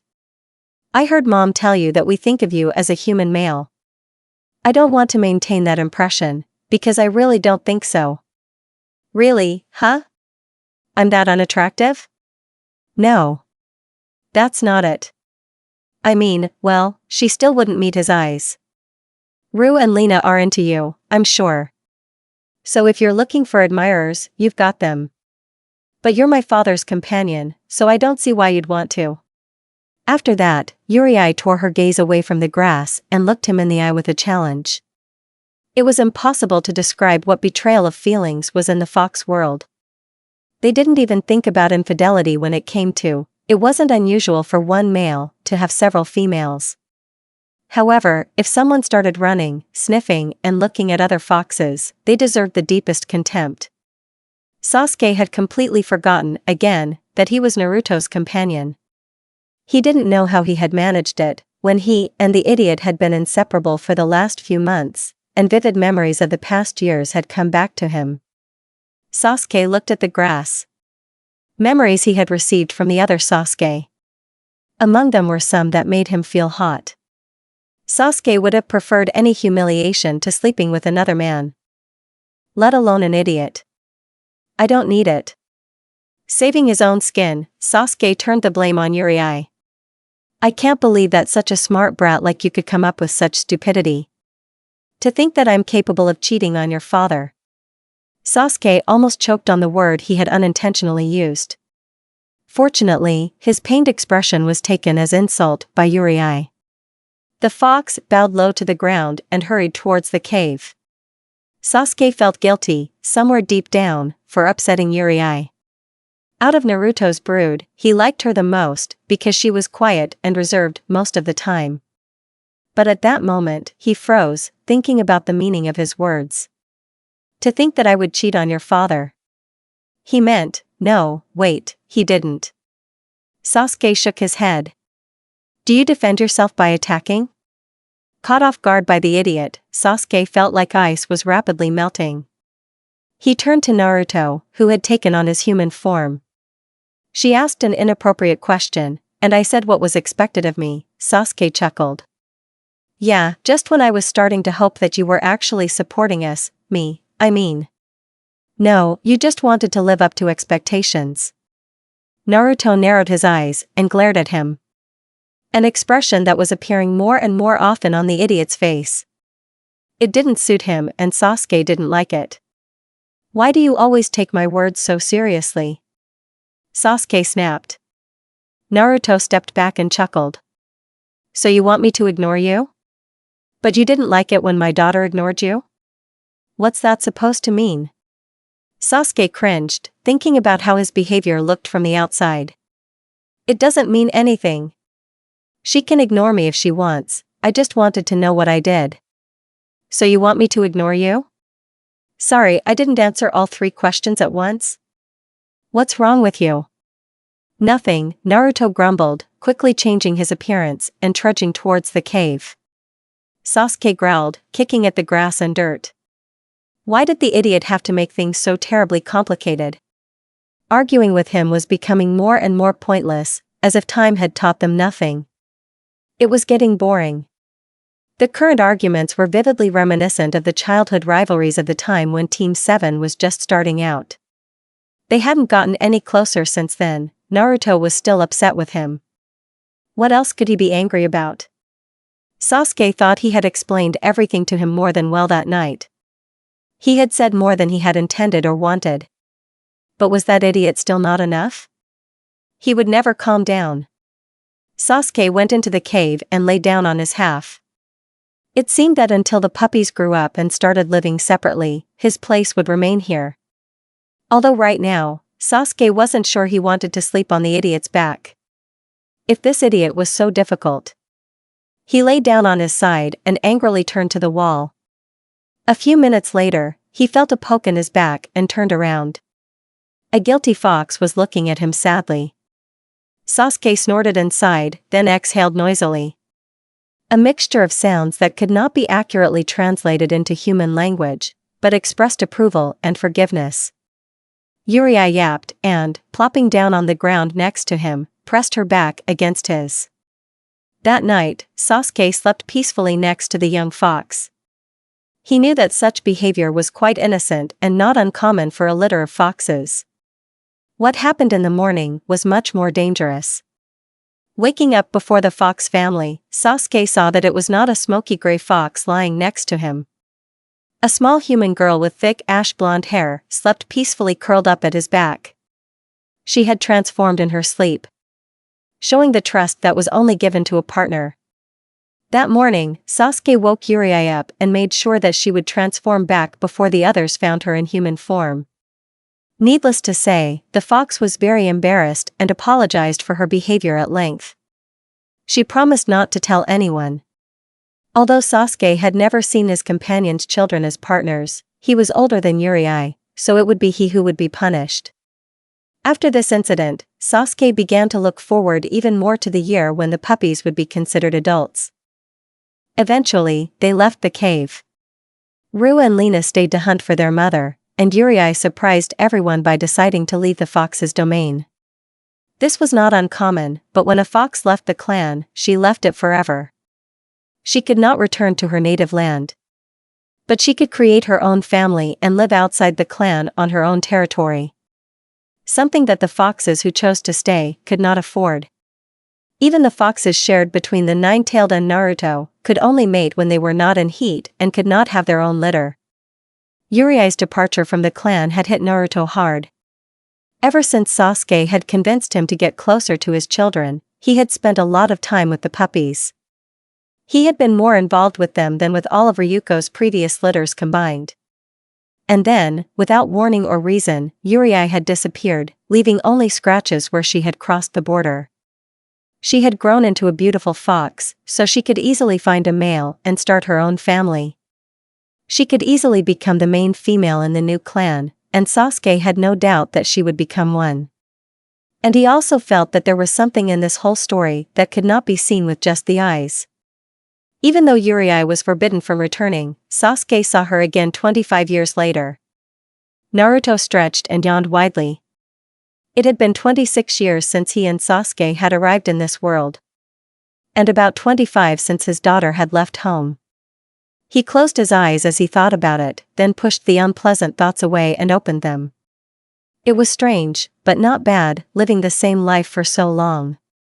This life was good. Naruto sat up. He really liked it. But at the same time, he was trying to hide from everything that hurt here, and he hated himself for being weak. He and Sasuke had grown so distant from each other over the years they had lived in this world that he couldn't help but think of those last two from their first life. It was as if they were strangers, although they knew some things all too well. Naruto licked Ryuko's muzzle, rubbing his forehead against her neck and shoulders. She growled and yipped in satisfaction, her breathing quickening. Then she stretched, finally waking up, and walked out of the cave to face the new day. Naruto didn't follow her, but walked over to Sasuke and licked him. He was rewarded with Sasuke frowning and hitting him on the leg, which Naruto didn't feel at all. He wanted things to work out between him and Sasuke again. He did. Why was it such a barrier that he couldn't fully trust Sasuke again? Why did it feel wrong to only trust him 95%? After all, as Sasuke himself had said, they weren't friends. They had almost nothing in common, really. Naruto was important to Sasuke, and that was it. Why couldn't he just settle for 95% and devote the other 5% to someone more deserving, like Ryuko? It didn't take more than 2 decades to figure that out. He cared deeply for his female, his fox, Ryuko. He didn't love her the way people love their mates. He considered her a partner, someone he could completely rely on. Meant nothing more than satisfying his physical needs. Just another way to express affection and demonstrate his status. Naruto knew how much Ryuko cared for him and that it would never change. It was a different bond than the one he had with Sasuke, but it was also strong. Naruto knew he could trust his fox with everything he had. Naruto loved Sasuke, he loved him very much. He even trusted him when it came to important matters. And he didn't give up the last 5% just because he wanted to protect himself. Sasuke simply wouldn't understand him. Maybe he never would. To not be strangers, they needed to talk to each other and then laugh at their own stupidity. But Sasuke was already up and out of the cave, and Naruto knew he wouldn't see him until he sauntered back into the cave late at night. Great. Sasuke glared at his reflection in the water. He had never considered himself useless. He had been so focused on his goals and gaining power that he had never taken the time to worry about how he looked. But now, the fact that he was getting old was quite annoying. Okay, maybe he wasn't that old. Not to mention that he was in his 50s. Sasuke looked at his wrinkles and frowned at them. He still blamed everyone around him, but not himself. As he got older, all the usual things became harder. His body weakened, and his joints ached after sleeping on the cold cave floor. Sasuke was sure that he could die any day. After all, if he weren't a shinobi, living like this in the Fox lands, he would undoubtedly get injured. He even ate the wrong food for his age. And Naruto was fine, thanks to the longevity that all foxes had. Aging in 7 years was like aging in a year. Until the idiot killed himself, Sasuke wouldn't be able to start a new life even if he suddenly died. He would have to communicate with Naruto's divine father and ask permission to stay in the garden until the idiot's biological clock ran out. After washing himself, Sasuke set about the difficult task of getting out of the river without getting hurt. His joints creaked terribly loudly, and Sasuke cursed under his breath in a fox voice. Dressing was as tedious as living had been lately. Getting ready to have breakfast, his breakfast was now being taken away from him by the foxes, for whom, he was sure, he had become an object of ridicule. Sasuke headed for the fox dining room. Suddenly, he was stopped by a beautiful woman whom he had never seen before. She looked familiar, but Sasuke couldn't quite place it. And he was convinced it was due to senile sclerosis. The woman was beautiful in a subtle, special way. Her gray hair wasn't from age, like his, but because it was her natural color, and it flowed down her back in waves. She had a pleasing figure, not skin and bones, but not washed out either, and it looked like she'd safely left all her clothes at home. Wherever her home was. Previously, no one from the village in the valley or from the surrounding lands had dared to set foot on Naruto and the Ninetales territory. The two were careful to protect their borders from intruders. "Who are you?" Sasuke barked, having forgotten how to speak like a human. "Man, you are truly old if you cannot remember me," the woman chuckled, answering him easily in a fox-like manner. Sasuke narrowed his eyes, thinking honestly. Who was she? Finally, the angry woman transformed and glared at him. Yaoi. He would be in trouble if he was seen with her. He could, of course, say that he was an old, weak man who couldn't escape from a strong fox. But that might not work, right? Or might it? He had to try. Yuri, you shouldn't be here. Don't we need to find out who is destined to betray his companion? She asked, her gaze fixed on his face. Sasuke stepped back from her. What are you talking about? You have to leave before anyone from the clan sees you. They'll kill you, Yuri. Don't you remember that morning when I turned into a human? Don't you remember? I remember, but it doesn't mean anything. In order to let you remain faithful, I would have to commit treason myself. I can't do that. You know that. Why are you so cautious?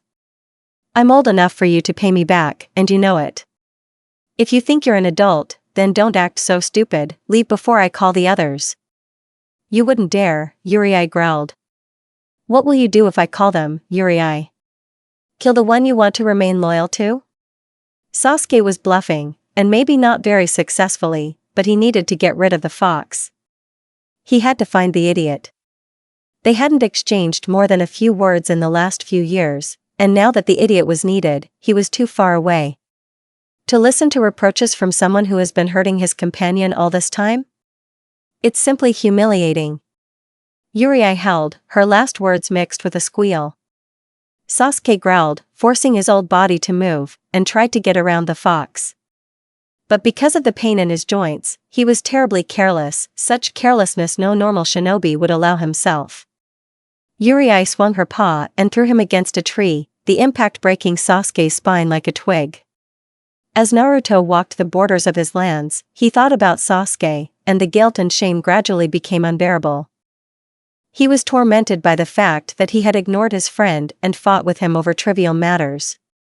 He wanted all the misunderstandings to be in the past, he really wanted that. He wanted Sasuke to understand his point of view and for things to finally work out between them. But as soon as he thought about finding Sasuke the right now, a loud barking and howling echoed throughout the territory. Angry cries that were echoed by grief. Someone had invaded the Foxlands and killed a clan member. The mournful howl carried the message for miles along the chain. Naruto turned and ran towards the noise. Whoever it was would pay for the murder. No one would mess with the Ninetales and Kairo's clan. Adrenaline rushed through his blood, his ears began to pound, and the air he breathed was saturated with anger. As Naruto approached the scene of the crime, the sound of growling and snapping teeth reached his ears.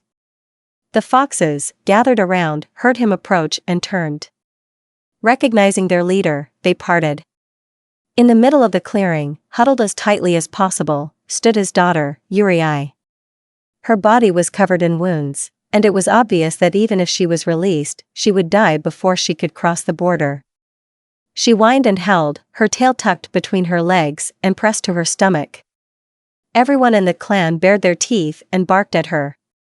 The foxes bristled, their fur standing on end. Naruto, still in his fox form, was overcome by a hurricane of emotions, none of which came close to forgiving. Anger at her, his daughter, who had killed a clan member, how dare she? Sadness that he now had to take her life. And finally, joy that he could get his revenge. He circled Yaoi, then lunged forward and clamped his jaws around her leg, barely biting. It was a performance, to satisfy the clan, and, strangely, to feel satisfaction for himself. He wanted to tear her to pieces, to turn her last moments into a nightmare. He tore and bit her for several minutes, before killing her. He sank his teeth into her body, tearing out chunks of flesh and fur, over and over, until he reached her throat and crushed it between his jaws. When Yaoi fell to the ground, never to move again, he barked and jumped around the body, declaring that the clan had been avenged. Only then did he turn around and ask his brothers who had been killed. When the name was spoken, he howled mournfully. Sasuke. Sasuke woke up in the living room of his grandfather's house, for the umpteenth time. He was lying on the same couch as the day he woke up here between lives. And, just like then, he was terribly exhausted, his back ached badly. He sat up and, hunched over and grimaced, groaned, expecting to hear the familiar crunch of bones. Not hearing it, he sighed with relief, slipped out from under the blanket and looked around the empty room. There were no gods or their children in it. Oh well. He was essentially a member of this family, so going to the kitchen and making himself something for breakfast would hardly be a crime.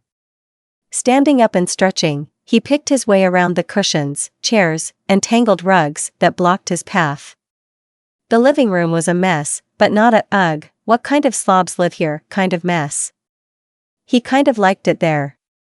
The walk to the kitchen was something of a test of his stamina, he nearly fell over several times. Once he got there, he realized he had no idea where anything was, so he snorted and began exploring. He pulled out drawers, opened cabinets, glanced into the refrigerator, and wondered about the utility bills.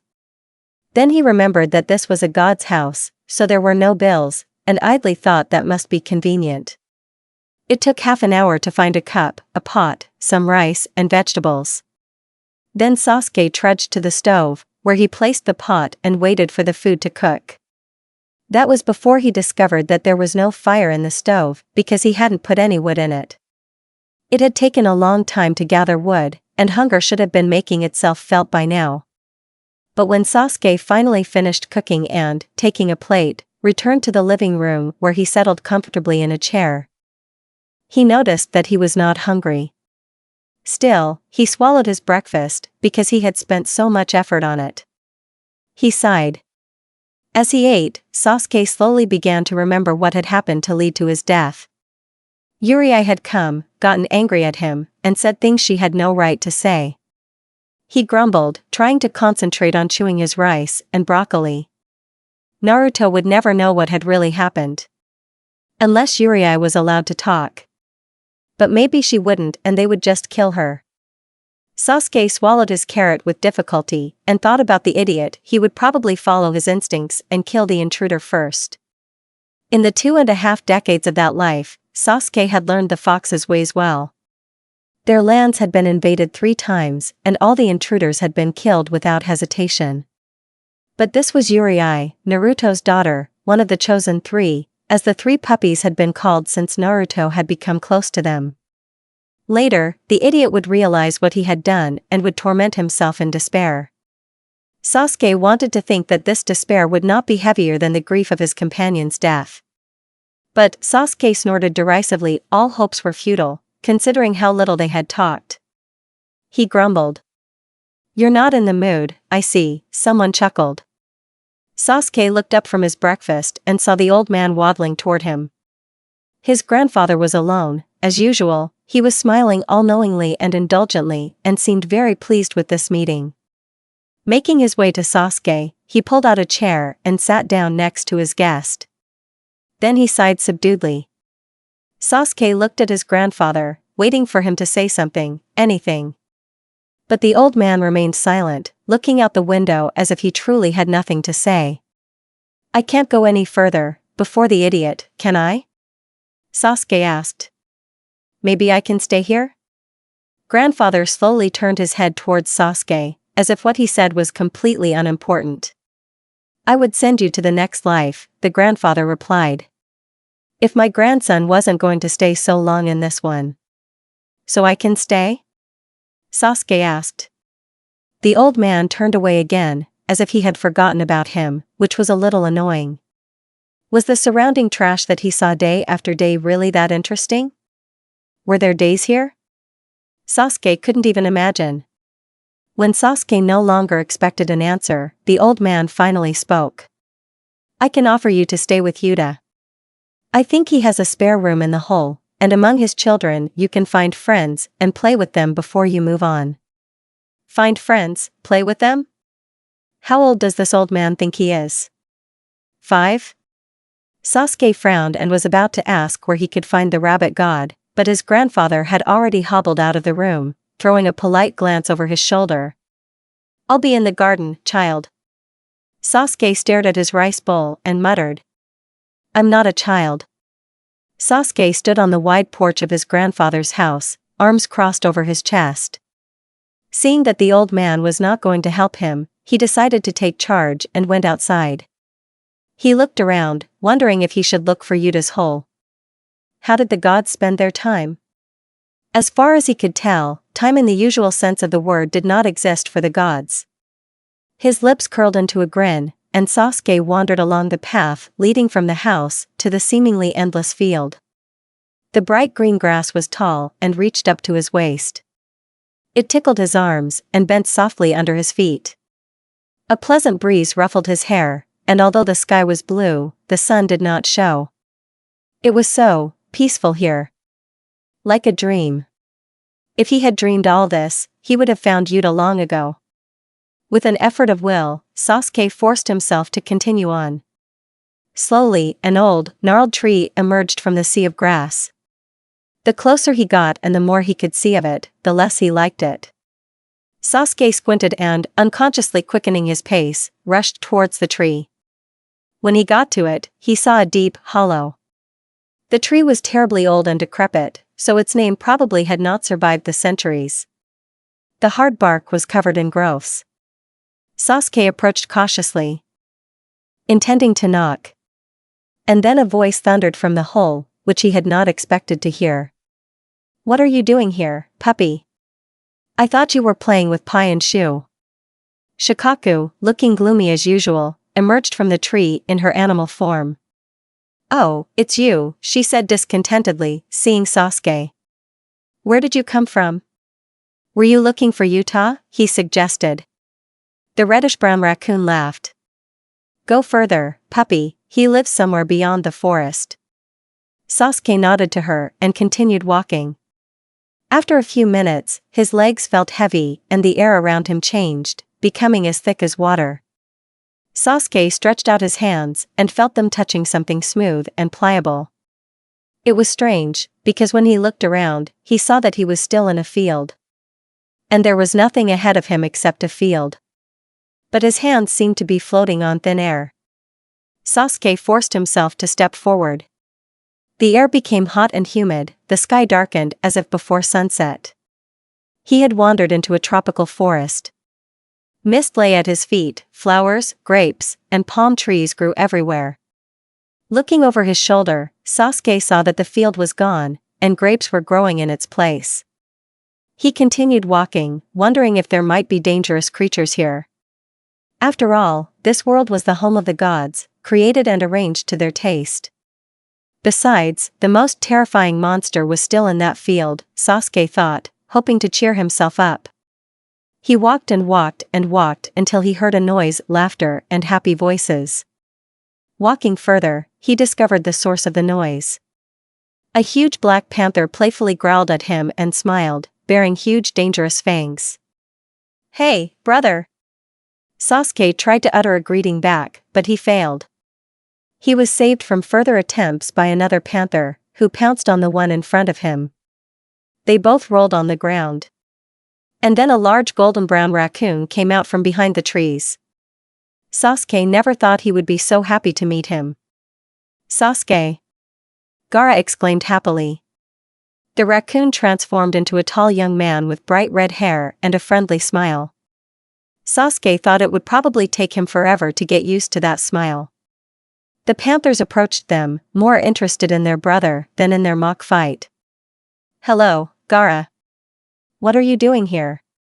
"Grandpa said that I will live with Yuta until the idiot passes into our next life."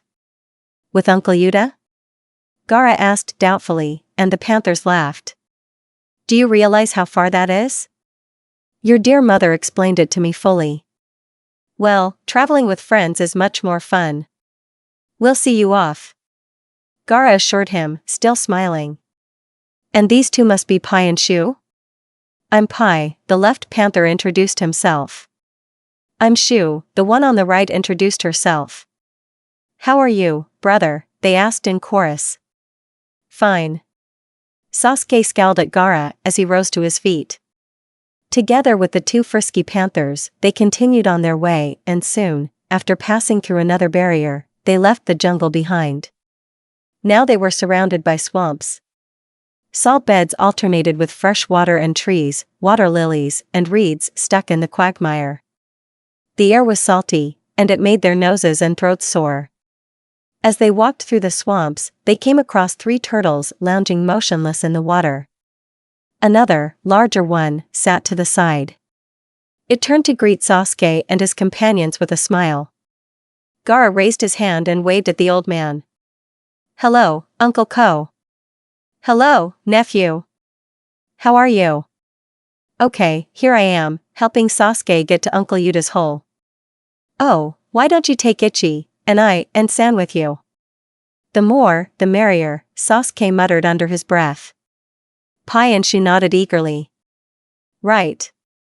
And then we can call Sata, Iko, Ishiko, and Koana while we get to Uncle Yuta." 1, 2, 3, 4, 5, 6, 7, 8, 9, 10, 11, plus him equals 12? Sasuke groaned softly. Him plus 11 more people? For a journey that was supposed to take a very, very long time? He would go crazy before they reached their destination. If there was one thing that could be said for sure about Uchiha Sasuke, it was that he did not like noisy groups. And even though he was surrounded by gods instead of people, he didn't see much of a difference. All the turtles took human form to keep up, and together they continued their journey. Sasuke was tired. Everyone was following. And the only ones he knew were Gaara, and, surprisingly, Haku and Zabuza. To say the least, meeting the last 2 surprised him. They were the children of Chiyako, the 6-tailed demon lizard. Apparently, the 4 remaining ones never hatched. They greeted Sasuke surprisingly friendly, and he remembered that in their second life, he and Naruto had not gone on a mission or fought the Mist Shinobi. By the time they reached Yuta's den, there were 50 of them. Sasuke was shoved right into the den by his siblings, without even giving him a chance to knock. The first room they entered was large, filled with many chairs and couches, though not as much as Grandpa's living room. The rabbit god walked into the living room and smiled warmly at the unexpected guests. It must have been normal in the god world for all the nieces and nephews to show up unannounced to visit someone.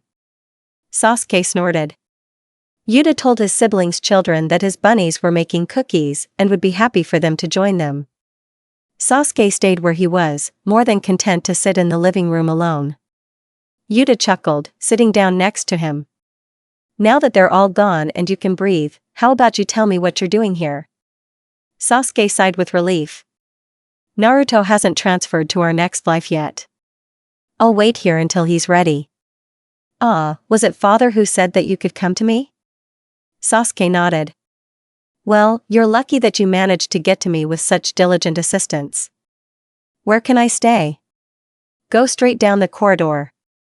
Yuta grinned and, getting up from the couch, gestured to the corridor on the right. Sasuke stood up tiredly and followed Yuta away from the cacophony pouring out of the kitchen. Your little pet. Naruto looked around. The foxes howled and whined, their heads bowed in respect. The ring parted to make way for him. Naruto rushed to the riverbank and immediately saw the blood-spattered tree and the pool of blood in which Sasuke lay. The back of his head was a bloody mess, broken bones protruding from the skin, and there was so much blood everywhere. Naruto stepped into the water, crossed Sasuke's personal bathtub, and with trembling paws, he climbed back onto the land. He nudged his friend's lifeless body with his nose, he sniffed it, getting covered in red and sticky liquid. He rubbed his forehead against the corpse, turning it over on its broken back. He saw lifeless eyes. Sasuke was dead. He had lost him, Naruto howled and fell to the ground, pressing his muzzle against the cold body. The foxes of his clan howled, reared up in the dust, and whined. Mourning had begun. For a whole year, every morning they would mourn Sasuke. Every day, Naruto would remember his companion, remember his death, hoping to slowly recover from this blow.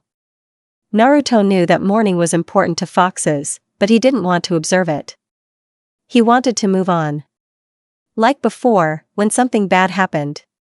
When he refused to think about the past and it seemed to become shrouded in fog. It was the only way he could move forward, and he did until he truly broke down. And now he didn't want to think about the inevitable. He wanted to live. He thought. Sasuke himself asked Yaoi to kill him. Sasuke lay alone in the dimly lit room. The bed he had found would have easily accommodated the idiot in his fox form from the life he had just left. Sasuke settled into the middle and enjoyed the silence. The chatter was now coming from far away. The kitchen was down the hall, first to the right, then to the left. Finally, he could be alone and rest. Gnarled roots jutted out of the earthen ceiling, and the door to the room was surprisingly low, with a wooden handle shaped like a heart. A large tub with clawed feet stood near the bed. Sasuke would have needed a ladder to climb in. It was the width of a small pond and 10 feet deep. Sasuke didn't know how to wash himself standing up. But then, he didn't know where in the world of the gods he could get dirty. As before, he wasn't hungry. He had made and eaten breakfast only out of habit. He wanted to sleep. He had felt so tired when they had first arrived. Sasuke rolled over, first on one side, then back on the other. He lay on his back, on his stomach, he curled up into a ball, hugging his knees. The tiredness seemed to have passed. He began to watch the blue glowing ball floating in the air, and tried to reach for it with his hand. The ball slipped away, and Sasuke slowly, without getting up, crawled after it along the bed, using only one hand to wave it in the air and tease the floating bubble. A soft knock on the door made him give up on sleep altogether. When he lazily answered, the door opened and a little girl with curly white hair and long rabbit ears appeared on the threshold. She shuffled her rabbit paws, searching for words. Sasuke, the others were wondering if you wanted to help us. We're going to bake a pie. Sasuke looked down at her and sighed. Certainly. The girl smiled faintly, but it seemed that this smile lit up the whole room. The girl waited until Sasuke got off the bed, and, taking his hand with her tiny palm, led him along the corridor. Sasuke had lost track of time, or perhaps he had lost track of its meaning. In the world of the gods, there was no such thing as time. He slept when he wanted, ate when he wanted, washed in the huge bathtub when he wanted. He spent a lot of time with his siblings, either because they forced him to, or because he got bored. Sasuke even decided that they weren't so bad. They were just, like the idiot, incredibly loud. A necessary evil. But for the most part, they were fun. When they weren't playing tag, wrestling, or cooking, they were playing hide and seek. And sometimes they would just sit in a circle and talk about the lives they had gone through. Sasuke discovered during one of these discussions that some children of the gods were supposed to go through more lives than others, depending on the tailed demon that was their parent. Sasuke and Naruto were supposed to have 4 lives total, while Yumi and Genie, Yuta's children, had gone through 5. And so on to Gaara, who lived 12 whole lives, to get to the garden. Sasuke wondered why they were now in the same place at the same time, if they all had different numbers of lives. And again he was faced with the question of the already annoying timelessness. He had to get used to living in it. Gradually, he stopped asking the gods what time it was. Sometimes, when he fell asleep, it began to seem to him that he was falling asleep forever. But there were also happy moments when he completely forgot about time and simply rested, living next to his brothers and sisters. They were all so mature and tired of the lives they had lived, then suddenly they began to act childish and play like children. This family confused Sasuke, the essence of their behavior eluded him. But gradually he began to understand them. In his first life, he lived to 13, in the second to 50. He did not feel old, he did not feel young, he felt himself. It was difficult to explain. When Sasuke finally got used to the endless routine of playing, sleeping, cooking, eating, Yuta suddenly put an end to it. It was time to leave. The children of the gods were all playing tag together in the rose garden that surrounded the entrance to the house. The air was sweet, the sky a misty gray, and the grass soft underfoot. Sasuke was enjoying it so much that he didn't want to leave anymore. He didn't. He had to stop himself from stamping his feet in frustration. His siblings immediately crowded around him. They licked him, hugged him, and ruffled his hair. He surprised himself by not objecting too much. Gaara was the last to say goodbye, and instead of hugging him, he held out his hand and smiled warmly. "See you later, brother," he said quietly as Sasuke squeezed his hand tightly. "See you later," Sasuke replied. He stepped toward Uncle Yuta. All his brothers and sisters were cheering him on. "Good luck," he heard, "and see you, and, when you get back.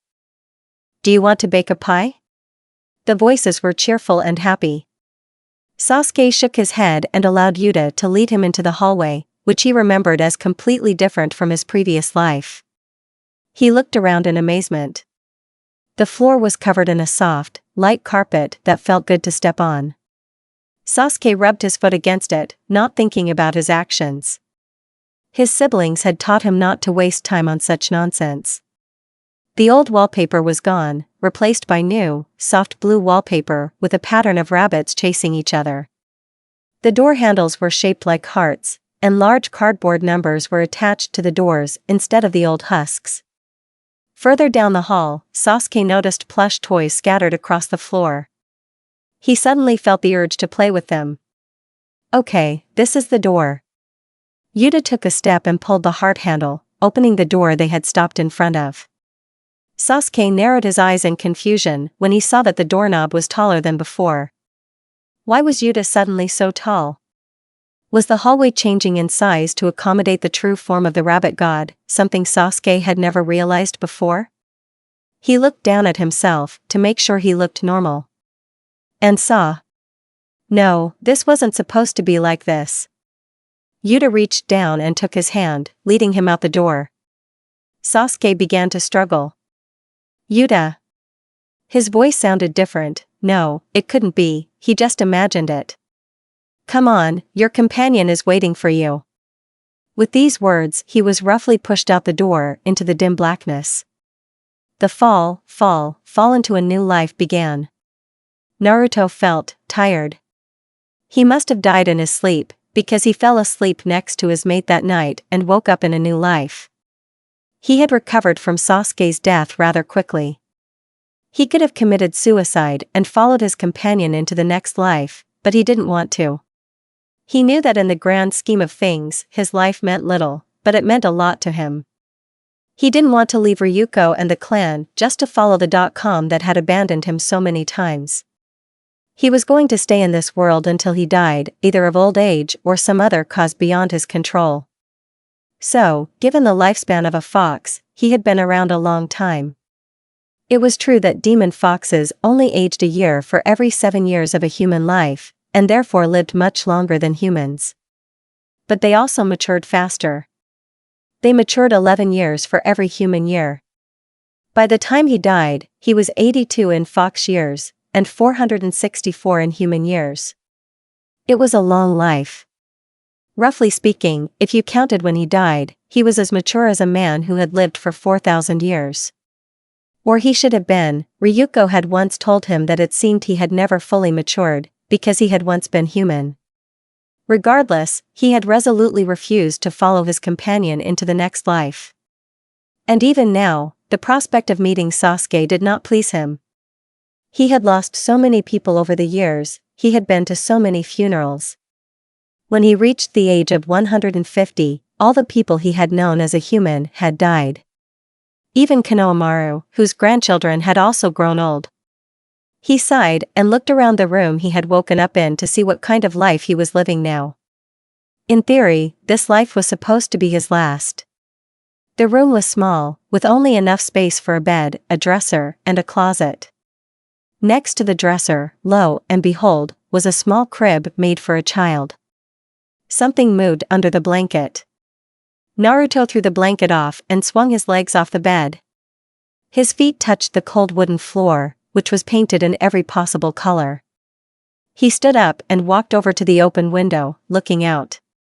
He saw the Hokage's residence in the distance and sighed, remembering the dream he had lost so long ago.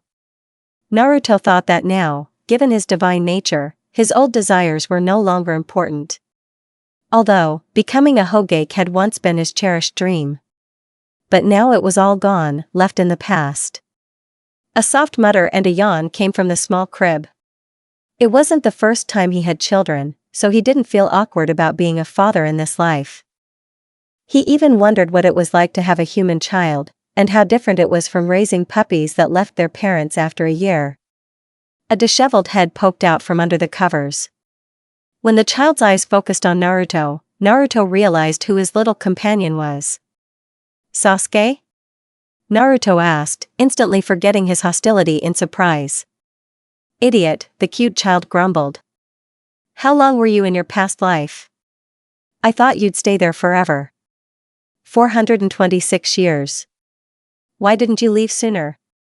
Seriously, why did you have to wait 4 centuries, the child whined, his voice high-pitched and terribly angry. The words that came out of the little angel's mouth didn't suit him at all. Naruto reminded himself that this was his Sasuke, and that was all he could expect. "Why are you looking at me like that?" "Oh, I don't know, I guess I'm not used to a 2 or 3-year-old child talking so casually about suicide," Naruto chuckled. Sasuke froze, his eyes wide and his mouth open. "What?" he breathed out. Naruto looked around the room for a mirror. He frowned and walked to the door, opened it and looked out into the hallway, looking left and right. "Come with me," Naruto gestured over his shoulder for him to leave the room. The sound of tiny feet followed him. There were more doors down the hall, and the first one he opened was the one he needed. Like the bedroom, the bathroom was small. The floor was covered in small, light blue tiles, chipped in places, and on the walls it went about halfway up. Opposite the door was a shower and bathtub, and under the sink was a large red stool. In the corner lay a pile of bath toys. Naruto reached down, picked up Sasuke, against his will, and lifted him up to the level of the mirror. Sasuke first looked at the mirror, and then at himself, comparing the reflection to himself. Then Naruto let him stand in the sink and twirl around. Sasuke grabbed his cheeks and felt his baby fat on his belly. Then he looked around and demanded to be lowered to the floor. Naruto granted his wish, and Sasuke hobbled down the hall and soon disappeared down the stairs. Naruto shrugged. It wasn't the weirdest situation they'd been in, considering their previous lives and all. Sasuke wasn't mute, he knew what to do if he ran into someone on the stairs. Leaving the Uchiha to his own devices, Naruto decided to do his own investigation. He walked down the hallway to the second door he saw. Behind the door was a workshop. The colorful walls and floor were dazzling, the windows were large, as if he had nothing to fear. Clean canvases lined the walls, and 3 easels, pulled out of a doorless closet, were already prepared for work. Naruto saw a pile of brushes and an unimaginable number of paint boxes. To the right of the door, several finished paintings were drying, and the rest were stacked on top of each other. Half of the finished canvases stood on easels, directly in front of the window. Naruto walked up to them and studied them carefully. He painted them. He painted all of this. He left the room and went down the stairs to find Sasuke. To the right was a small hallway leading to the front door, and to the right was a medium-sized kitchen and living room. A knock came from the kitchen and Naruto peered in.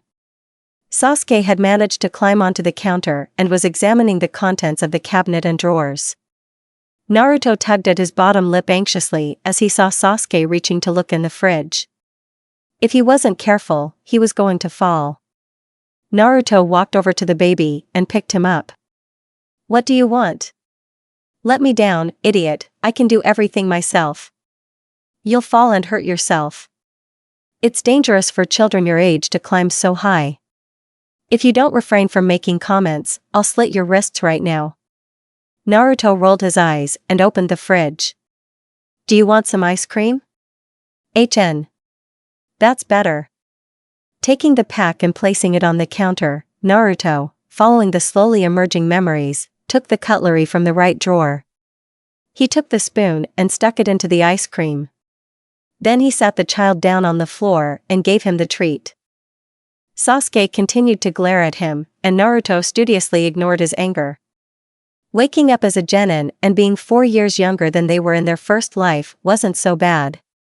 But suddenly finding out you were 2 years old? Sasuke grumbled at the spoonful of ice cream. He couldn't eat everything he used to anymore because he hadn't grown enough teeth yet. He was an adult. He shouldn't have to deal with problems like this. The idiot suddenly interrupted his thoughts with an unexpected question. "Did you ask Yaoi to kill you?" Sasuke looked up from his ice cream and saw that Naruto, although not looking at him, was clearly waiting for an answer. He couldn't understand why he had such a thought. "Of course not. Are you saying she killed you for no reason?" "I refused to be her mate and then she threw me into a tree." Sasuke screamed, straining his vocal cords. "She wanted to mate with you?" Naruto asked incredulously. "Well?" Naruto raised an eyebrow. Sasuke was about to tell the idiot about the Yaoi transformation that had happened many, many years ago, when there was a knock at the door. Naruto shook his head and took the ice cream from Sasuke's tiny hands, tossed the spoon into the sink, and shoved the container back into the fridge. "Not a word," he warned. Sasuke rolled his eyes as he watched the idiot walk out of the kitchen and towards the door. He crawled towards the doorway and peered around the corner. Naruto was talking to a strange girl in dirty overalls. "You're almost done with the paintings, right?" "Yes." "Good. Don't forget there's an exhibition on Friday, Ru." I remember, Yumi." "Ah, and how is our sweet child?" Yumi carefully walked past Naruto to Sasuke, who stood there, unsure of what to do. He muttered as he was suddenly picked up by a complete stranger. "Hey, I see he's not in the mood." "Ru, is he still sleeping badly?" "I'm telling you, you have to pay attention to this, kids his age shouldn't have nightmares." "Not in the mood? Isn't that what the old man said? Why does everyone say he's not in the mood?" "He's doing just fine." Sasuke glared at Yumi. "Yes, I'll meet with Dr. Hyuga at noon." Sasuke tried to twist in Yumi's arms and look at Naruto. They had a meeting with a doctor? On the first day of their new life? Okay. Yumi turned to the idiot and handed him Sasuke. "See you later, Ru." Yumi kissed Naruto on the cheek and ruffled Sasuke's hair before disappearing through the door. The idiot sighed and set Sasuke down on the floor. "Your memories came back to you so quickly? It's not fair." Sasuke complained. "Yumi did most of the talking. I only remembered that her name was Yumi and about the meeting with the doctor." "Since when are you an artist?" "I think, starting with this life. There's a workshop on the second floor." "I'm not going to meet that doctor." Sasuke crossed his arms and stepped back. It made his baby belly stick out, but he tried to ignore it. "Don't make me put you in the playpen." "Oh, as if I can't get out of there." "Not if I seal it." "You wouldn't dare." Sasuke felt his shoulders sag as he realized that yes, Naruto would dare. He stepped on the worn leg of his pajamas and unconsciously pouted. He hated doctors. Ru is short for Naruto? Sasuke asked, sitting in the stroller. Something like that. It sounds very stupid. I know, and you're so don't get cocky. This woman is terrible. Now, calm down and stop grumbling like a 50-year-old man. Sasuke gritted his teeth and leaned back in the wheelchair. They were going to the doctor to talk about his nightmares. They had learned a lot that day from Naruto's rapidly recovering memory. They had barely spoken to each other in their previous lives, but now they had to work together. Sasuke knew that for the first few days or weeks, it would be like that. They would work together to get used to this new life and fit in. After that, they would be torn apart again. Apparently, the timeline of events has changed. The Nine Tails attacked the village 21 years earlier than in the first life. Naruto and everyone they knew were born at the same time. Sasuke was born much later, and the Uchiha clan massacre happened shortly after his birth, not when he was an adult. Itachi in this world did not escape and was executed. Although Sasuke had no memory of the massacre, he doubted that Itachi was a good person, despite the fact that the official version of the incident was the fault of the clan itself, which was planning a coup d'état that would ultimately lead to a new ninja world war. Itachi acted as a double agent and carried out the Hokage's orders by slaughtering the entire clan. But when the time came to kill the newborn Sasuke, Itachi could not do it and handed the child over to the Hokage. The third tried many times to find a family that would take in little Sasuke, but everyone refused. Rumors of the Uchiha conspiracy spread quickly, and no one wanted to take in a child from such a fearsome clan. Naruto, who was an aspiring artist and could barely make a living while studying at the institute, came and said, "I'll take him." Sasuke couldn't understand him. In every life they had been in, Naruto entered the ninja academy and dreamed of one day becoming a Hokage. Having given up on that dream in the fox life, because of Sasuke, he was still a ninja. But in this world, he was an ordinary civilian.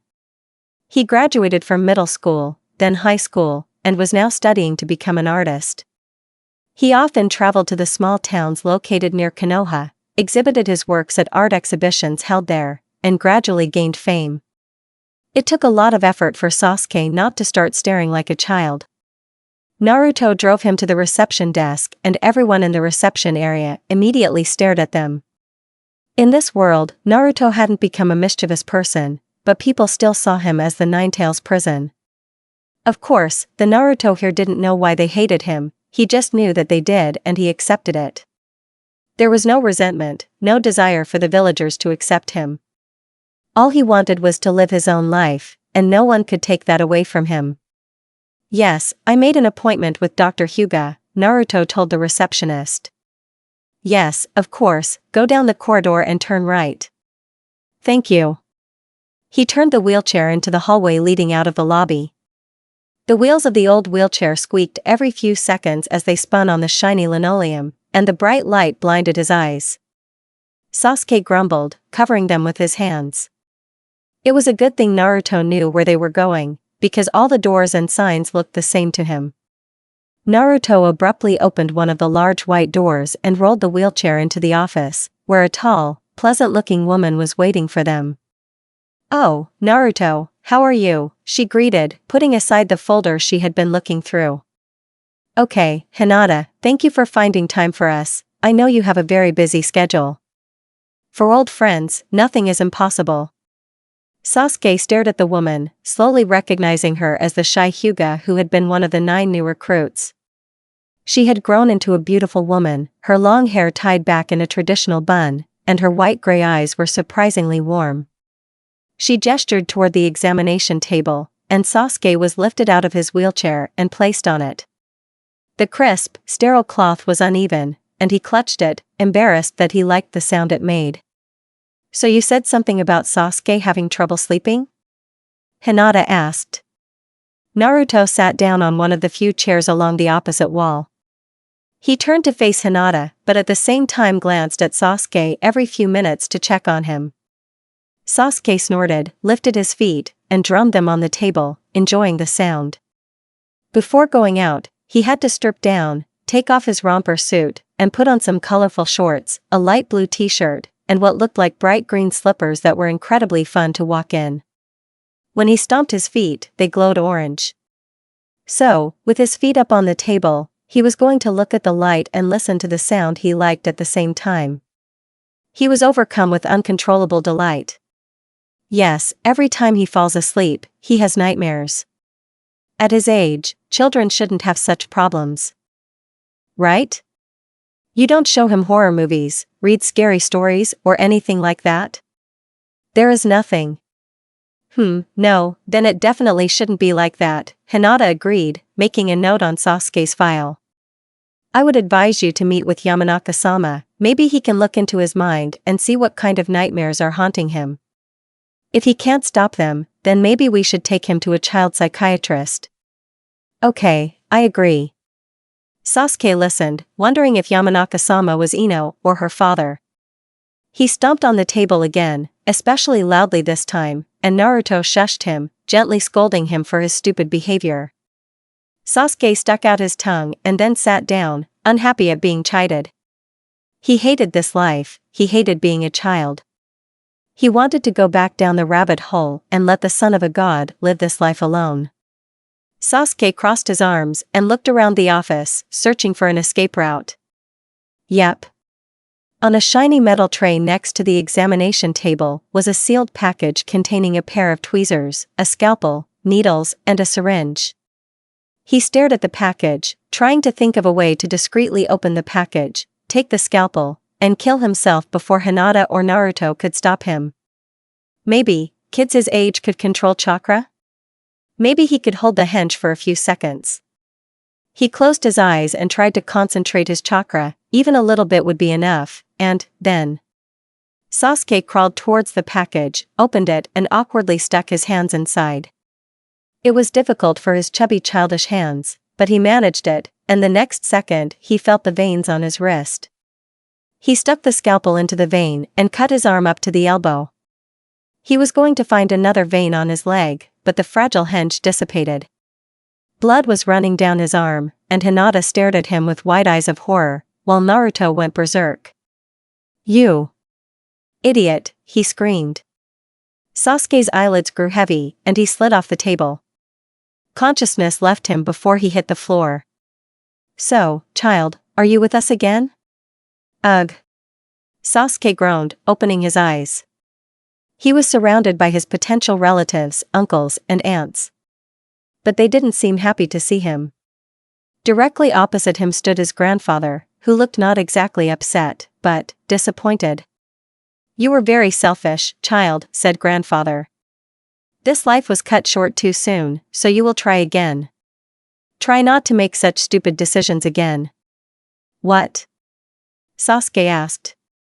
What's going on?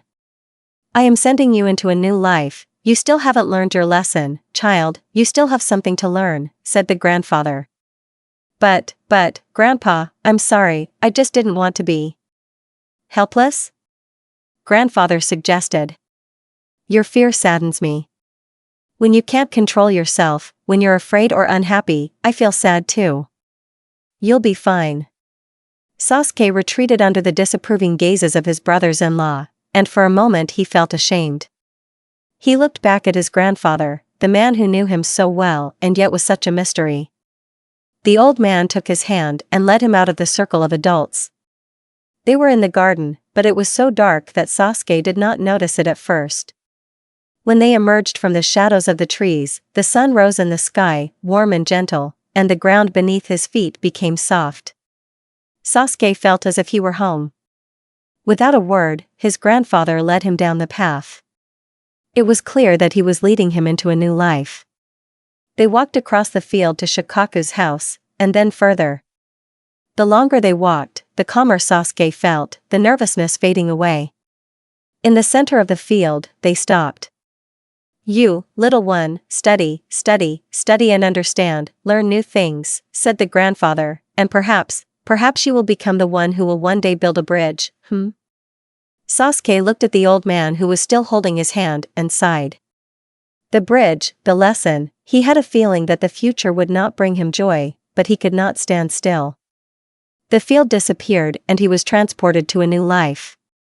After Sasuke's suicide, Naruto had gone through some of the most terrifying moments of his life. Hinata stared in shock at the 2-year-old's corpse lying on the floor.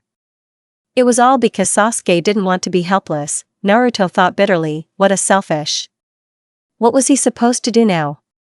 In this life, he was still the vessel of the 9 tails, there was no way anyone would believe he was innocent, they would all think he had killed his own son. He was considered a monster. And it made more sense for him to be a monster than for a 2-year-old to suddenly cut his own wrists. Of course, there was still the witness, Hinata, and given her reputation, he could count on an investigation. By accessing their memories, Ino would be able to determine whether they were telling the truth or lying. They weren't lying, and with the help of the third, the investigation would probably be dropped there. If only no one in the village believed the facts, everyone would hate him even more. And all because Sasuke didn't like being helpless. Naruto forced himself to calm down. He was about to turn to Hinata and speak to her, but then everything went black. It wasn't as if he had fallen asleep or lost consciousness. For a moment, someone had drawn an impenetrable curtain before his eyes, and then lifted it. The hospital, Hinata, and his barely begun life were gone. Now he was standing in a blooming garden, surrounded by squat walls that were probably no more than 4 feet high. Feathery clouds were slowly creeping across the blue sky, and the air was filled with a barely perceptible warmth. Was this where Sasuke always ended up? Puppy, a familiar voice called. Come here. Naruto turned around and saw his father for the first time. The 9 tails, in human form, was sitting on a low red bench on an island frozen in the center of a small pond. His long black robes hung to the ground, and Naruto noticed that his long fox ears were twitching nervously. Naruto smiled encouragingly and walked unsteadily towards the island. As soon as he sat down next to his father, the 9 tails pulled him into a tight hug. A whining bark escaped from its throat, and Naruto knew that in fox terms it meant relief, joy mixed with bittersweetness. He hugged it back, happy to see his father, and also embarrassed, because he immediately, at their first meeting, felt an incredible closeness to him. "Dad," Naruto stuttered and released his embrace. "Why am I here?" "So that I can tell you of the new life that will replace the one you left behind," the 9-tailed fox replied in a fox-like voice that Naruto did not fail to notice. "Because of your companion's actions, you were deprived of the opportunity to learn what you could have learned. Now you will be given different lives, each of you must learn a lesson." Naruto pulled away from the 9 tails and looked at it in amazement. Different lives? There won't be Sasuke in the next one? The 9 tails chuckled. Will not be. What does it mean? Pup, so far you've been doing a good job of gaining new experiences by making decisions and acting together.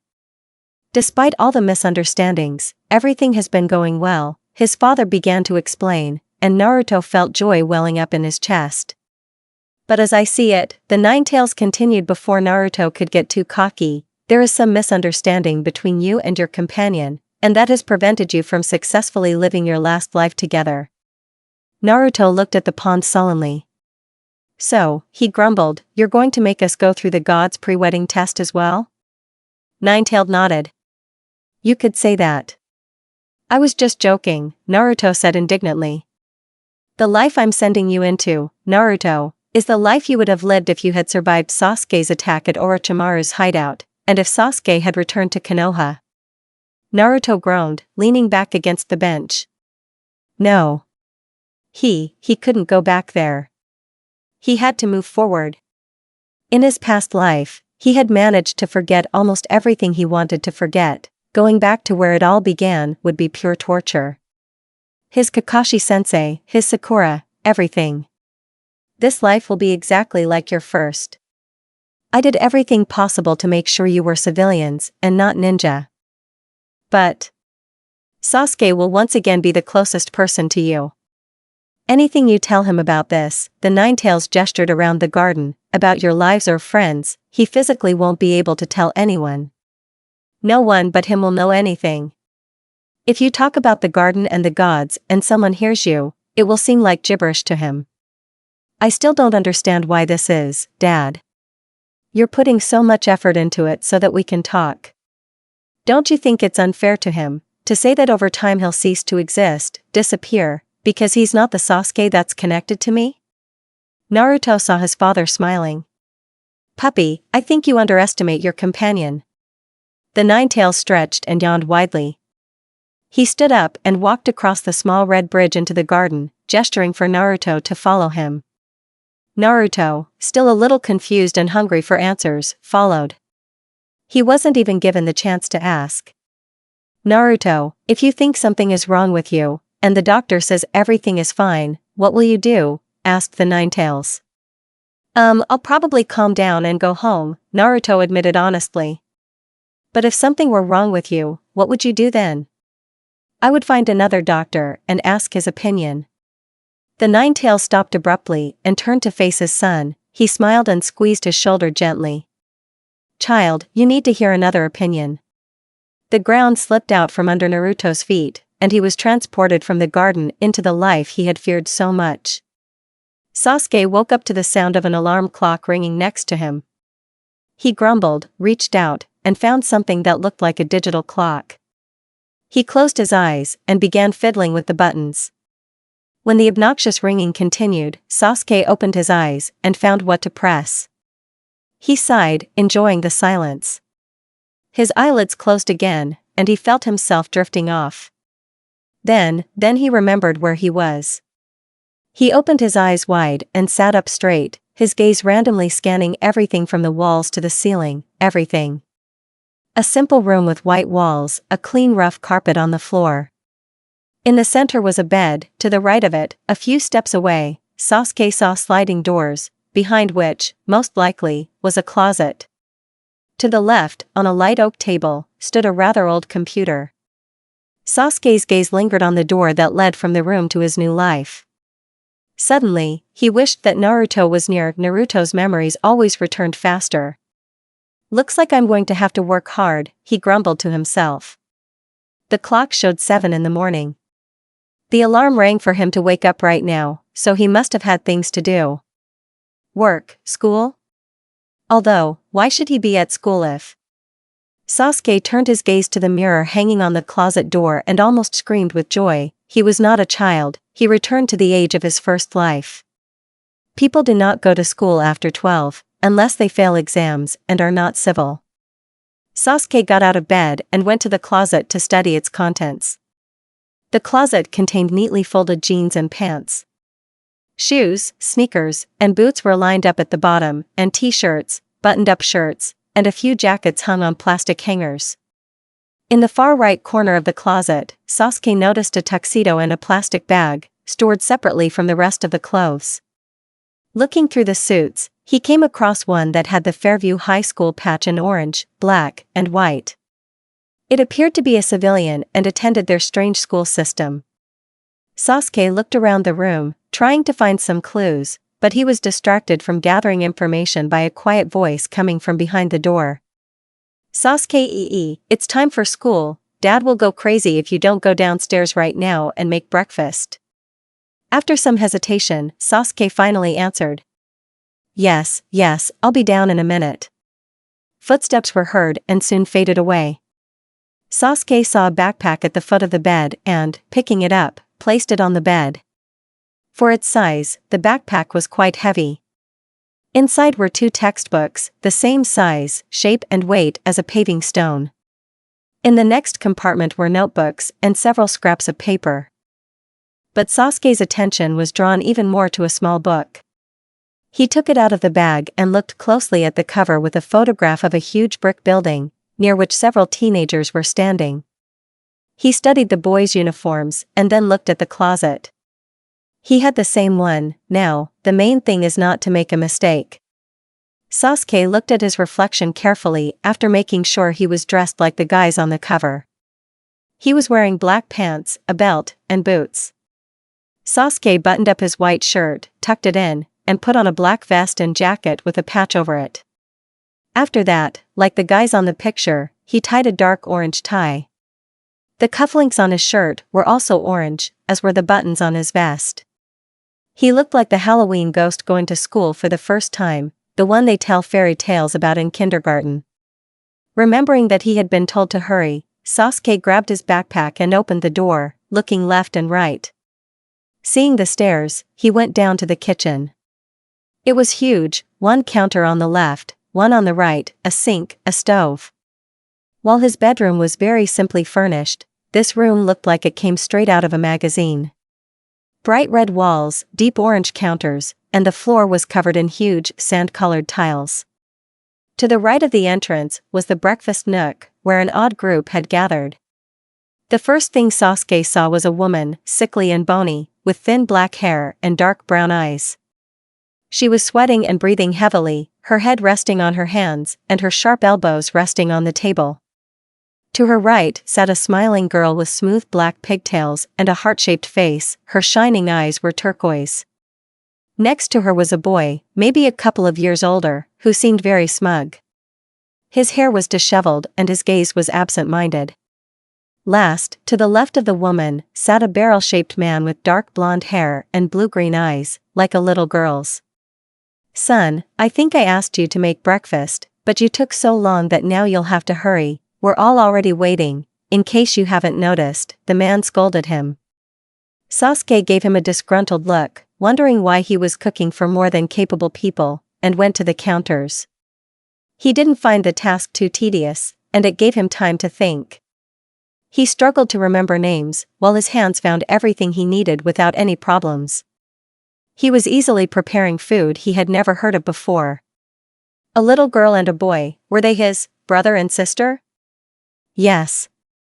The boy's name was Suo, and the girl's name was Masumi. Suo was 9, almost 10, and Masumi was 6, almost 7. He took them to school every day. Sasuke found himself mechanically placing the filled plates on the table.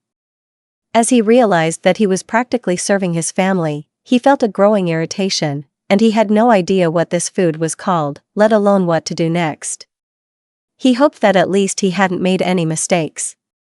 The man who was supposed to be his father had told him to clean up the mess he had made while cooking, and he had agreed, thinking about the strange vehicle he had never seen, the image of which flashed before his eyes. Inside the metal frame, set on rubber wheels, there was some kind of internal engine and soft seats. A common form of transport in this world, very fast. Sasuke knew how to drive it, they were called cars. He took his brother and sister to school in the car. Sasuke, Masumi chirped. "It's time for school, let's go." The girl jumped up and ran past Sasuke towards the kitchen exit. The younger brother quickly followed her, lazy worry and irritation written all over his face. Sasuke was left alone with his parents. He noticed that his mother was shaking slightly. She hadn't touched her food at all and was staring aimlessly ahead, dripping with sweat. She looked seriously ill. He was just about to ask her how she was feeling when his father spoke up. "Well, son, I know we just moved here and you're not too excited about the new school, but your grades shouldn't go down. You're too good a student to let such trivial things affect you," the man said. There was something off about his new father, who he could barely remember. Sasuke figured he'd find out soon enough, but he already felt a dislike for him. "They won't affect it, don't worry," he replied. "That's what my son should say. Your mom and I are going to the doctor today, can you make sure these two rascals get to school?"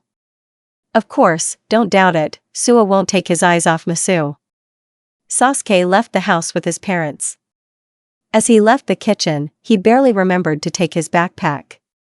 His mother's steps were difficult, she stumbled, and she held her husband's hand just in case. She looked like she could drop dead at any moment. Sasuke's anxiety grew, and he stopped listening to what his father was saying. As he left the house and closed the door behind them, Sasuke saw for the first time the world he now belonged to. Their house was exactly like the dozens of other houses on the street, each with a bright green lawn or front yard. In front of each house were cars, some of which were already being entered by people. Sasuke's family had 2 cars. The first was a small, low-slung black car that looked like a shrouded, pot-bellied corpse. His mother got in on the side where there was no wheel opposite the seat and slammed the door. Sasuke frowned as she tried to fasten her seatbelt while his father continued to talk to him. "Your classes end at 2:30, right?" "Well, yes." Sasuke looked away from the sick woman and turned to his father. "The children finish at 2, but they will sit in the classroom. I passed a note to the teacher through Suo, but just in case, can you repeat the same thing in person?" "Certainly." "Thank you, son, you are helping me a lot today. The first day is always harder than usual." "Everything is fine, Dad." "Okay, son.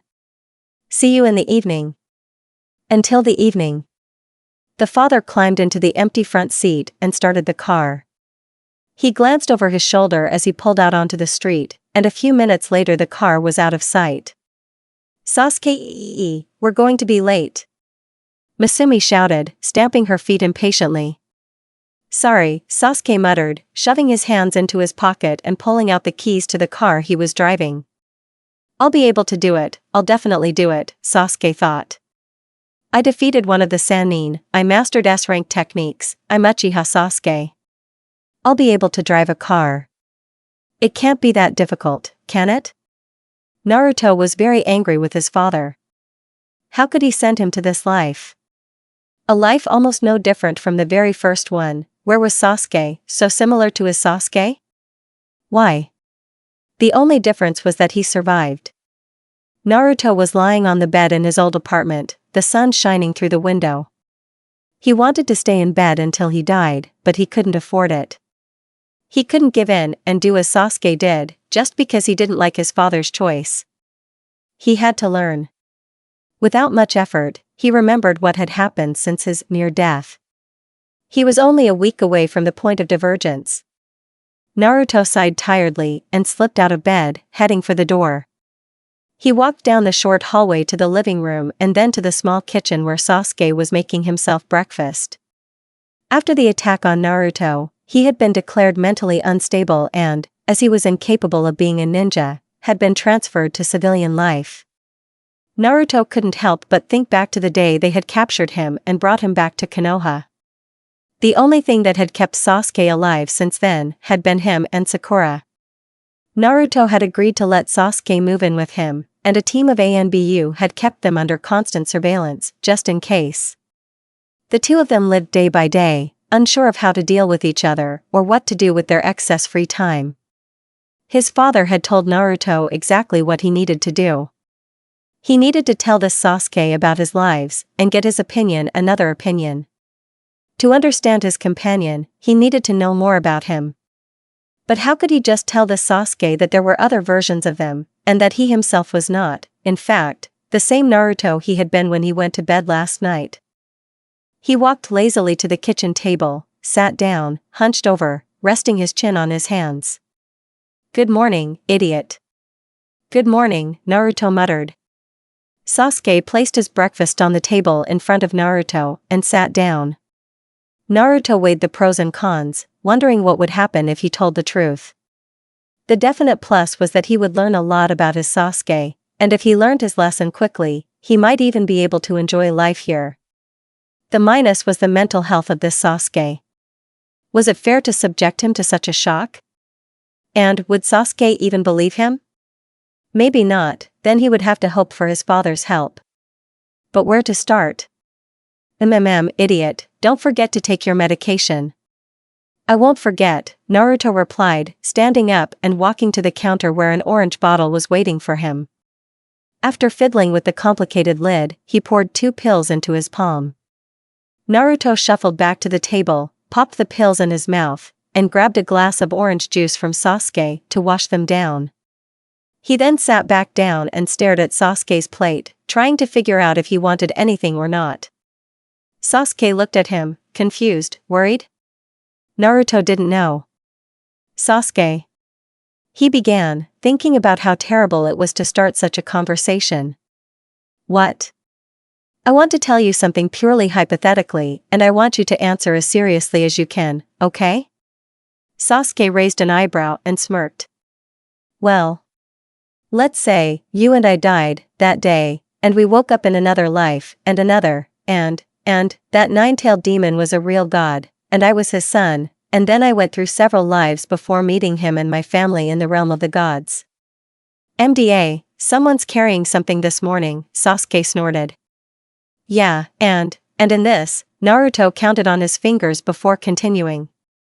In the third life, we came to, you and me. Anyway, what you said. Naruto, what are you talking about? Well, in this hypothetical situation, we had a fight, and you said that you didn't mean all the things you said in the Valley of the End, but you just wanted me to go back to Konoha and wait for you to finish your revenge, and that I was important to you. Naruto looked up from the table he was staring at, nervously noting Sasuke's reaction. Sasuke was staring at him, his eyes wide and his chopsticks clutched tightly. If you said all this, what would it mean? I don't know, Naruto, because this situation is hypothetical. I would never say anything like that, Sasuke cut him off coldly. Next time you have a weird dream, don't tell me about it. Naruto dropped his head into his hands again. He knew it. Why had his father brought him to this world? Why had he destroyed his faith that maybe things weren't as they seemed? No, his father had nothing to do with it. It was his own fault for allowing himself to hope, even just a little. The walls that had surrounded the hope he'd kept in his chest were beginning to crumble. His Sasuke had said that he considered himself his friend, and instead of understanding, he'd gotten excited and made a mountain out of a molehill. But how could the Sasuke know what he was saying?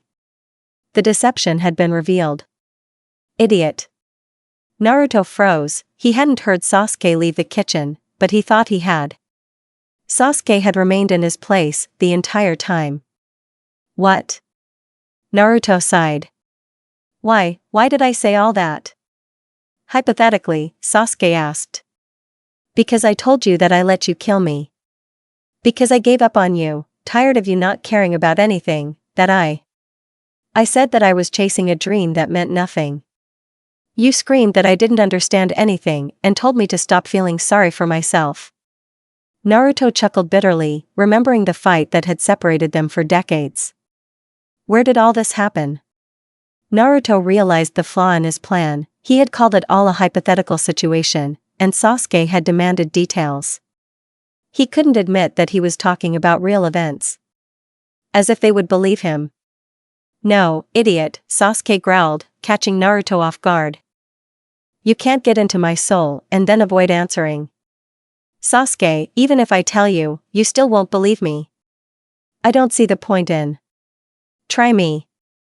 Naruto looked at Sasuke, expecting to see displeasure or, on the contrary, approval, but no.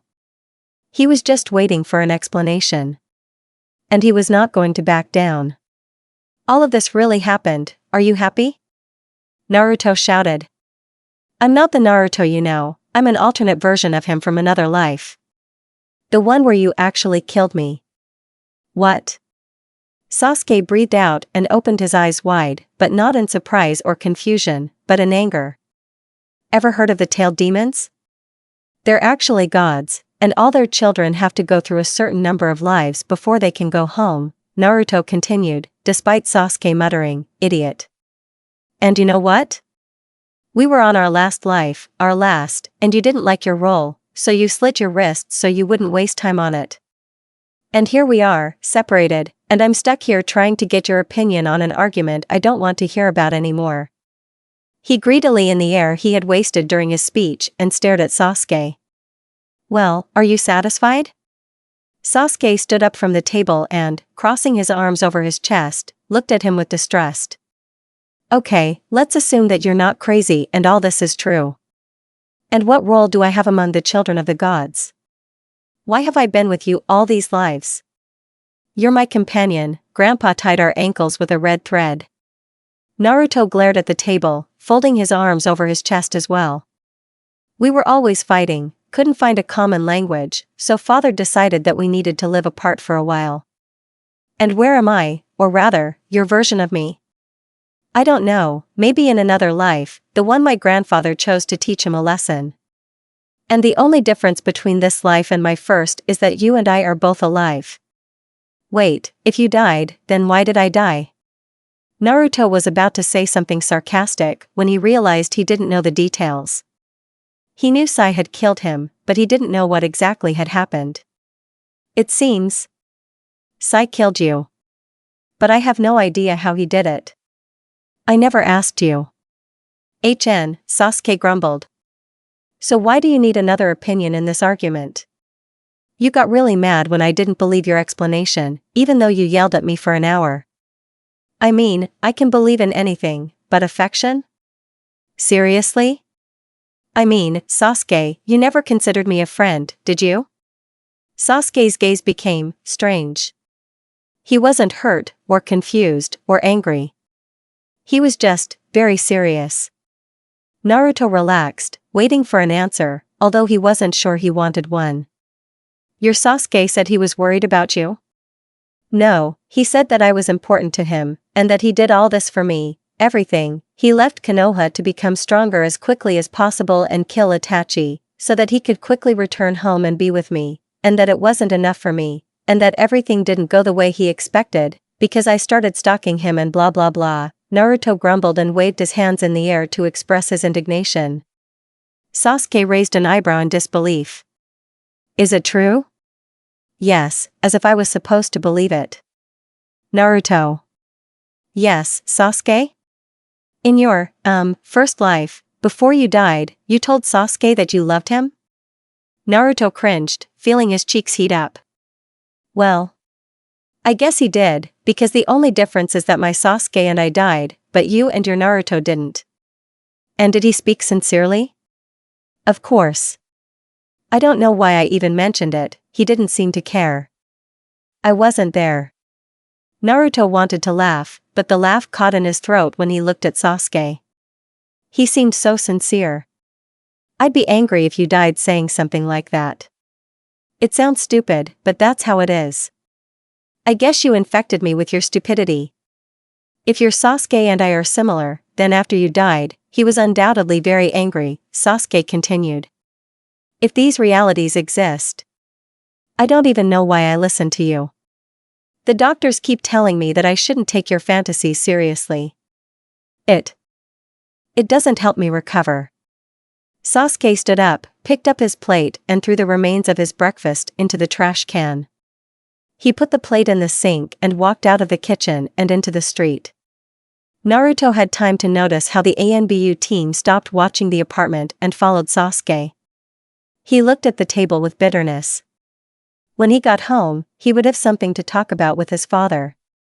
The trick to doing what Sasuke in this life could do, but he couldn't, was to focus on something else.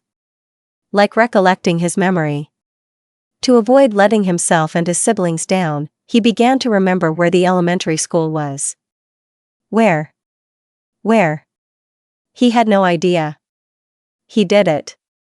His body did the job on its own, he drove.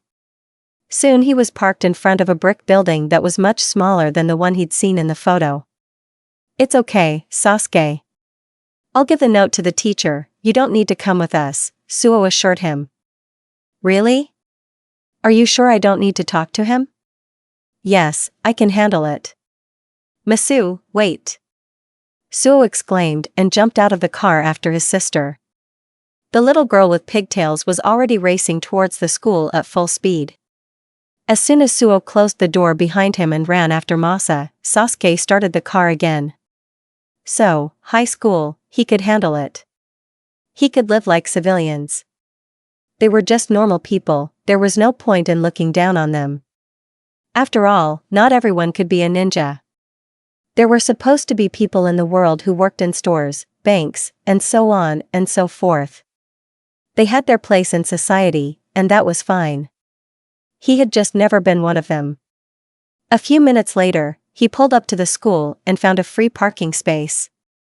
He absent-mindedly taped the parking permit to the rear window, got out, locked the car, winced at the sudden noise of all the doors clicking shut, and pocketed the keys. Okay, he had a schedule, he had his books, he had a locker. He knew where the classrooms were. He would do this right. Deep breath. Treat this like a mission. Sasuke slung his backpack over his shoulders and headed towards the entrance with the other students. The building was old, the paint peeling in places, and the carpeted floors were dirty and worn. What time was it? Didn't first period start at 8:30? A shrill bell rang through the halls and the students around him grumbled and began to disperse, asking each other about their homework. Sasuke took his backpack off his shoulders and opened it, hoping to find the schedule and timetable of the building. So where should he start? Go to the classroom? What was the point of classroom? What would he learn there? Sasuke shook his head, it didn't matter. He needed room 22, and that was, where? The second floor. He looked up from the paper and, seeing a staircase leading up, he pushed through the crowd and climbed the steps. When he reached the second floor, according to the map, he needed to turn right, which he did, go down the hallway and enter the classroom on the left. Sasuke walked into the classroom and looked around, unsure where he should sit. The rest of the students, and even the teacher, hadn't arrived yet. He frowned and chose a seat by the window on the left side of the classroom, sitting there, no one too close to the back, no one too close to the front. Sasuke studied the schedule again, and then the plan, so he could be on time for all of his classes. The distance between the classrooms was ridiculous, and some of the textbooks that weren't in his bag were apparently in a locker in the basement. Another bell rang, and students began to slowly trickle into the classroom. Each of them cast a curious glance at Sasuke, but no one dared to speak to him. They broke up into small groups, sat down in their usual places, took off their backpacks, and continued to talk. Then the last shrill bell rang, and a man entered, whom Sasuke recognized as the teacher. And then someone poked him in the shoulder. "Hey, man, you took my spot." Sasuke politely excused himself and gathered his things, vacating the desk. But when he looked at the person who had addressed him, he froze, his eyes wide. In his place, Naruto was sprawled, elbows on the table, his mustache-marked face comfortably resting on his palms. His sky-blue eyes settled on Sasuke and narrowed in confusion. "What are you looking at?" "Naruto?" Sasuke breathed out in amazement, not thinking that he should have held back. "Hey, do you know me?" "Uchiha-san," a voice came from the front of the classroom. "Yes?" Sasuke answered. "You will have to move to the first desk." Sasuke gathered his things and awkwardly walked forward to his new place. He barely paid attention to the teacher who introduced him to the class. His gaze was fixed on Naruto, who was absent-mindedly looking out the window. But when Naruto looked away and accidentally stopped at Sasuke, his blonde eyebrows raised skeptically, and a lazy irritation appeared on his face. Sasuke forced himself to stop staring and looked away. Naruto was sitting at a table in the small living room.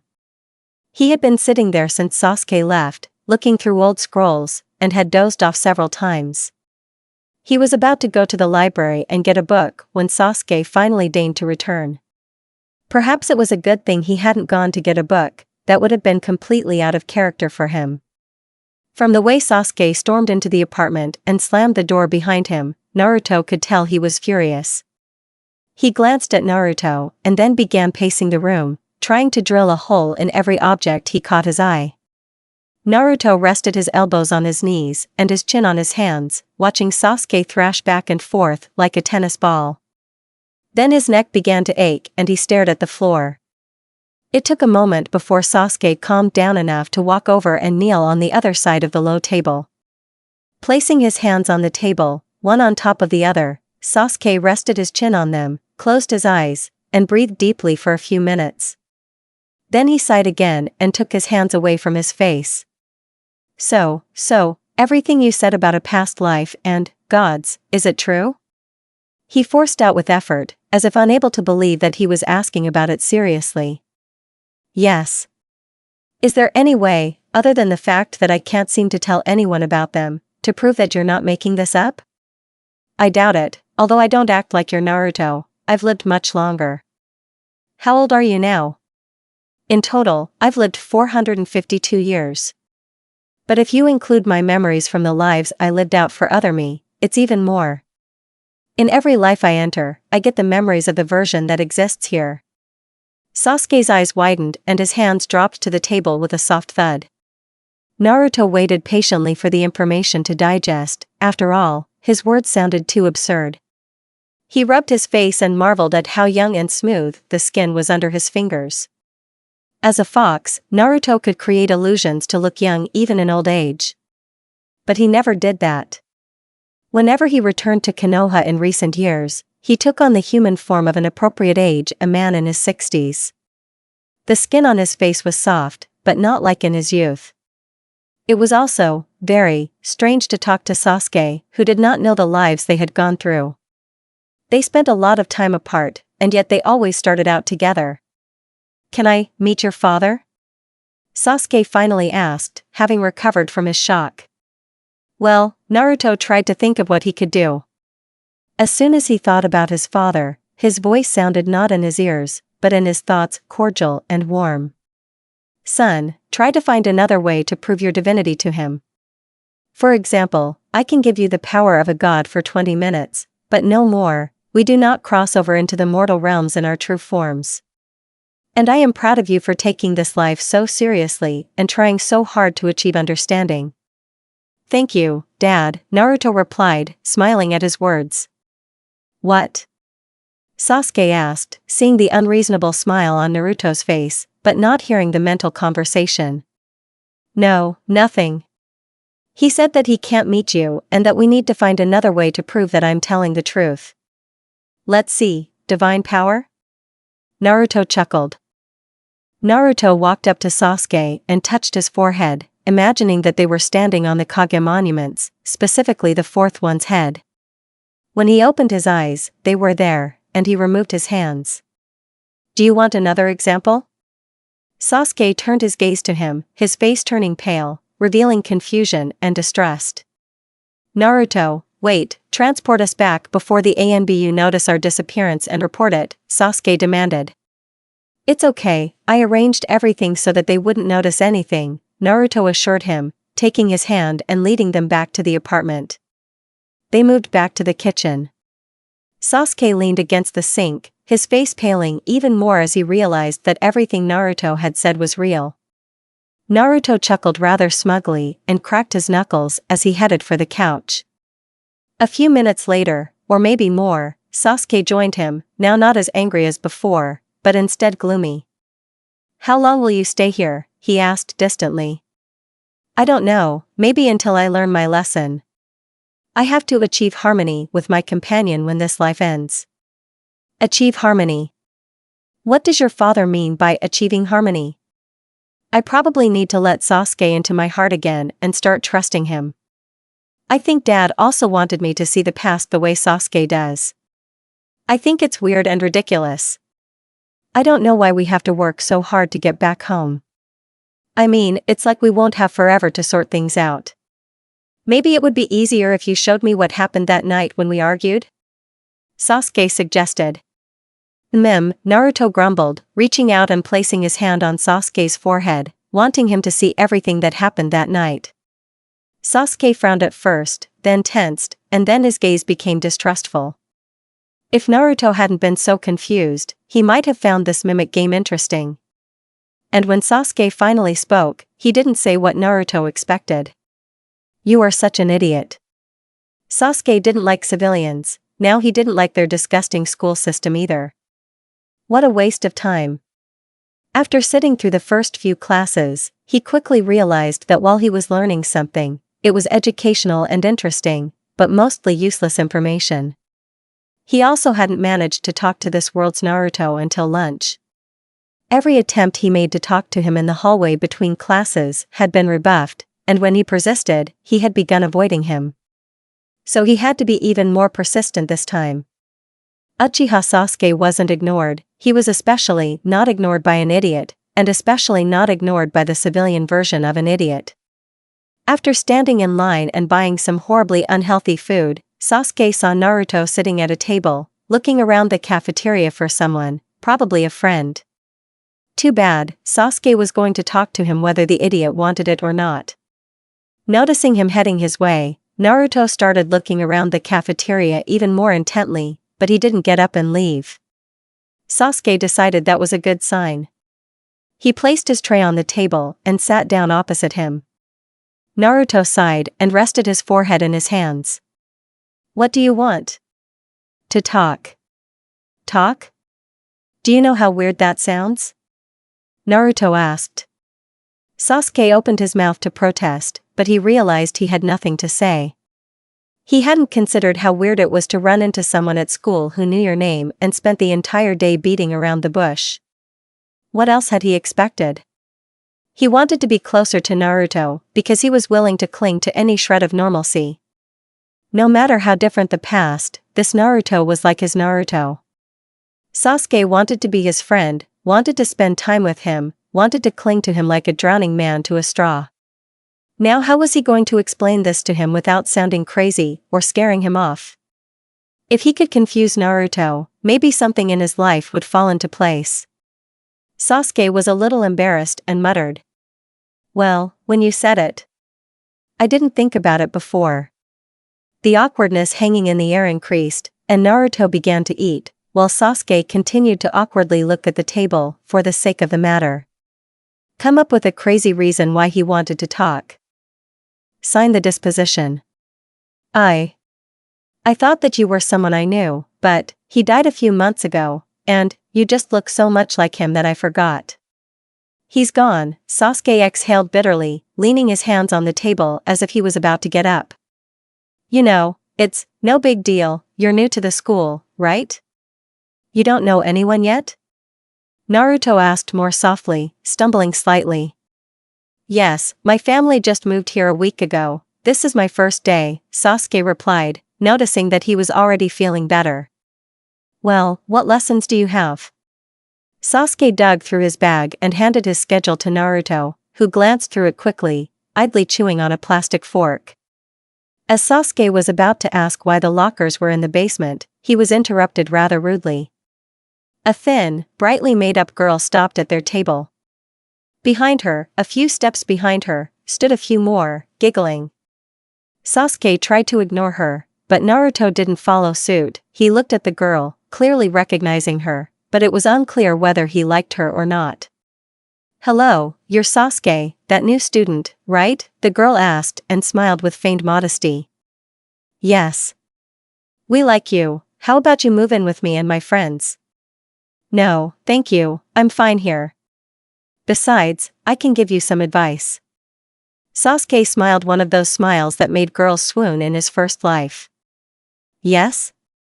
What? If you drink only water, you can lose weight faster than running around strangers. The nameless girl stared at him, then walked away, offended.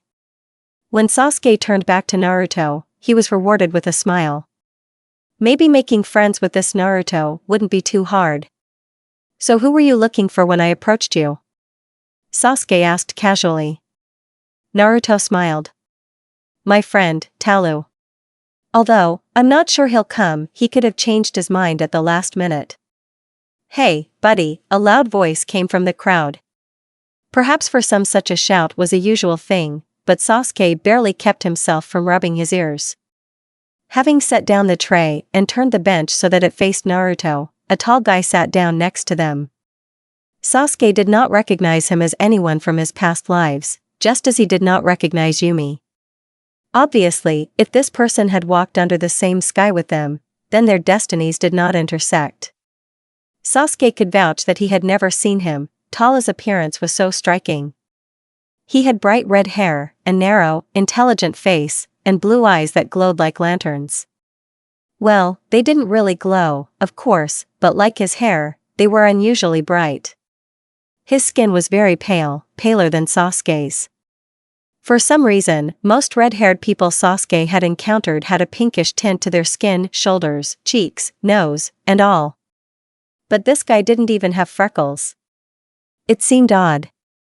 And while anyone would look like they were dressed for Halloween because of his school uniform, this red-haired guy sitting across from him seemed like he was a product of Halloween. Yeah, I know what you think about those who stare like reptiles, but I think he has good intentions, Tala said casually to Naruto, resting his chin on his palm and looking over Sasuke. Sasuke felt insulted, he didn't notice anyone staring. Sorry. Hey, it's okay, everything's fine, his next lesson is with us? Yes, but it looks like he needs to go down to the basement for his textbooks. Yeah, whoever's making the schedule clearly didn't like him, Tala muttered as he studied Sasuke's schedule. Oro-chan definitely hates him. Oro-chan? His real name is Orochimaru, but who would call that ass respectfully? Tala asked. Sasuke had no doubt that if he wasn't used to hiding his emotions, he wouldn't have been able to keep the horror from threatening to surface in his eyes. Instead, he chuckled derisively and asked for his schedule back. So, Sasuke, Naruto began, what are you doing after school today? You've only been in town for a week, we could show you around, right, Tala? I have to pick up my little brother and sister from school and take them home, but after that, I guess I can come with you, Sasuke replied. Well, that's bad luck, Naruto replied. You have younger ones? I'm lucky, I don't have any brothers or sisters. I'm doing pretty well too, I only have older brothers, but they all moved away and started their own families, you could say I'm an only child, Tala teased him.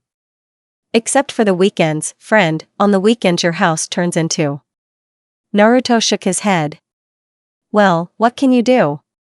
I have 5 older brothers, all married, 3 of them already have children. One has 3, another has 2, and another has 4, and did I tell you that Brian's wife is pregnant? Ugh, so many people in one house. Naruto rubbed his forehead as if he had a headache. And they all come for Christmas, birthdays, and Thanksgiving. Can you imagine, they all live in the neighborhood, not far from mom and dad. What? I thought they went to colleges in different parts of the country? Yes, that's how it was, but they all came back like salmon to spawn, Tala answered, spreading his arms. It's funny, Sasuke added, raising an eyebrow, but it makes sense. Have you ever noticed how everyone wants pretty much the same thing? Almost everyone wants to raise their children where they grew up, even if they don't have contact with their parents anymore. Yes, as if generation succeeds generation. Wait, one of the 4 salmon breaks tradition and leaves home forever, Naruto laughed. Just like you, savage. Tala slapped him on the back and grabbed him by the neck. Naruto effortlessly broke free from his grip and nodded. I am like this. Sasuke was surprised at how well the 3 of them got along. Though, of course, there were times when Tala and Naruto would talk about things that only best friends could understand. Sasuke had learned that they had lived across the street from each other since they were 3 years old. Now they were 17, and they were still best friends.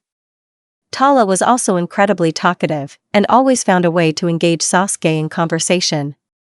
In a way, it was good to have that buffer between them.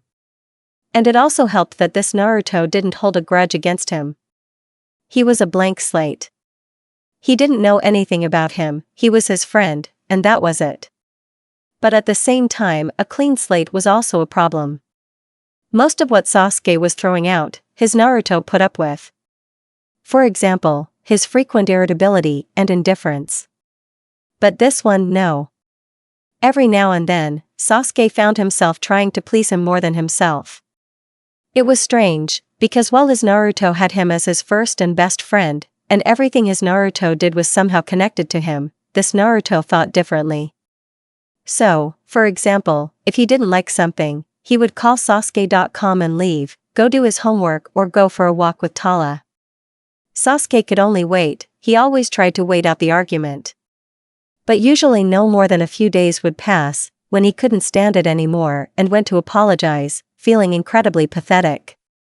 Naruto, of course, grinned, as if he was just waiting for this, and then accepted the apology. And everything became good again. After a few months, Sasuke felt like he had finally come to terms with and gotten used to civilian life. School was easy, his relationships with Naruto and Tala were ambiguous, and his family life was strange. Sasuke had never had younger siblings before, he had always been the youngest, and he felt like he wasn't quite ready to deal with Masumi and Suo. He was once again making plans to sit with them for the whole day when his life changed abruptly. The three of them, like the three musketeers, Naruto, Tala, and him, were standing outside the school and talking about what to do next. Sasuke warned him that he didn't have much time because he had to go home and look after the brats. Naruto was completely free, his parents were out of town for the weekend, of which they seemed to have a lot, and agreed to help Sasuke. And you, Tala? Oh, people, family matters. This morning Brian's wife went into labor, I have to go to the hospital. The whole family is there, you know? Naruto shook his head. Okay, say hi to everyone from me. And call when all the kids are healthy. Happy and not crying, okay? As you say, nannies. Tala pulled them both towards him and patted them on the shoulders in farewell. Please tell me we won't be babysitters. We're babysitters, but don't worry, they like you, remember? Sasuke replied, pulling him towards the car. Naruto had a driver's license, but his parents refused to buy him a car or let him have theirs. Instead, they made him take the bus to and from school. When Sasuke took the wheel, Naruto settled into the front seat. A few months ago, Sasuke had been driving on autopilot, but then he drove into an empty parking lot and began to practice mindful driving. He realized that it wasn't just necessary, it was vital. He couldn't rely on his memories to always come to his aid, and he couldn't afford to constantly be distracted by other things so he wouldn't crash into something. It wasn't very convenient.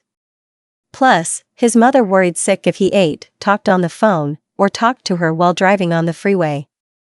Once they were on the road, they talked about school and the biology project, and reminisced about Tala's horrible family, whom Sasuke had the unfortunate experience of meeting a few weeks after they became friends.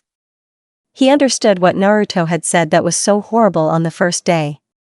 But then, as they were approaching Suha and Masumi's school, the conversation turned in a way that Sasuke didn't know how to respond. Listen. I know this might not be easy. I thought you needed to talk about this. Naruto began hesitantly. Can you tell me anything about him? Who? Sasuke asked uncertainly, although he knew very well who Naruto meant. The guy you mistook me for on the first day of school, well, the one who died, Naruto said bluntly and chuckled, trying to make the topic as non-painful as possible so that the conversation wouldn't sound like girl talk. What do you want to know? Sasuke answered harshly, hoping that Naruto would stop asking questions. It didn't hurt him to talk about his Naruto. He knew he was okay and that they would meet soon. What bothered him more was that he didn't know what to say now. What was he like? You were best friends, like me and Tala? Sasuke parked in front of the elementary school and peered out at the small figures of Masumi and Suo. He saw no harm in being honest. It wasn't like this Naruto knew Sasuke was talking about another version of him. What was stopping him? Nothing. He was very similar to you. Sasuke chuckled. True, we knew each other longer than you've known me, but not as long as you've been friends with Tala. Naruto nodded. Well, on the one hand, he was more accepting of my honesty, but on the other, he never believed that I considered him a friend, Sasuke continued.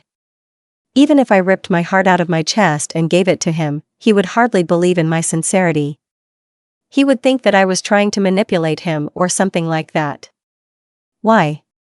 Naruto asked incredulously. You can be a jerk sometimes, but you're not the type of guy to hang out with someone you don't want to. I guess if you hate me, you'll find someone else. Sasuke chuckled. Well, of course that was true. But it was also true that his Naruto would never believe it. I kind of left him. I thought it would be better for everyone. I had to do something, it's a personal matter. But then my words, he took them too seriously and thought I betrayed him, so he didn't back down and started pursuing me in the hopes of getting me back. What did you tell him? Naruto asked. Sasuke was about to answer when Suo pulled the handle of the car. He turned the lever that automatically opened all the doors, and Suo and Masu climbed in. After making sure they were buckled up, Sasuke started the car again. How was your day? he asked, allowing a hint of a smile to appear on his face. Bad, I had a math test, Suo replied. Did everything work out well for you? I don't know. The teacher said she would check the tests in the evening when she comes home. I'm sure you're fine. What about you, Masu? Naruto interjected, turning and smiling at both of them. Hi, Naruto. She exclaimed. I like everything. We spent the whole day drawing today. Yes? Yes, and I did this. Sasuke drove away from the school, spending most of his time looking in the rearview mirror at his little sister, who was spinning around. She had gotten her hair cut on Monday, and now her bangs were falling in her face, and her hair was in a ponytail instead of her usual braids. They had combed her hair to show off her new haircut. Sasuke knew this because all morning, while he was driving them to school, half asleep, Masu had been bragging and chattering about how she wanted to impress her friends as soon as possible. Now she was showing Naruto a drawing she had made with brushes and paints. It was a terrible scribble, but Masu was incredibly proud of what she had done. Naruto talked to her almost the entire way home. As soon as they arrived, both children jumped out of the car. Naruto grinned as he watched them happily run to the house, jumping back and forth, waiting for Sasuke to open the door. Sasuke parked the car in the garage and, upon opening the door, immediately reminded the children to take off their shoes and not run around the house. Yee, answered Masu. Sasuke, can we have ice cream? No, Masu, you'll ruin your appetite before dinner. Maybe later, Sasuke answered. Well, please? No. Naruto laughed and Sasuke frowned. Naruto thought it was cute, only because it wasn't his brother and sister. He hung his keys on the key holder and took off his shoes.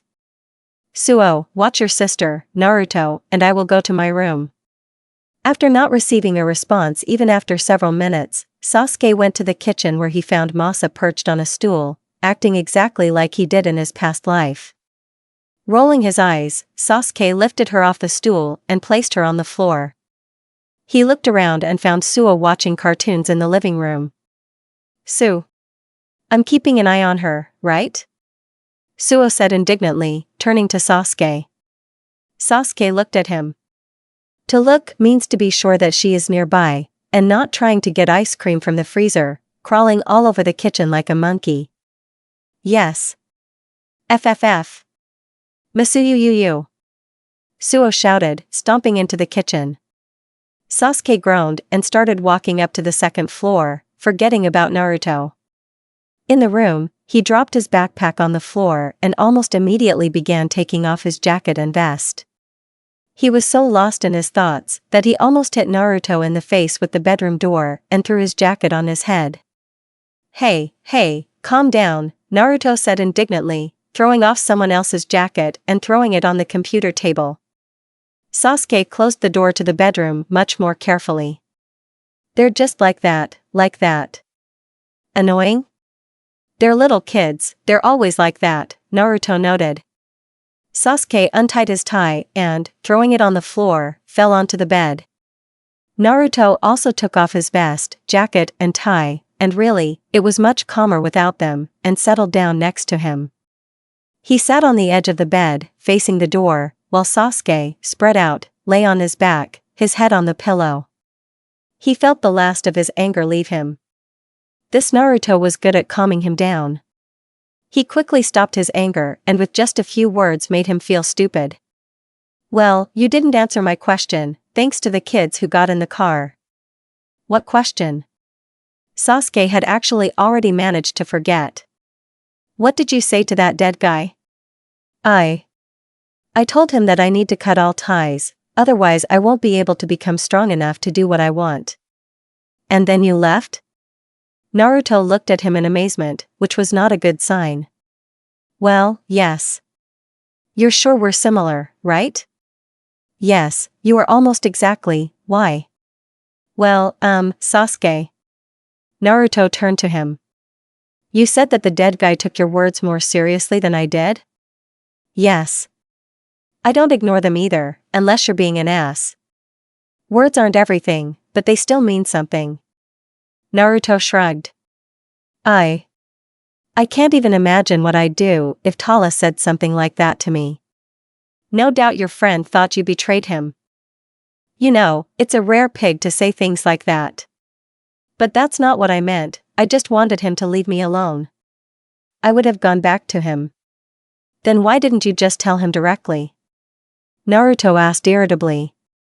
He would try to come with me and help. And? What's the problem if there's someone who helps you? Just because you're perfect doesn't mean you can't accept help even when you don't need it. What's the point of accepting help I don't need, Because maybe the person who suggested it needs it, it's not that hard to understand. Sometimes those who always help others need help the most. Sasuke looked at Naruto until it dawned on him what he was talking about. His Naruto knew that Sasuke could get through this on his own, but he couldn't accept that Sasuke didn't need him, and he just wanted to be there. Even if it was unnecessary. Sasuke sighed and avoided Naruto's gaze, looking at the door. How did he die? Sasuke froze. I stabbed him in the chest with a katana, that's how, he thought. Sasuke was sure he would never forget that death. He could still remember the terrible shock that had washed over him when Naruto hadn't dodged, and then gone limp in his arms. He could hear Naruto apologizing, telling him he was sorry he couldn't save him, telling him that he loved him. When he followed me, death was staring him in the face, and he could have dodged it, but he chose to stay put, Sasuke muttered. It's my fault. He finally gave up on me. Wait, so, if he died, then how could you meet him after everything that happened? Naruto asked, confused. Sasuke thought quickly. We met before that. Once, when he caught up with me, it was almost like old times. Oh, okay, I'm confused, Naruto laughed nervously. Yes. The conversation turned to silence. There was nothing more to say, not even to fill the silence. Naruto turned away and lay down on his back next to Sasuke. Lying together on such a narrow bed, they pressed shoulder to shoulder. Although they had never been too kind to each other in their lives, he and his Naruto had never been shy about lying like this. In their second life, they had slept together all the time, after Sasuke had swallowed his pride and admitted that he liked it. In their fox life, in the early years when they were still talking, they would go to Konoha and back twice a year. But here, in this life, with this Naruto, it was different. This Naruto was a normal middle school student. Straight as a ruler, and shy about physical contact with another guy, with the possible exception of Tala, but then it was only a friendly hug. Now, if his Naruto were here, he would most likely already be hugging him tightly. He would have to grumble and complain for a few minutes to pretend that he was against it, but this was only to save the last of his pride. Naruto knew that he was not being serious when he grumbled, and he ignored the protests. Naruto lying so close to him was an act of friendship. If Sasuke wanted something more, a hug, for example, not that he wanted it right now, this was just an example, he would have to make the first move. He had never been good at resolving awkward situations, that was Naruto's strong suit, or rather, his Naruto's strong suit. But this wasn't his Naruto, and he had to make it up to them both. While Sasuke was thinking about how to get what he wanted, Naruto himself took the first step. He reached up and folded his hands behind his head. The bed was really too narrow for him to do that without falling over or hitting Sasuke. Sasuke lifted his head and rested it on Naruto's arm. Slowly, carefully, he pulled Naruto closer to him and wrapped his arms around his neck. The arm slid down his side and wrapped around his waist. Now they were comfortably positioned in the center of the bed, making it seem almost enormous. After a moment, Sasuke threw his leg over Naruto's thigh, getting comfortable. It shouldn't be too hard for him, right? And now Sasuke realized that he hadn't lain next to Naruto for so long that he had almost forgotten how much he liked it. And he was incredibly happy, having gotten what he wanted so much. But when he thought about burying his face in Naruto's neck, Naruto lowered his head and pressed his lips to his. Sasuke froze. He was waiting for what? He pulled away abruptly, but Naruto didn't seem to be bothered by this. Sasuke, I know you're just using me as a reminder of your friend, and that he was more than just a friend to you. I know it's not nice, but I really like you, and, if I have to live with the fact that I'm replacing someone else, so be it. There was a hint of bitterness and resignation in Naruto's voice that Sasuke didn't like at all. My feelings are strong enough because... I've never liked guys before, never. If you're going to represent him instead of me, I won't. I don't want to imagine, Sasuke stopped him. Naruto smiled uncertainly. You are sure? I'm sure. Sasuke leaned forward and kissed him. What? You're just an idiot, Sasuke squeezed out, his face twisting into a grimace. Naruto sighed, maybe showing that argument wasn't the best idea. Now the Sasuke guy couldn't be objective, right? Maybe he just ruined the chance to get another opinion even if he wasn't eager to hear it. What else do you want? Sasuke's sharp voice made Naruto flinch. What do you mean? He answered uncertainly. What else could he say? What else could he do? Well, I don't. Naruto pressed himself into the sofa, almost physically feeling Sasuke's anger. Sasuke jumped to his feet and paced the room. Naruto could see that he was furious. And he himself. It was as if Sasuke had dragged him naked to the academy for everyone's amusement. As if he had been caught doing something indecent and now he was standing there, embarrassed, for everyone to see. He had been used to these feelings since childhood, yes, but over time he had outgrown them, or perhaps learned to ignore them. But Sasuke could be proud of himself, had pulled the rug out from under him. Naruto did not yet know what was coming next, but he was already prepared to defend himself. You wanted him to come back and magically live a carefree life? Is that it? Sasuke shouted. That's impossible. You still think he's deceiving you, and wonder what he wants to achieve by deceiving you. The lives you live mean nothing. From what I understand, after you die, you plan to go to the garden, or whatever that place is called? Sasuke had never been so unequivocal as he was now. Don't you think that if he didn't care, he wouldn't try so hard to make you happy? Naruto, who had been stunned by Sasuke's outraged cries, was finally able to cope with his feelings. Okay. Great, just let me breathe easy. Naruto buried his face in his hands and ran his fingers through his hair. It wasn't hate that was the opposite of love, it was indifference. If Sasuke didn't care, he wouldn't have bothered, as he rightly pointed out. If he thought about it, what was the point of lying? Naruto was so sure, so obsessed with believing that it was all a lie, that his only desire was not to dig for the truth. He couldn't believe that maybe everything was okay. It seemed too good to be true, but then again, Sasuke, if he thought about it, would never go that far in manipulation. Naruto admitted that he had acted like an idiot. Don't think so hard, your brain will boil, Sasuke snapped. It's my fault, okay? Naruto raised his head and frowned at Sasuke. Without thinking, he shouted. You know what, I'm not sorry. I don't have to apologize to you, you're not my Sasuke. Naruto didn't realize what he'd said until he looked at Sasuke's face. His eyes were wide and his lips were trembling. Naruto opened his mouth and then closed it. He wasn't sure what to say. He should apologize. Sasuke left the living room for the bedroom, slamming the door loudly. Naruto hung his head. But then, a minute later, he caught himself. He couldn't back down, he was going to learn like his father had said. They couldn't fight. Naruto forced himself off the couch and stepped into the hallway. He swung the bedroom door open so hard that the doorknob slammed into the wall with a loud thud.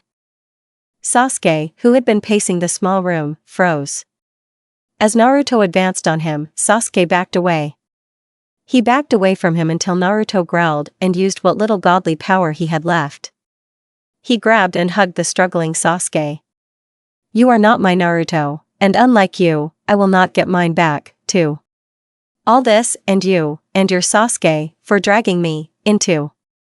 Naruto stopped when he realized how terrible what Sasuke was saying was. Once Sasuke and he got to the garden, he would cease to exist in this world.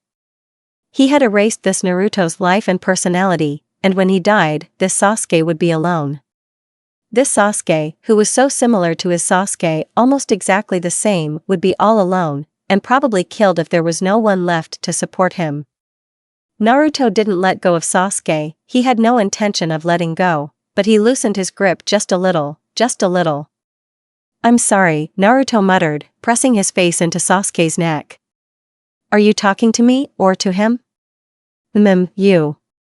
Naruto pulled away, but only to cover Sasuke's lips with his own. Sasuke tensed at first, but then he thawed completely and went almost limp in Naruto's arms. He pressed himself against him, shaking like a leaf in the wind, and wrapped his arms tightly around Naruto's neck. The way they kissed each other was different. Sasuke's was desperate, hungry, and filled with heartache. Naruto's was soothing and soft. As Sasuke pressed himself against him, Naruto held him lightly, running his hand up and down his back. Sasuke kissed him again and again before pulling away, looking anywhere but at Naruto's face. How long will you stay here? I don't know, it's not for me to decide. To your father? More like my grandfather, Naruto chuckled. Who is your grandfather if your father is a god? Sasuke couldn't help but smile. I don't know, even, Naruto replied, feeling stupid. I think, wait. Sasuke pulled away from him and, bending over, laughed loudly. It was not a mocking laugh or a smug smirk. Naruto tried to imprint the laughing Sasuke in his memory. And at the same time, he was tormented by the question, who really was his grandfather? A small old man, walking unsteadily surrounded by 9 child gods, who was he? Was he the very first god? The creator of the universe and everything? It doesn't matter, though. What will you do in this world? Now that you mention it, Naruto forced himself to get rid of his thoughts about his grandfather and focus on the boy he was holding close to him. He looked at him slyly, a smirk appearing on his face. Naruto tore his eyes away from Sasuke and leaned down, lifting him up and throwing him over his shoulder. He growled angrily, Naruto, let go of me. Naturally, he resisted until Naruto lowered him onto the bed and, falling on top of him, kissed him. This whole educational life was going surprisingly well. Even at school, everything wasn't so bad. Sometimes it was even interesting, what they were learning there. Natural sciences puzzled Sasuke. As a ninja, he had never studied, for example, chemical reactions, and all the experiments they conducted were amazing. Sometimes he was perplexed, but this did not stop him from enjoying life. On the other hand, it could have been a side effect of having a boyfriend. Sasuke was seeing the world through rose-colored glasses, he was sure of it. He had never felt so happy before. After their awkward but delightful embrace, they had sort of started dating without explaining themselves. Tala hadn't asked any questions. And even though they didn't act like a couple or spend any time alone, the day after their kiss, he seemed to know everything. But it was Tala, so Sasuke decided that he had simply studied them too well. Naruto from the first world knew him well too. And sometimes it was downright creepy. Overall, their relationship hadn't changed much, other than the fact that one afternoon Naruto had decided whose house they were going to, and Sasuke hadn't been able to walk properly for a few days. Other than that and the greedy kisses, there was nothing to indicate that they were dating. Sasuke knew that even if he wanted to show attention in public, Naruto would definitely be against it. He was too dependent on the opinions of others, and Sasuke had no doubt that this Naruto was straight and their relationship was an accident. Wherever they were, in any sphere, in any world, in any time, they always ended up together, no matter what the situation. Sasuke was sure that if they had stayed in the life where he had turned into a child, he would have magically turned Naruto into a pedophile in a few years. Sasuke found the connection between them disturbing and surprisingly touching. It was so strong that it stretched across all existing worlds. Sasuke bit his lip, arching his back and his eyes watering. The orgasm was over, leaving nothing but the familiar ache in his ass. His knees buckled, and when his legs finally gave out, Sasuke collapsed face first into the pillow. Naruto was just as exhausted, but he was lucky enough to be able to move without pain, so he pushed himself away and climbed out of bed.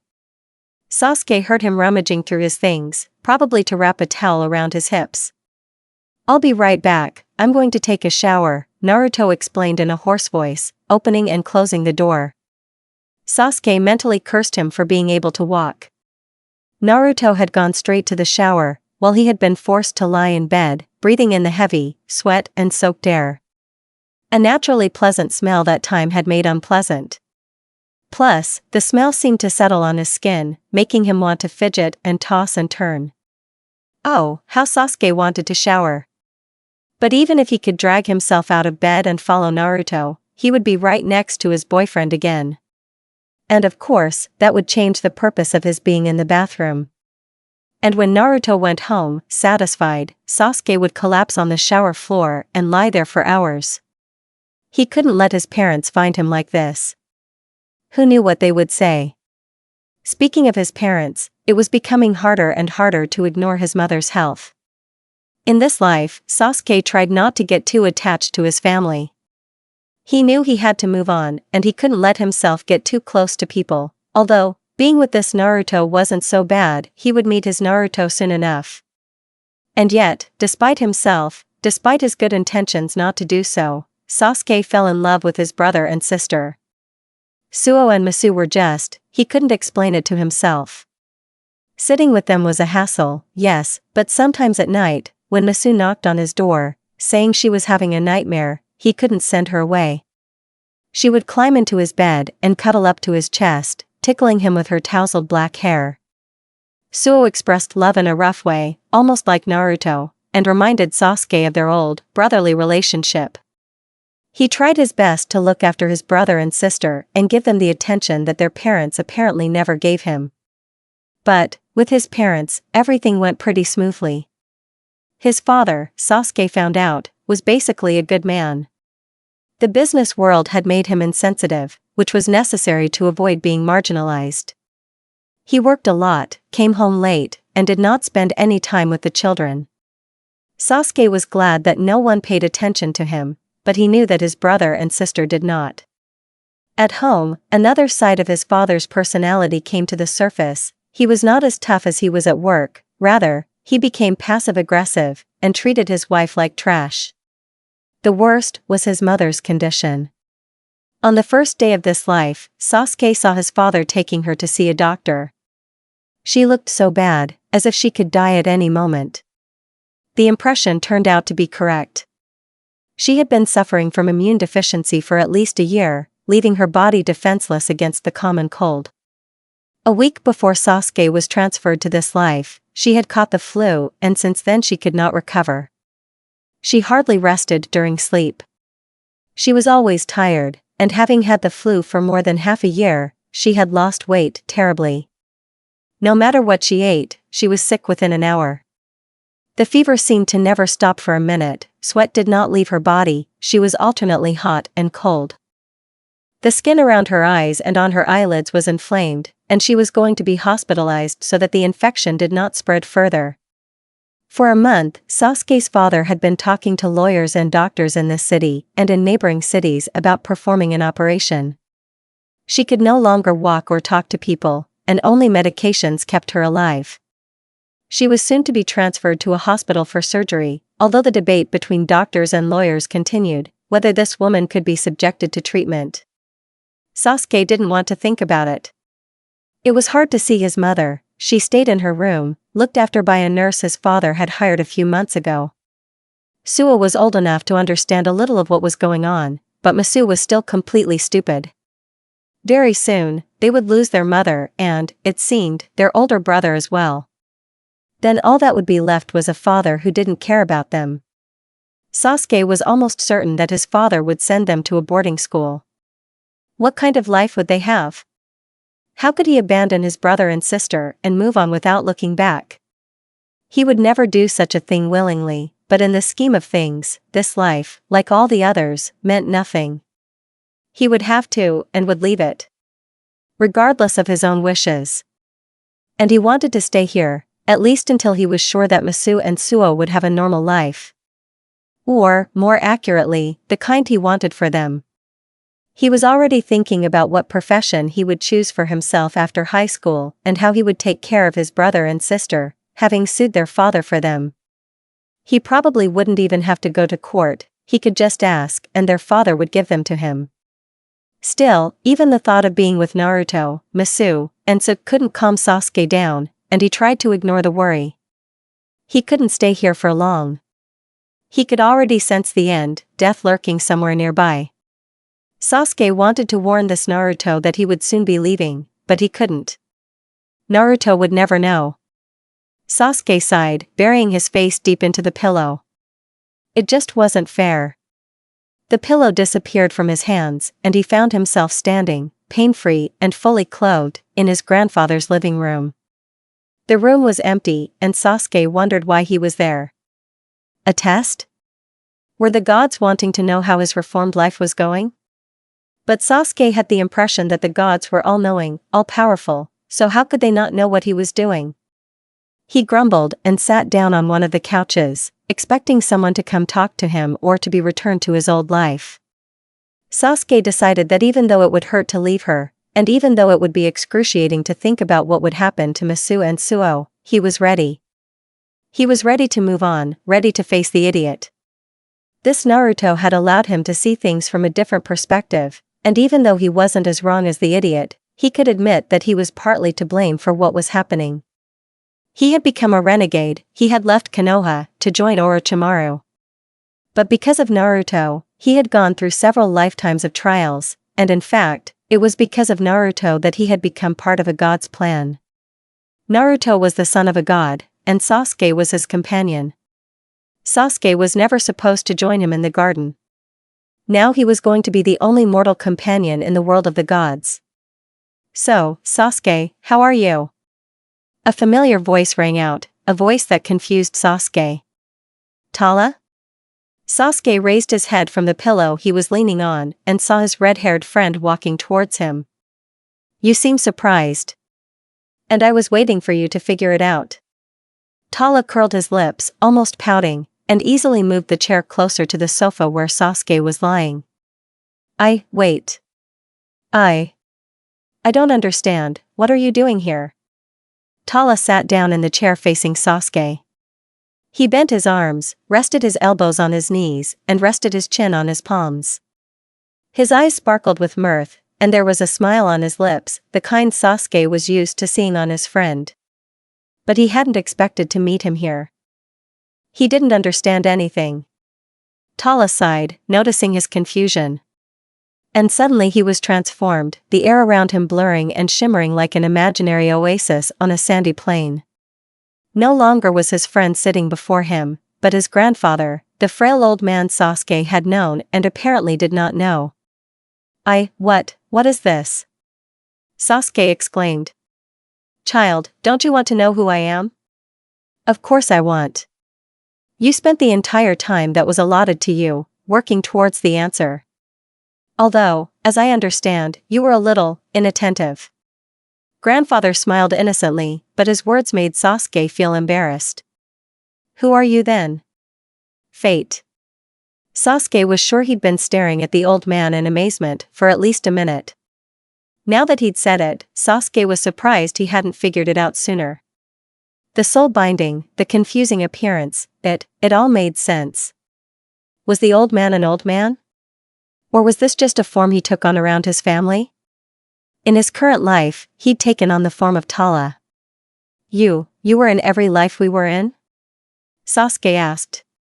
"Of course, I visit all existing worlds. Omnipresence is a convenient thing, don't you think, child?" Destiny smiled warmly. "Who were you in our very first life?" Sasuke was genuinely curious. He should have seen this coming, he should have known that Tala was destiny in this life. But in others, he couldn't even imagine who could play his role. It was quite possible that they had never met before. Sasuke froze, as if a bucket of ice water had been poured on him. Itachi smiled at him warmly, just like when Sasuke was very little. "Hello, little brother." "No, no, no, no." Sasuke's mind went blank, but his lips moved, repeating the word over and over again, as if his subconscious desperately wanted to rid itself of the tormenting vision. But fate, waiting for something, was in no hurry to relieve him of his agony. Finally, Sasuke couldn't take this torture anymore, jumped up from the couch and, not knowing what to do, ran out of the room. He ran into the kitchen, which had changed in size. He noticed that he was tall enough to use the furniture like everyone else. He walked around the room with a crazy look, not paying attention to the sound of approaching footsteps. Itachi followed him into the kitchen and calmly stopped at the door. "Sasuke, look at me," Itachi asked softly, but nevertheless, for Sasuke, his words sounded like an order. Sasuke looked up reluctantly. His older brother hadn't been his brother all this time? He had been fate? The ironic cruelty. If he had succeeded and achieved his goal, would he have killed the mortal form of the creator of all worlds? It would have been funny if it hadn't hurt so much. "I'm still your brother, the one you grew up with and the one you swore to kill." "No, how can that be?" Sasuke's gaze was fixed on Itachi's face, as he was told, but he wanted to turn away. He desperately wanted to run, to return to his life, to the carefree embrace of his boyfriend. Naruto's divinity is just another aspect of his personality. He's still your Naruto, right? Certainly. I was not guided by the consciousness of destiny. I acted as I wanted, all decisions, all words and thoughts were mine. Even when I return to my life, I will not remember our meeting. Perhaps I am just a shell for destiny, and this conversation will seem like a dream to me. Then what does it mean? Sasuke asked. If fate didn't control your actions to influence the world, why did it choose you? Sasuke, Itachi chuckled. Don't you find it ironic that fate is responsible for the murder of an entire clan, the prevention of a war, the escape of one criminal, and the accidental death of the son of a god and his companion? Sasuke faltered, and Itachi's soft laughter echoed through the warm air. Does fate not influence you in any way? If only a little. In each world, fate has its own shell, and for obvious reasons, your older brother happened to be one of them. Itachi seemed to be talking to himself in the voice of fate. That was the only warning he had before Itachi was engulfed in a glow and transformed. Expecting to see an old man, Sasuke was surprised when Tala appeared before him. Tala chuckled and walked across the kitchen, leaning his elbows on the table. Sasuke mimicked him, feeling much more relaxed in his friend's company than he had in the world of the gods. See how smiling suits you. Sasuke looked at him with an indifferent gaze, trying not to allow himself even a hint of a smile. Oh, that's enough, even someone like you can be happy. You are my friend? Of course, Tala nodded. Now what do you say if we play Mao? Sasuke frowned, his eyebrows furrowing. I won't return to that life. I won't return? Why do you think so? Why? Why didn't I die first? I wanted to say goodbye to him, Sasuke was indignant. And Masu, and Suo. They will be fine, you will not leave them, Tala assured him. But I thought we. Your body is not dead, so the original version will take its place, Tala explained. The same will happen to your Naruto. Won't it be too weird for that Sasuke? To suddenly wake up next to a guy? All your memories will pass to him. And to Naruto? Same. I can visit them later, if I want. Of course, friend. Tala smiled. Now how about we play? Son, wake up. NN, well, what else? Naruto grumbled, rolling over and pinning Sasuke to the bed. Sasuke grumbled and rolled him away to get comfortable and continue sleeping. It's time to leave this life, wake up. What? Naruto woke up suddenly. What? What's going on? You won't die, this body will get its Naruto back. Really? But I thought. If you don't die, then nothing will stop Naruto from returning from this world. But he will get your memories, which he won't be able to pass on to anyone else. Everything will be fine. Okay, just give me a minute. Just a minute, puppy. Sasuke, wake up, Naruto said, just like his father had done a little earlier, and moved away from his companion, this world's version. In response, Black Eyes stared at him sleepily. Naruto, what's going on? His gaze darted to the clock by the bed. It's 6 in the morning. I'm leaving, Naruto explained, and Sasuke became wary. What, right now? Yes, but don't worry, I won't die, you'll get your Naruto back with all the memories of what happened. Sasuke smiled, perhaps only because he was still sleepy, otherwise he might have reacted more vividly to this news. And you will get your Sasuke back. Yes. Naruto didn't know why this thought made him sad. Everything had changed for the better, he had understood a lot, he was ready to meet his companion again. But at the same time, how awkward would it be? He had cheated on Sasuke, with him? He needed to stop thinking about it, otherwise he would be too embarrassed. It was great meeting you, huh? Sasuke muttered as their lips met in a farewell kiss. And then Naruto left. It was always strange, moving from life to life. But this time, when he didn't die, it was especially strange. He left one world and moved to another, he changed bodies. One moment he was leaning on his hands and knees, kissing Sasuke, and the next, he was sitting in a hospital room on a hard plastic chair. Naruto blinked and rubbed his eyes, as vague images, visions, vague memories, and feelings of the soul he had replaced flashed before them. Directly across from him was a hospital bed, and on it lay Sasuke, 12-year-old Sasuke, Naruto realized. His eyes were covered with thick bandages, and his face looked peaceful. He seemed to be sleeping. We're Genins again, was the first thought that popped into my mind. Although no, we're not Genins anymore. Not Genins? Why? Naruto squeezed his eyes shut, then opened them again. He needed more memories, fast. He had no idea if the Sasuke was his, and his father had been kind enough not to explain. The door to the room opened behind him, and Naruto turned around. A medic Nin he didn't recognize nodded politely at him. Good morning, I came to change his clothes. Fine. When she nodded again and walked around him to the bed, Naruto noticed she was holding bags. She placed them on the bedside table, next to the metal trays. Naruto didn't know why, but suddenly, at the thought of what he would see after the bandages were removed, an indescribable fear filled him. When the nurse took up the bandage, she worked quietly and carefully, very carefully. Slowly and carefully, the bandage was removed, layer by layer. Closer to Sasuke's eyes, the bandages were soaked with blood. Fear and anxiety intertwined and spread throughout his body as Naruto watched the medic's work. Finally, when the last piece of gauze was removed, Naruto realized that the oppressive premonition was correct. Sasuke had no eyes. Sasuke sat in the living room of the Fate House, chatting with his siblings. They were more than happy to see him. Gaara was the most enthusiastic of all, he loved his family so much. Sasuke smiled and felt an inexplicable joy as he hugged him. All of his relatives greeted him, and even Shikaku refrained from giving him a displeased look. The Nine-Tails was quite hospitable, going so far as to embrace his brother-in-law in a bone-crackling hug. But now, sitting there, Sasuke noticed that Naruto was not there yet.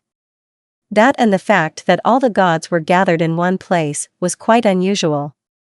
It was not very often that the whole family was reunited, usually only a few gods met with their children, or their children visited each other.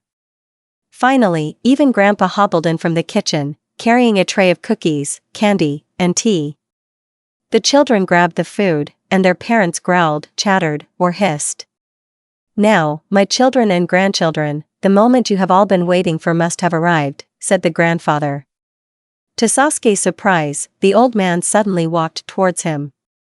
He was forced to his feet and taken to the center of the room for everyone to see. Some of the aunts and uncles looked smug, some just happy, but the Nine-Tails remained calm. As we all know, this child in one of the worlds voluntarily ended his life. The assembled laughed, not maliciously, and Sasuke felt a little embarrassed. Now he has learned his lesson. However, all actions have consequences, and accordingly, he and his companion will go through one last life before returning home. What? Sasuke blurted out, doing his best to ignore the whispers. I thought there was only one life left, and then it would all be over. No, child, the life you returned from was a replacement for the one you ruined, and this life you will go through will be the price for the ruined one, Fate explained warmly. But. No buts, child, now Yuta will take you to the corridor again. Yuta, my son, do you understand? Sasuke wanted to argue with the old man, but he didn't have time. The rabbit god had already approached him and pulled him into the corridor of universes. The air was clear and the room was quiet. Naruto felt guilty for breathing, for how loud his breath sounded in this noise-isolated white cocoon. Everything was white, the walls, the ceiling, the linoleum on the floor, the sheets and blankets on the bed, Sasuke's hospital gown, the bandage over his eyes. Everything, and Naruto felt like it would take a little longer for this whiteness to swallow him up too. He had been with Sasuke for 2 weeks now. The room was adjacent to the bathroom, and the doctors brought him food. Sasuke had only woken up once since then. And that was scary. What? What's going on? Naruto, is that you? Where are the others? Kakashi-sensei and Sakura? Are they okay? Where's Zabuza? Haku? Where are we? Sasuke's words were logical and consistent at first, related to what had happened. Even after getting hurt on a mission, he was still a ninja. But then, when Naruto called for a doctor, he started screaming. Doctor? Are we in a hospital? Why are we in a hospital? Why can't I see anything? Sasuke raised his hands to his eyes and felt the bandage. He winced and clawed at the gauze in panic, screaming. He unwound layers of bandages, throwing away pieces of material until he reached empty eye sockets, covered in blood. His fingers felt blood on his face and touched the gaping holes where his eyes should have been. He looked like a dead man from a horror movie. Blood seeping from the blind holes, exposing flesh. When Sasuke felt that the eye was not where it should be, an even more heartbreaking scream tore through the air. A nurse had arrived. She tried to lay Sasuke down, but he was struggling, screaming, resisting, and terrifying. Naruto tried to silence him and stop him from touching his empty eye sockets, the blood running down his face. After some time, after a long period of confusion, nurses, doctors, and attendants whose job it was to change bandages, gathered around Sasuke. Having learned their lesson, the doctors also prescribed a sedative for Sasuke. Now, even if he woke up, he wouldn't go into hysterics. The door opened behind Naruto, and he turned to find his muscles stiffening up and reacting painfully to the sudden movements. Kakashi-sensei stood there, looking gaunt and gloomy. He closed the door. He walked silently over and pulled the chair away from the empty bed. He sat down. Naruto hunched over again, as if he were made of stone. That's how it is, said Kakashi. Like this, Naruto croaked. He hadn't spoken for a long time. The council has decided that due to the injuries and circumstances surrounding what happened, you two are no longer ninja. Wounded? Have you ever met a blind ninja, Naruto? Naruto remained silent. And? Naruto, do you know why they crossed you out? I've gone crazy, Naruto shrugged. The memory that had returned was not encouraging. I'll endure it. Sasuke needs someone. Kakashi didn't answer. He probably didn't care if Sasuke could handle it alone or not, and he hadn't come to make sure Naruto was okay. Naruto had forgotten how emotionless their sensei could be. He hadn't realized before that the man cared about them more than anyone else. Despite the beeping of the heart monitor, the silence in the room was so thick that it seemed terrifying to whisper, let alone speak. Naruto felt as if he were destroying something by speaking. What will happen to Sakura? Right now, I'm working with her separately and preparing her for the Chunin exam. When she's ready, I'll send her to the same genin who lost their teammates. She didn't lose us. Whose teams were disbanded due to special circumstances. Neither of the interlocutors was kind or tactful.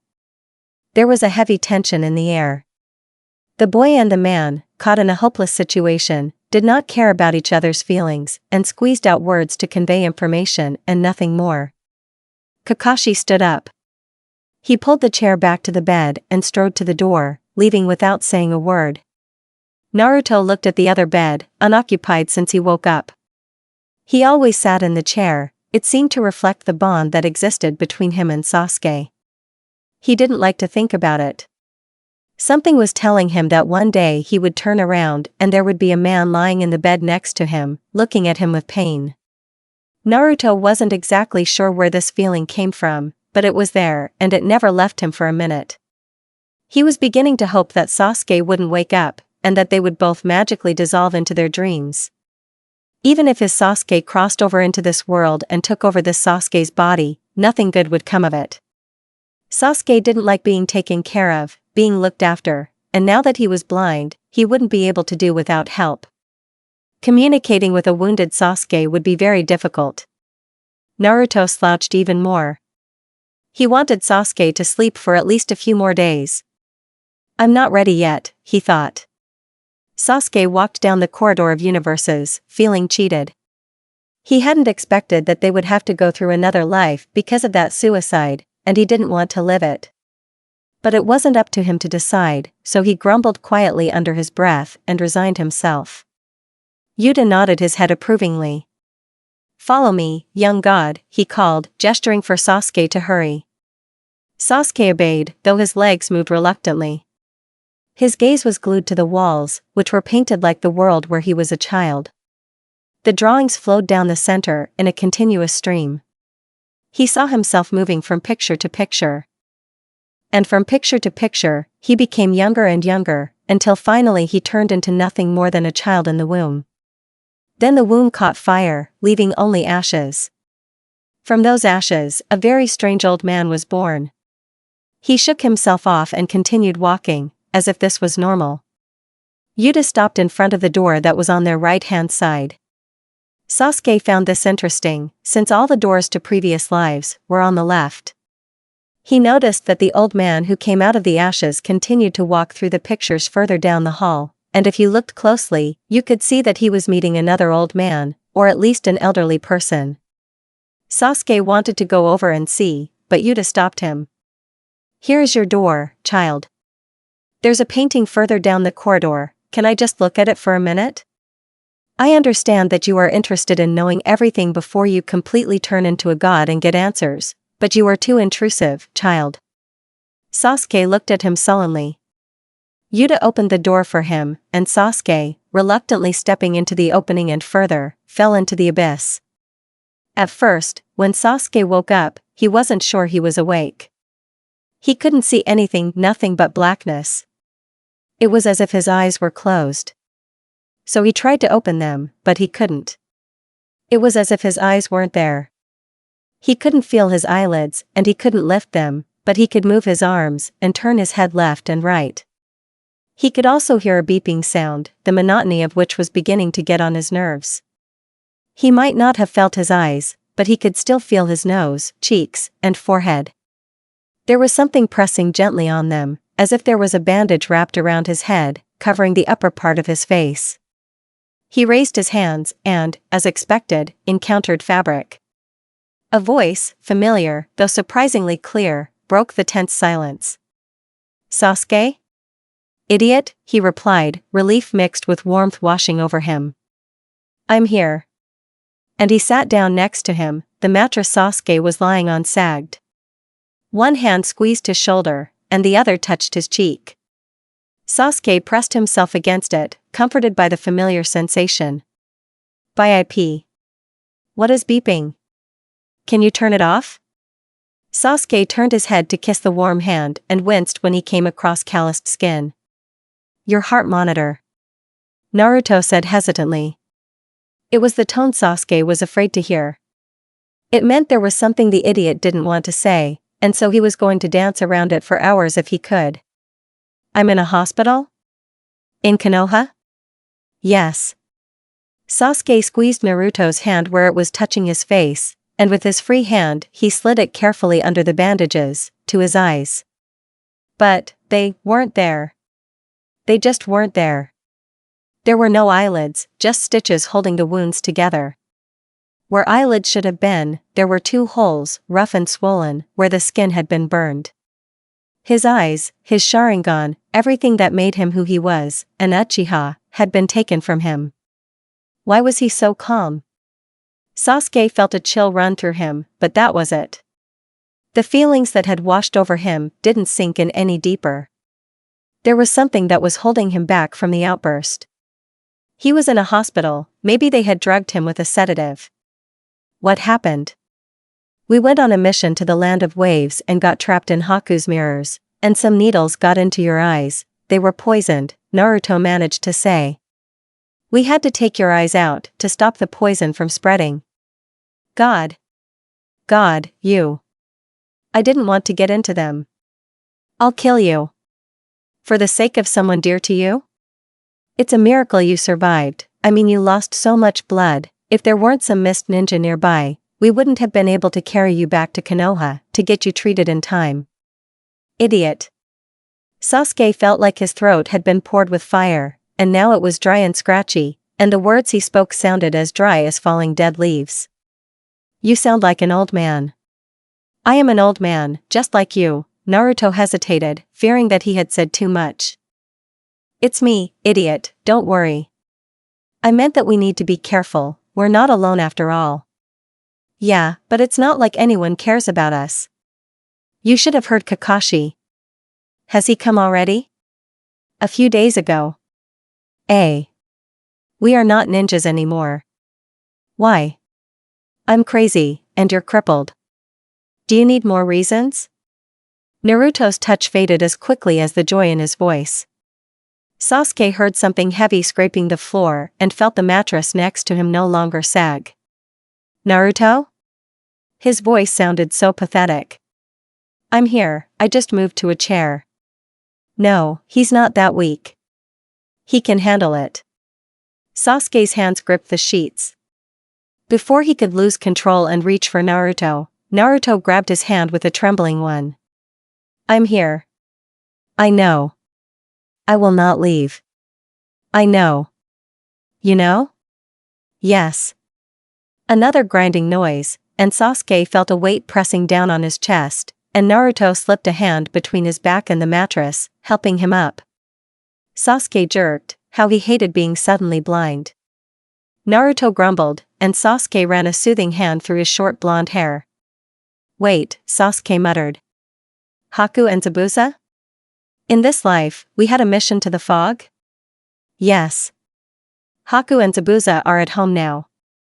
Is it true? Yes, those Chikao children. Whom? Your aunt, grandfather's 6th child. Never mind. All the gods say time is just an illusion. It seems this was their last life. We came here after they left, and... Hey, you're delirious. Do you want me to call a nurse so she can examine you and tell you when we can leave? Yes. Naruto stood up again and Sasuke heard a click. Then his companion returned to his place. What is this? Pressed the call button. Soon the nurse arrived. Sasuke heard the door open, heard footsteps, and then someone coughed, as if clearing their throat. Called? When can we leave? Naruto asked bluntly. Sasuke knew better than to interrupt. He let Naruto sit and talk to the nurse, barely listening to their conversation. It would be crazy for him to pretend that everything was fine. Sasuke frowned. He didn't like being crippled. He wasn't crippled. Hands that were too soft and small to be Naruto's touched his face and Sasuke jerked back. Excuse me, Uchiha-san, but I need to examine you before calling the doctor. Okay? He nodded reluctantly. He didn't want this woman to touch him, but he had no choice. She removed the bandage and ran her fingers over the scarred skin. It was still sensitive, and Sasuke didn't like someone he didn't know touching his empty eye sockets. He pulled away, and the nurse apologized, sincerely. Then she spoke, explaining what she was doing. At first, Sasuke wanted nothing more than to hit her, but then, to his surprise, he realized that these explanations were comforting. He liked knowing what was going on. And of course, the idiot was there, holding his hand and not leaving his side. Finally, the woman went out to call the doctor. As he waited, Sasuke tried to focus on the sounds. When a person lost one sense, others improved.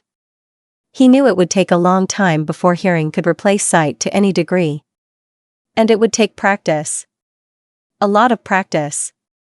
Sasuke could hear the heart monitor, the idiot's breathing, his own heartbeat. He could hear the hospital workers walking in the hallways, talking to each other, giving orders, and just gossiping. There was also noise from the street, where their room window looked out onto. Sasuke turned his head one way, then the other, trying to locate the window. There must have been no sun, or something was blocking his path, because Sasuke's skin felt only coolness. He turned his head again and again. He heard snippets of conversations at the window. They were talking about him. What a shame that an Uchiha was no longer an Uchiha, huh? To lose his eyes. Sasuke frowned even more. How dare they? Mr. Uchiha? Sasuke turned towards the voice. Yes? Hello, I am the medical ninja who has been entrusted with your treatment, Dr. Muda, the owner of a deep baritone explained to him. How are you feeling? Wonderful, except for the fact that I'm blind, Sasuke replied sarcastically. He knew that mocking him wouldn't help, but what else was the man waiting for? Besides, it fit into his idea of what it meant to be bitter. He was 12 again, and back then, his whole life had been about revenge. Sasuke's lips curled as he tried to roll his eyes, and he winced. Sasuke? Naruto squeezed his hand tighter, concern flashing in his voice. It's easy to forget that the eyes are gone, he explained. This statement was met with an awkward silence. There were footsteps, a thud, and a skip, something being dropped on the edge of his bed. There was a cracking sound of plastic. Well, it seems that, apart from the psychological trauma, you are almost healthy. The eye sockets have not healed completely, so I will prescribe an ointment that must be applied twice a day. You should also wear a bandage, any exposure to light can damage the skin. So, I can leave? You can pick up your documents in a few hours. I'm sure we'll have time to discharge you before the end of the day. But I'll personally give you the ointment before I let you go home. HN. There was a short pause, during which Sasuke heard no movement, and then Naruto explained. It means, okay. Sasuke would really like to glare at him.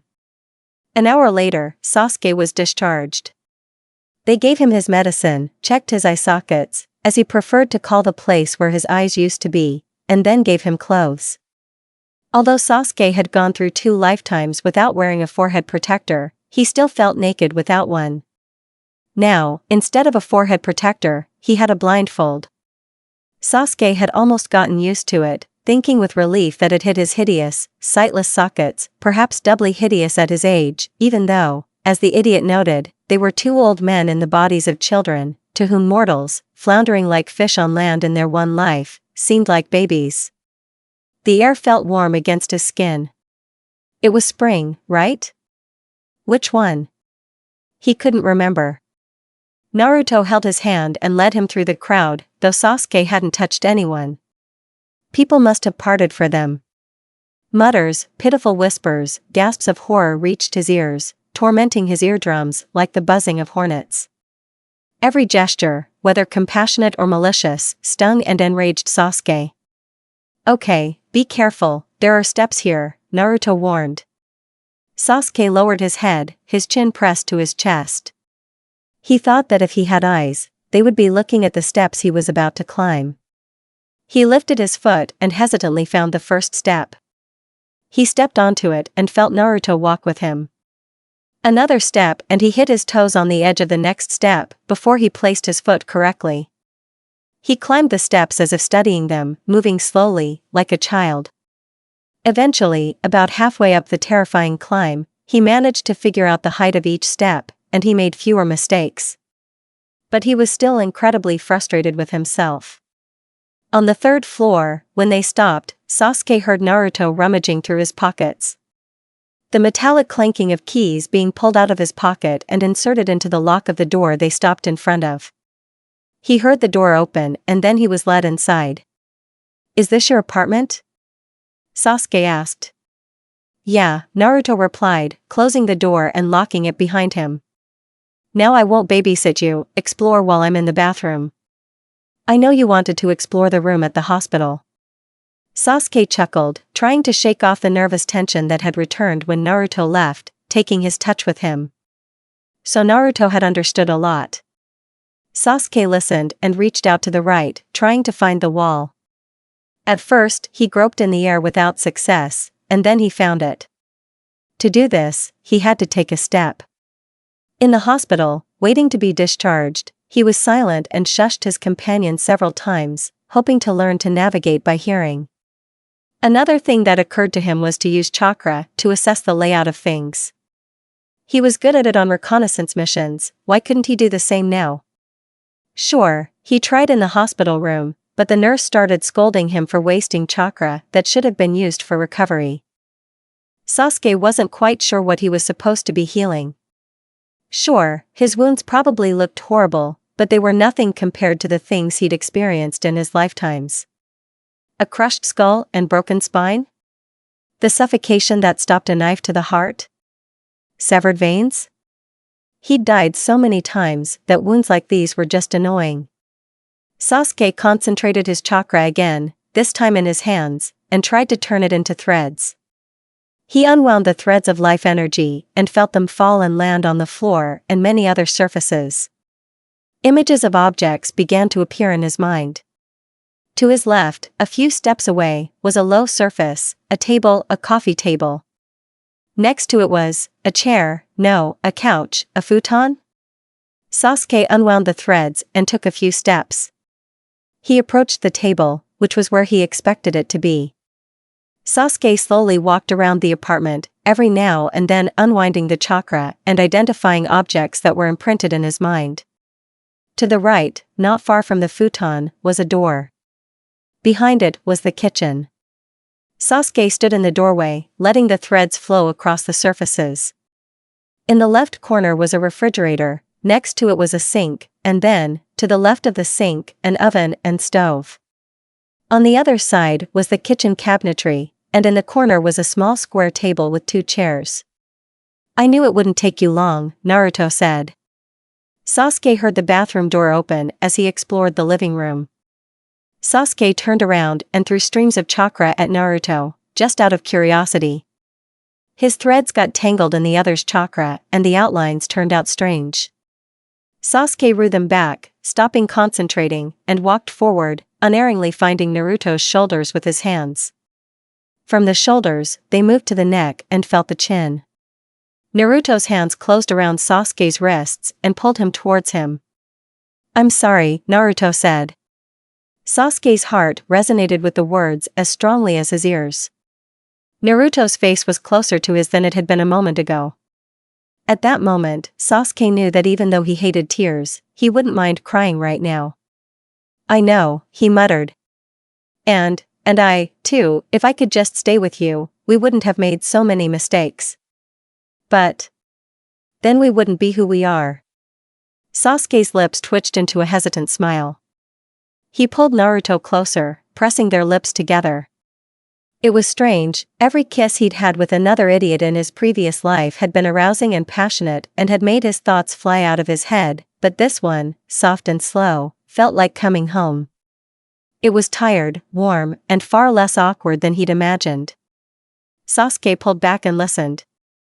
He realized Naruto's breathing was rough, not from arousal, but from tears. The bitter joy Sasuke couldn't express, Naruto felt for both of them. You, just. It's not that I wanted to get into them. I'll kill you. For the sake of someone dear to you?" Naruto screamed and threw himself at the mirror of ice, at the boy, Haku. But he had moved to another mirror, then another, and another again. Naruto was flooded with rage, dousing his entire body in fire. His nails grew, his fangs sank into his lower lip.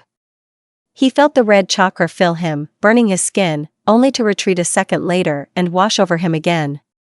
He was trapped in an endless cycle of pain, destruction, and hatred. The person dear to him. He lunged forward, his eyes catching movement faster than he thought possible. Somehow they could see that there would be no target in any of the mirrors, not even the one that would momentarily show an image of an enemy. Haku was on the other side, showing images that were out of his reach. Naruto leapt over the mirrors, shattering them, and punched his opponent in the face. The wooden mask shattered, falling to the ground, Haku falling to his knees with a thud. The mirrors disappeared, and in an instant Naruto was on top. His fists moved faster and faster, the vaguely familiar face of the boy he had met a few days ago quickly turning into a bloody mess. Soon he was punching a lifeless corpse, and then he was called out. Naruto. Enough. He looked up, it was the alpha male, the father of their litter. A strange leader with two different eyes. Naruto growled and turned, seeing everyone as prey, closing in on his friend. The humans were barking and yapping in some strange language that couldn't be translated. They were going to hurt the man he cared about. They had to be stopped. He took to the air in a blur, darting from one threat to the next, taking out each one that came. Soon, all that was left was the strange fox and the pink-furred puppy from his litter. What was she doing? What was she doing to the man he cared about? She was hurting him. He was screaming. Naruto ran up and punched her in the head, sending her flying, landing next to the corpse of the ice boy, Haku. But it was too late. In front of him, screaming in pain and terror, lay Sasuke, his eyes gone. Naruto's eyes widened. Someone was screaming. Instantly, he jumped out of bed and ran out of the room. He looked around, first rushing to the open bathroom door, peering inside. Finding nothing, he went into the living room and then to the kitchen. Sasuke was sitting on the floor, the bandage had fallen from his face and was lying under the table. His knees were pulled up to his chest, and his fingers were pressed against his eye sockets, desperately clutching at them. There were no tears, only a futilely suppressed scream that echoed throughout the apartment. Naruto sank to the floor and crawled towards the hysterical Sasuke, holding out his hands to him. After a little resistance, Sasuke allowed himself to be touched. Naruto was sure there would be bruises later. Sasuke, shh, it's okay, Naruto tried to say. Sasuke didn't hear, he was trapped in a ghostly nightmare from which he couldn't escape. Sasuke was lying on the ground, destroyed by a whirlwind of pain. His entire body was covered in needles.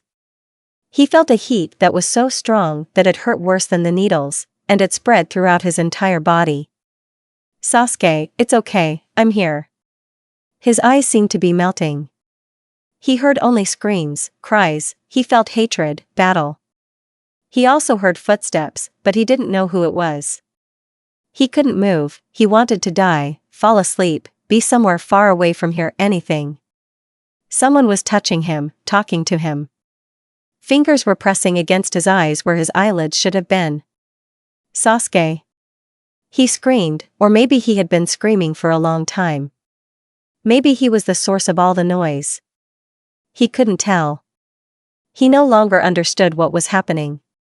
The fingers kept moving, freeing him from the horror with their coolness. At that moment, he felt only pain, but at the same time he thought that pain was nothing compared to the loss of his eyes. Sasuke, listen to me, it's okay. It's Naruto, I'm here. He knew that they were gone. Sasuke felt his muscles tense, blood running down his face. The heat was slowly subsiding. When the heat was gone completely, the pain intensified, and all he could do was lie there, unable to rise. Writhing in agony that would not end.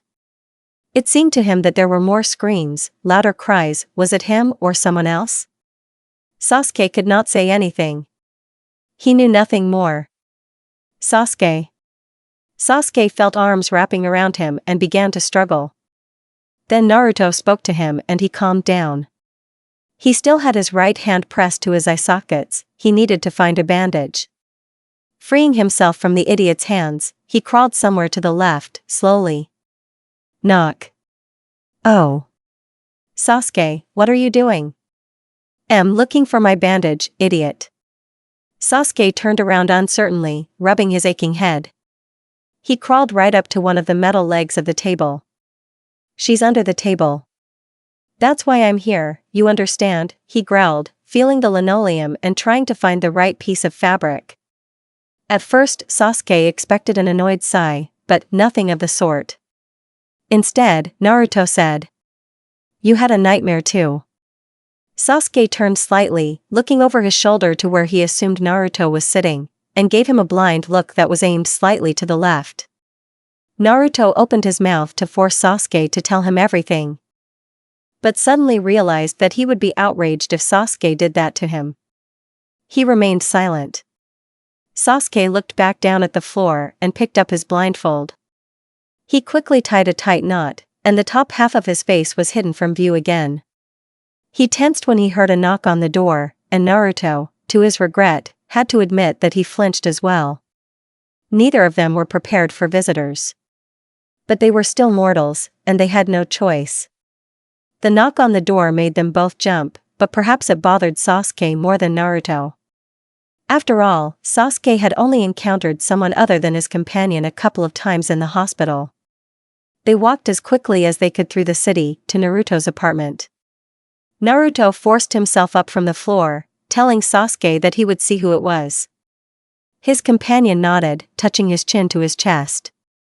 Naruto walked out of the kitchen, turning left and heading straight to the door. Not knowing who it could be, he looked through the peephole.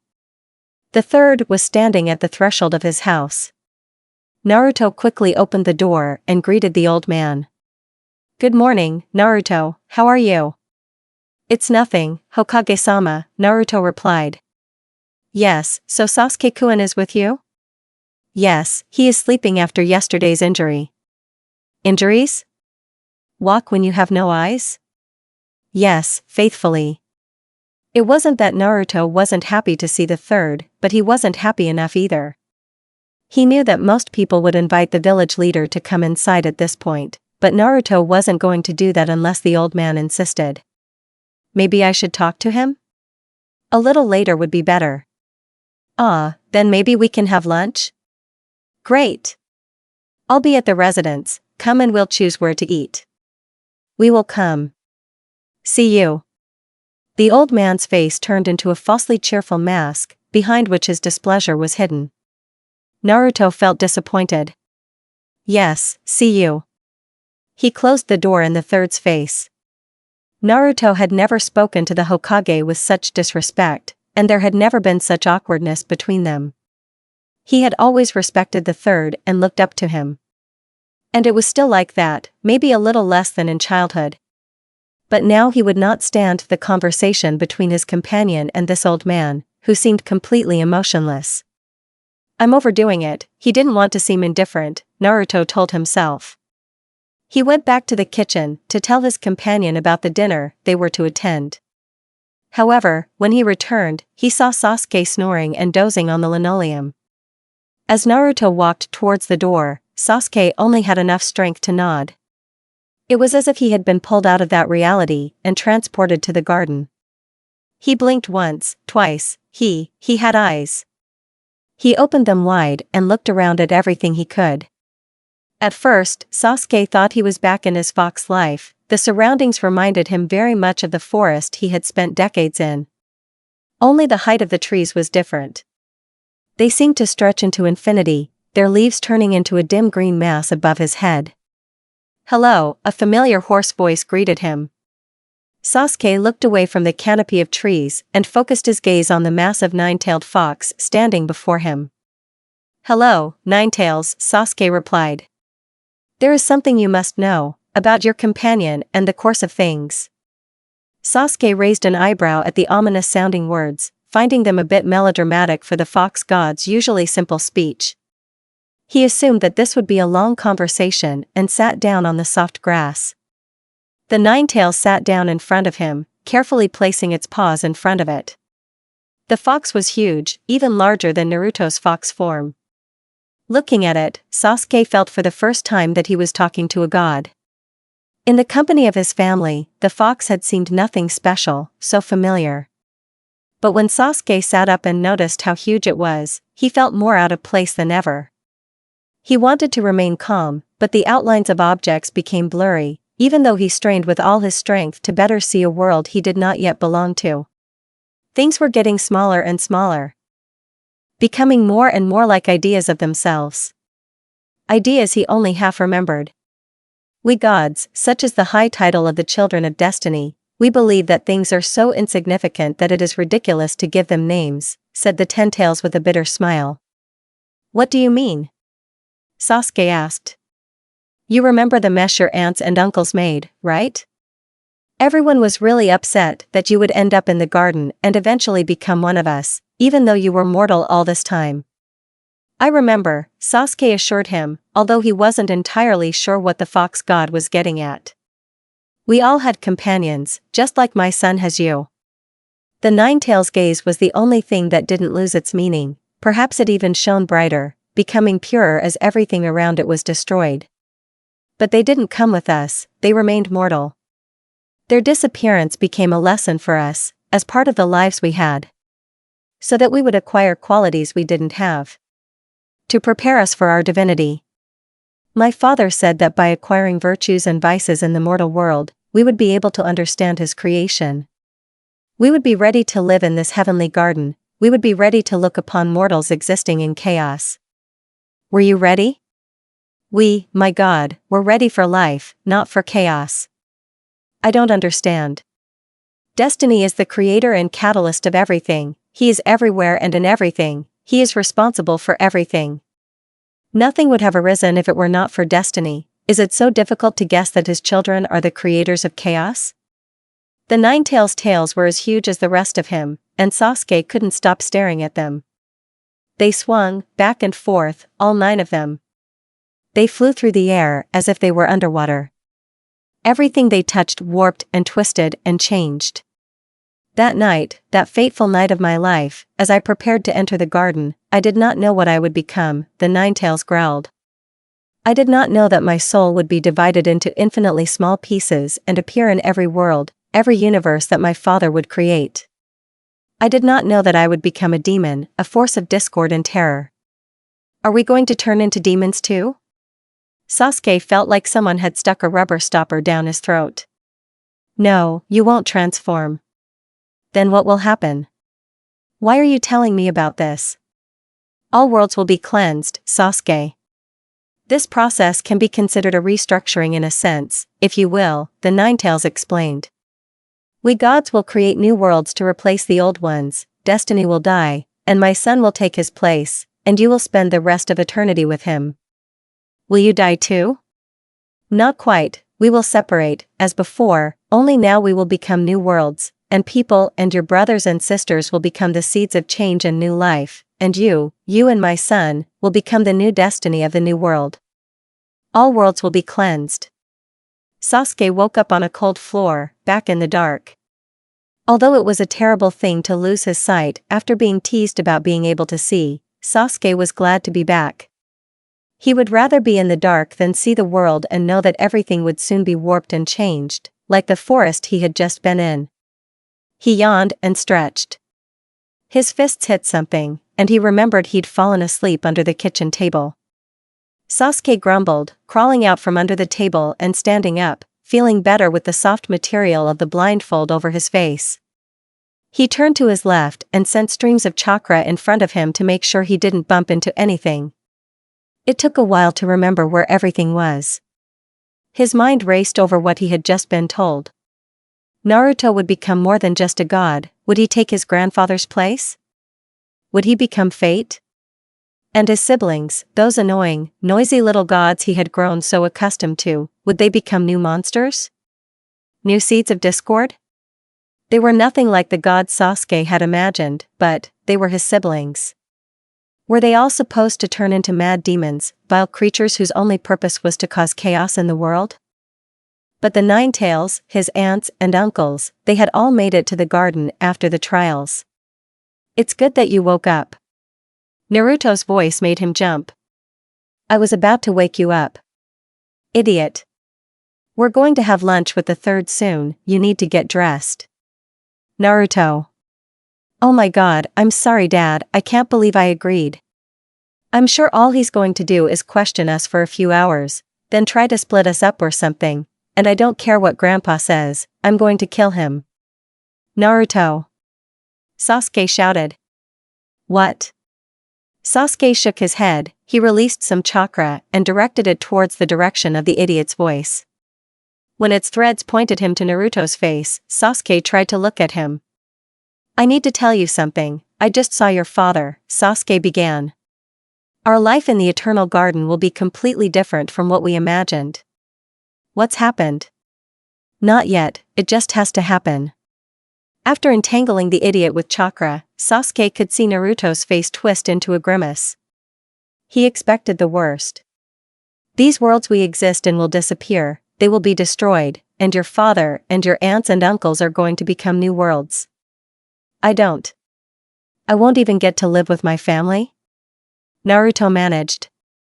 All this time, my father and you kept telling me I'd have a family, and you're telling me I won't? I'm going to lose them when the what-do-you-call-it apocalypse starts. Our brothers and sisters will become demons in new worlds, and you will take grandfather's place.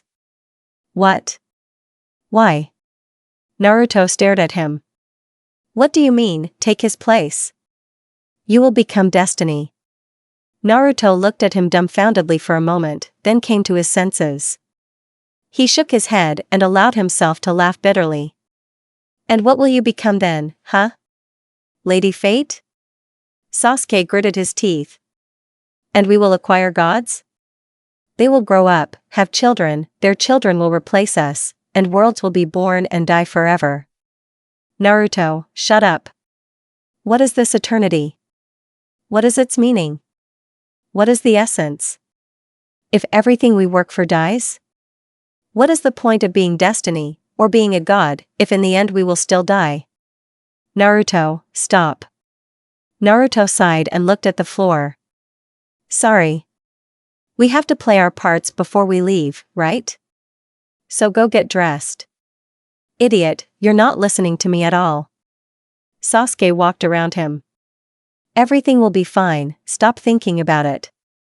Why don't you get ready for this stupid dinner we were invited to? What, do you want to make me even more angry? Sasuke chuckled, the laughter escaping from within until it became a stifled guffaw. Naruto smiled and kissed his companion. What are you doing? Experimenting with chakra threads. Directing them to your feet? Yes. Naruto rolled his eyes. They were now walking through the city, heading to the Hokage Tower to meet the third. He was glad that his companion had found a way to cope with his blindness. But it was annoying that Sasuke wanted to try this and that, and they were moving so slowly. This time, Sasuke was channeling his chakra so that he could feel the ground around his feet. This meant that he was trudging along like a turtle, his head moving, and the threads from the ground gave him a sense of the street.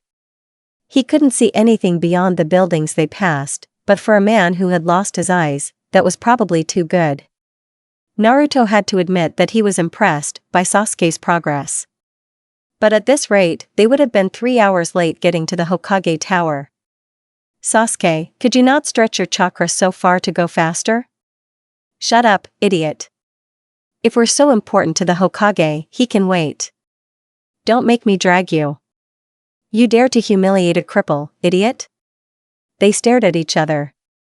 Well, Naruto stared, and Sasuke turned his face towards him, his lips curled in an angry frown. Their argument continued all the way to the tower, and while they weren't 3 hours late like Naruto had predicted, they were 40 minutes late. After a bit of experimentation, Sasuke picked up the pace and they were able to walk at a leisurely pace. Ah. You're here, the Hokage greeted them, sitting at the table. I was already starting to worry about where you disappeared to. Sorry to keep you waiting. Naruto smiled apologetically while Sasuke chuckled. Where are you planning on having lunch? Oh, I think it would be nice to go to Moritaka. Have you heard of that place? A little, Naruto nodded, thinking back to his second life and how his mother used to take him and Sasuke there. The food wasn't bad. The old man stood up and walked away from the table. The three of them left the office and walked down the tower, talking little and tensely. There was an awkward silence every now and then, because only Naruto was trying to talk to the old man. Sasuke remained silent, knowing he had nothing to say. Once the hostess had seated them, Naruto followed the third Hokage in mindlessly scrolling through the menu. It took Naruto a moment to realize that Sasuke had turned his head towards him. Tell me what's here, Sasuke said dryly. Naruto blushed in embarrassment. Sasuke was doing so well without him that Naruto forgot that he couldn't read with the threads. He slowly listed the dishes, and when he was finished, Sasuke decided that he didn't want anything except tea and cold water. Naruto rolled his eyes, but said nothing. He silently decided to order dumplings for his companion, in case he realized he was hungry. So, the third began, what are you two planning to do now that you're civilians? Naruto wanted to punch the old man. Did they have time to think about this? Sasuke had only been out of the hospital the day before. But Naruto still tried to be an adult and just answer the question. We haven't decided yet, we've only been home for a day. It's nice to see that you have become closer, despite the sad circumstances that brought you together. Naruto was spared the answer when the waiter asked them if they were ready to order. Sasuke remained silent as Naruto and the Hokage named the dishes. The waiter collected their menus and hurried away to other tables. It was easy to forget that they weren't supposed to get along so easily. In fact, they were supposed to piss each other off and argue all the time. They still argued, but they no longer hated each other. You know, you can achieve a lot even as civilians. Maybe we don't need this, haven't you thought? Sasuke interrupted him hoarsely. Naruto can't become Hokage now, and I'll never be able to take revenge. I have an inheritance left, and we can live like idlers. Naruto snorted, pursing his lips to hold back a laugh. The waiter brought the drinks. Naruto gratefully took his soda and drank, hiding a smile. Sasuke ignored the Hokage's careless chatter as he figured out how to pour the tea. He ran chakra across the table and put some leaves in the cup before filling it with boiling water, and did so without spilling a drop. For the rest of the time Naruto tried to be polite and respectful, avoiding questions or discussing the future. Sasuke spoke only when he needed to, and extremely impolitely. Soon Naruto thanked the Hokage for the meal and said goodbye to him. He watched the old man tensely walk out of the restaurant. Things had not gone as smoothly as he had hoped. Let's go, you've said enough and now you can rejoice. Sasuke chuckled. Together they walked outside, but when Sasuke turned and walked home, Naruto froze. The road and the houses around them were immersed in a gloomy dark gray, their outlines blurred, and when Naruto looked up, there was no sky. Sasuke, Naruto called out, looking up at what was usually the sky, now a ghostly gray, dark and heavy like a thick blanket. What, idiot? Sasuke looked back at him. There is no more sky. Now you know how I feel. No, really, is this what father was talking about? It's not that I don't believe you, but I don't care. I can't see the sky anymore, so come on, let's go home. Naruto took Sasuke's outstretched hand, letting the blind boy, who was concentrating chakra in his legs, lead the way. As they walked to their apartment, Naruto wondered if the others noticed the disappearance of the sky and the grayness that had settled in. He looked at the people passing by, and they all seemed content, or as normal as possible. The outlines were becoming less clear and more indistinct. Things were becoming ideas of themselves. Naruto wasn't sure he liked it. And he knew he didn't like the fact that he wouldn't have a family. He knew it wasn't Sasuke's fault. No, it wasn't. Sasuke had simply relayed someone else's words. But why was it meant to be this way? Why did he have to become fate? Why did the worlds have to be cleansed? What was wrong with them? Naruto didn't understand. One of the things that kept him going through these lives and learning these lessons was the anticipation that when he got home, he would have a family. The thought of a utopia waiting for him, filled with siblings, uncles and aunts, his father, his grandfather, his companion. He had been waiting for it, waiting so hard it hurt. Now there would be nothing? It had all been meaningless, a dream that had slipped through his fingers. Father? Naruto thought. Can you hear me? There was no answer. You should, right? I mean, gods are almighty, you should know everything, including what I'm thinking right now. Naruto tried to calm his rapidly beating heart as Sasuke led him up the steps. Why? Why is it like this? Why are you leaving me? Why is Grandpa and the rest of the family dying? I know they'll become something else, but honestly, it doesn't seem like they'll live. My whole family is dying. Sasuke took the key from Naruto's pocket and opened the locked door. He pulled Naruto inside and pushed him towards the couch where the couch should have been. There must be another way. The worlds don't need to be gotten rid of, do they? I mean, if they aren't purified, why don't we purify them? We are gods, grandfather is destiny, can't we bring order to the chaos that has been created? Isn't getting rid of the worlds the same as abdicating? Dodging responsibility? Naruto woke up to find himself lying on the couch with Sasuke leaning on top of him, his head buried under his chin. He listened to the silence. Looking out the window, beyond the living room, Naruto saw nothing but grayness. There was nothing outside anymore. The worlds were ending. How could this be if they, the new fates, were still in one of them? Father, you must understand that destroying worlds is stupid and pointless. Such a decision cannot be final, I know it cannot. You are a stubborn child. Naruto turned his head and saw a huge red fox sitting by the coffee table and looking at him seriously. Naruto didn't look away. You are still mortal, you cannot understand. You're right, I don't understand, I don't think I'll understand even if I become a god. This is stupid.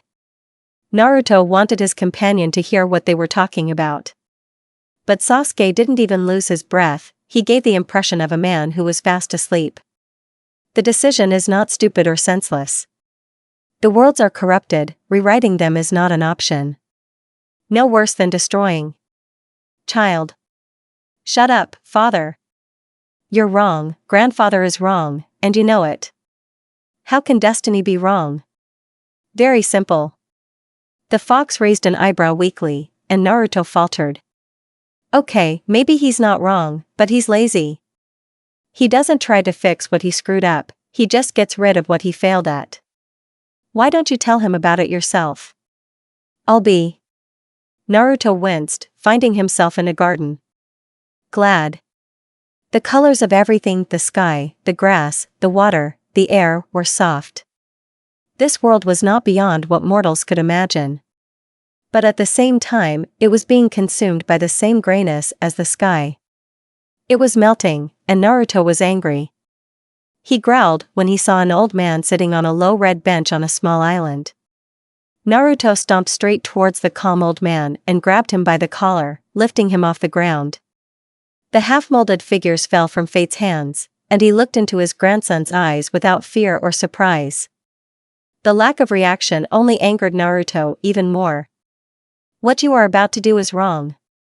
Naruto, his grandfather began softly, has the thought of what your future should be really so deeply ingrained in your soul? Naruto chuckled. Certainly. Would you have allowed the universe to be cleansed if nothing had happened to your family? Is this possible? Destiny will die and chaos will reign. But I won't take your place? No, destiny will cease to exist, and then your gods will rule, be born and disappear at your will. Create and destroy. This is rebirth, child. If I absorb the corrupted worlds, our energy will be balanced, there will be no more destiny, and there will be no more worlds. Each of us, creating new worlds, will put a part of ourselves into the creation and, looking down from the heavens, will guard them. You're lying, it sounds too good to be true. Why should I lie? To deceive me and not take responsibility for the chaos. Naruto glared at fate. Isn't sacrificing yourself taking responsibility? If you have convinced yourself that death is the only way out, then this is immaturity and selfishness, and it seems funny to me that destiny is characterized by both. What do you want me to do? Asked the grandfather, who was still being held by the collar by Naruto. Mourn the destruction of worlds?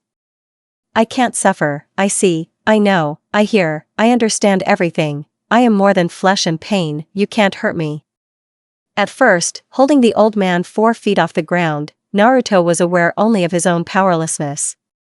This man, no, more than a man, this entity, this strange being that was his father's father, he was terrible and scary. He was lying, the worlds weren't that bad, Naruto had no doubt. Nothing irreparable had happened to them. And anyone can be hurt, even if not in the literal sense of the word. When Naruto looked at his grandfather, finally realizing this thought. I think I can. Destiny has knowledge of everything and controls everything. It knows, sees, and hears everything. Everything has its place and time, and even the existence of chaos is in accordance with destiny's purposes, because ultimately, only destiny knows how everything will end. Naruto turned, still holding the old man, he held him without any effort, and looked at the pool of water surrounding the small island.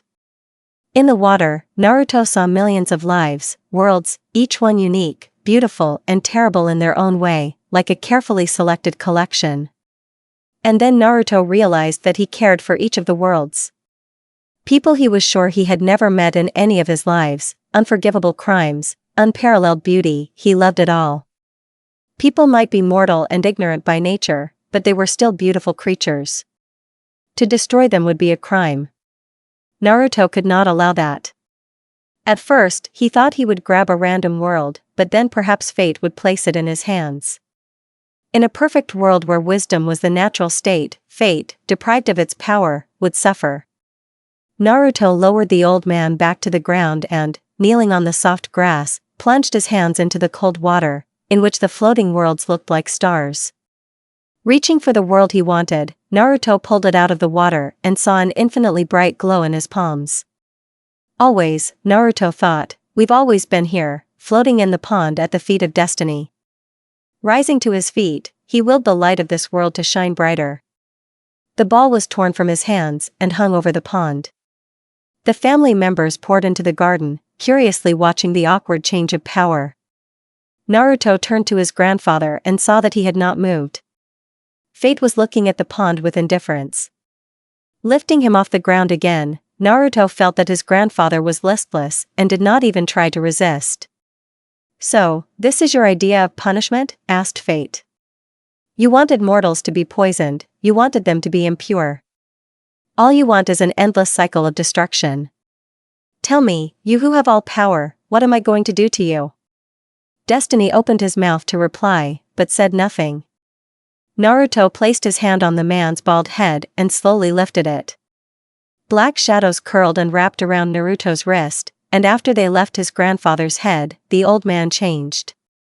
He became even older, the rounded contours of his body were replaced by sharp angles.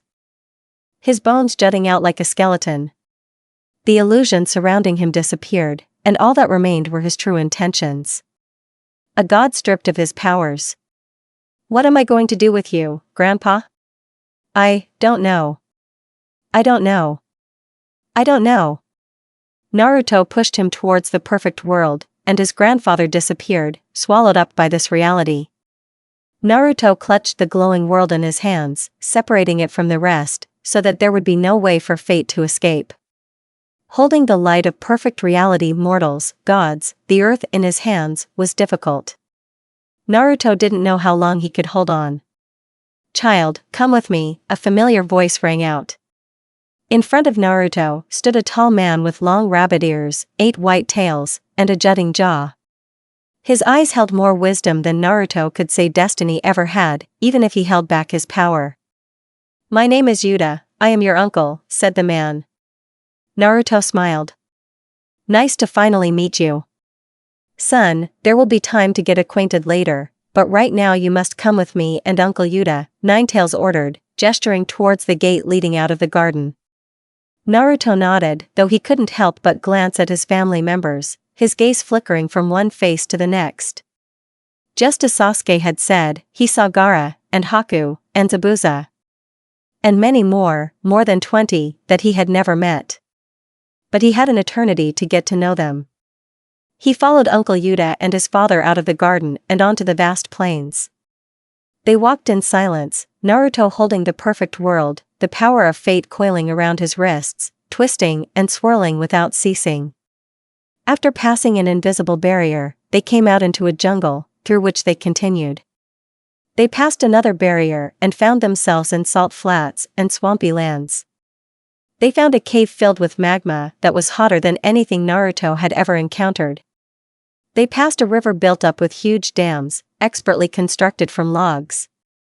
They walked through gloomy swamps, past a deep, dark cave, and came out into an endless meadow, shrouded in soft mist and overgrown with tall grass and flowers.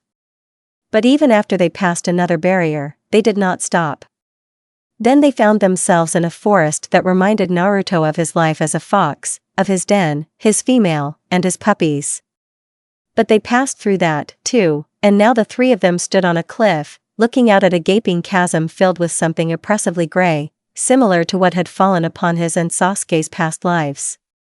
"Child, you have done something amazing," Yuta said. Naruto blushed, feeling that although this praise sounded simple, coming from his uncle, it meant a lot. "The power in your hands." Yuta took the writhing shadows from his hands and squeezed them as they tried to break free. "It's a terrible power that no one should ever use." "What do you mean?" "Initially, the garden was all that existed in our reality. It was filled with spirits, some of which were stronger than others. And one of these souls began to grow, and grew until it became time, and time gathered the other souls and imprisoned them in the terrible pond from which you so easily obtained this reality. Thus were the worlds created. But when the worlds were created, they were all the same, all good, not bad." Yuta did not take his eyes off the threads of darkness that flowed from his clenched fist. "And then time unwittingly put poison in the pond. He called this poison freedom, and when he learned that because of this poison, universal happiness did not reign for long, he cried. His tears created time in the worlds, some of them sped up, while others slowed down. Time realized that he needed to go out into the worlds himself, to fully merge with them. So he separated a part of himself and created our Father, giving him the power to create and destroy, knowledge. He ordered our Father to watch over the worlds in his absence. But the power that was given to our Father, destiny, took hold of him and allowed him to consider mortals as dirt, believing that the pond would never change. He destroyed so many worlds that in the end only those that exist now remained. And now time, divided into worlds, is no longer as strong as it once was. And it was time that prevented the worlds from merging into one. When Father destroyed some of the worlds in time, they were no longer unique. Although they were still separate and distinct, all mortals were now similar to each other. That's why you could move from world to world and end up in the body of another version of yourself.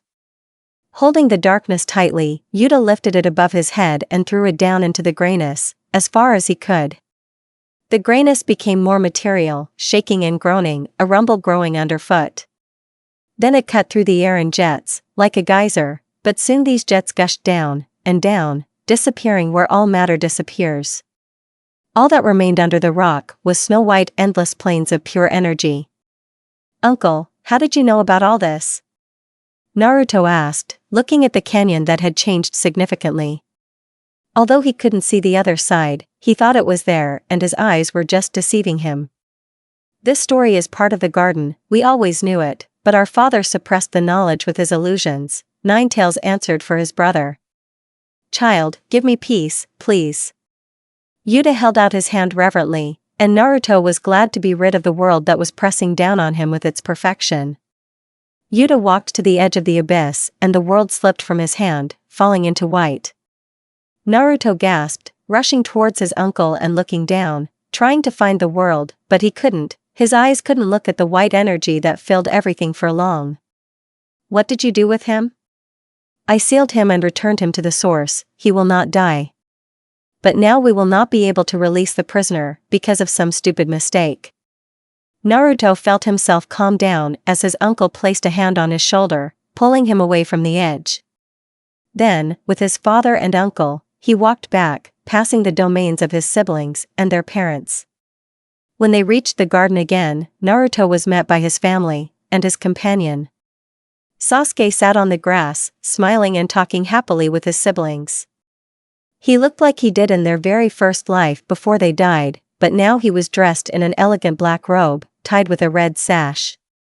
The siblings laughed and had fun, joyfully exclaiming, "Brother!" Naruto hurried to meet them and dropped to the ground next to Sasuke, who hugged him tightly. He fell into the conversation easily, feeling comfortable. His siblings had come running from all sides, introducing themselves to him. Their parents were gathered on the other side of the garden, chatting cheerfully about something, though much more reservedly than their children. Naruto knew he had made the right choice. Now he was home. Without taking her eyes off the two graves, Sakura knelt down on the cold ground. More than 30 years had passed since then. She was already 48, she had her own children and a husband, a very good one. Sai surprised her with his attempts to empathize and his desire to take care of her. After Naruto and Sasuke died, she transferred all her anger to him. She couldn't stand him and his, as it seemed to her then, ridicule, his artificial emotions. But then, one day, she just realized that he was actually trying to help, trying to learn to feel, wanting to create connections with people. And since then, being with Sai became as natural as breathing. They had been married for 23 years, and her children were 17, 12 and 8. Hikyo, Kaya, and Suo. 2 boys and 1 girl. It wasn't that Sakura wanted so many children, in fact, she never dreamed of them when she was little, but she was still happy. Her love for Sasuke, even after everything he had done, and for Naruto, was still there even though they were both gone. She knew that she would always love them and would always miss them. It wasn't easy being the only survivor of a genin team. Back then, a cold pain filled her, separating her from the others, and people started treating her differently. They treated her like she could break at any moment. When Sakura thought back to that time, she had to admit that it could have turned out like this. But she pulled herself together and worked until she became the best medic in the hospital. With Tsunade's experience, she made many discoveries. She was supported by Kakashi-sensei, Sai, and Tsunade-sama. Kakashi had also lost his comrades, and also his teacher. They clung to each other, tangled in emotions, until they could no longer move on. Sorry? Sakura turned around with a start. Sasuke and Naruto's graves were in the most secluded part of the cemetery, so she usually didn't run into anyone near them. But this time, there were 2 tall men standing behind her, one with blonde hair and blue eyes, the other with black hair and dark eyes. They couldn't be the ones she thought they were, they couldn't, their faces were different. But Sakura shook her head, tears glistening in her eyes. Like a mockery of fate. She stood up and wiped her eyes. Sorry to bother you, but it seems you dropped this? The blonde man smiled apologetically and held out a familiar wallet. Sakura took it with relief, she didn't even notice the loss. Thank you, everything is fine. I'm not the only one who goes to the cemetery. But still, grief is sacred and personal, said the dark-haired man, taking his companion by the hand and pulling him along with him to the gate. Sakura watched as the 2 men walked hand in hand through the cemetery. She shook her head and looked at her wallet. It was white with a pattern of pink and orange fish. Sai had sent it to her the other day while he was on a mission in another village. He had written that it reminded him of her. But the wallet was fuller than Sakura remembered. She squeezed it with nimble fingers, feeling a rough bulge beneath the soft fabric that wasn't there before. Opening the purse, Sakura found a piece of paper inside, rolled up and tied with a red thread. Sakura looked up at the road the strange couple was walking on, and realized that they must have either walked faster or turned somewhere. They were no longer in sight. Sakura carefully untied the thread and unrolled the tube. Dear Sakura-chan. We know you're still sad about us, and it hurts us. But we're happy to see how strong you've become. You're the best medic me now? Wow. Even Sasuke is impressed, though he's frowning and trying to act heartless as usual. We think you should stop being sad. I mean, look at how much you have to never be sad. Besides, we're doing well. I'm sitting next to a pond filled with stars, and as I write this, Sasuke and my siblings are talking to the adults about something, and it makes me feel better to be writing to you. I know it might seem weird, but slipping a note into your wallet was the only way we could think of to get it to you. It was the only way we wouldn't try to hug you. Although, reading my note will probably make you really angry. Maybe someday we will meet again. With love, Naruto and Sasuke. The end.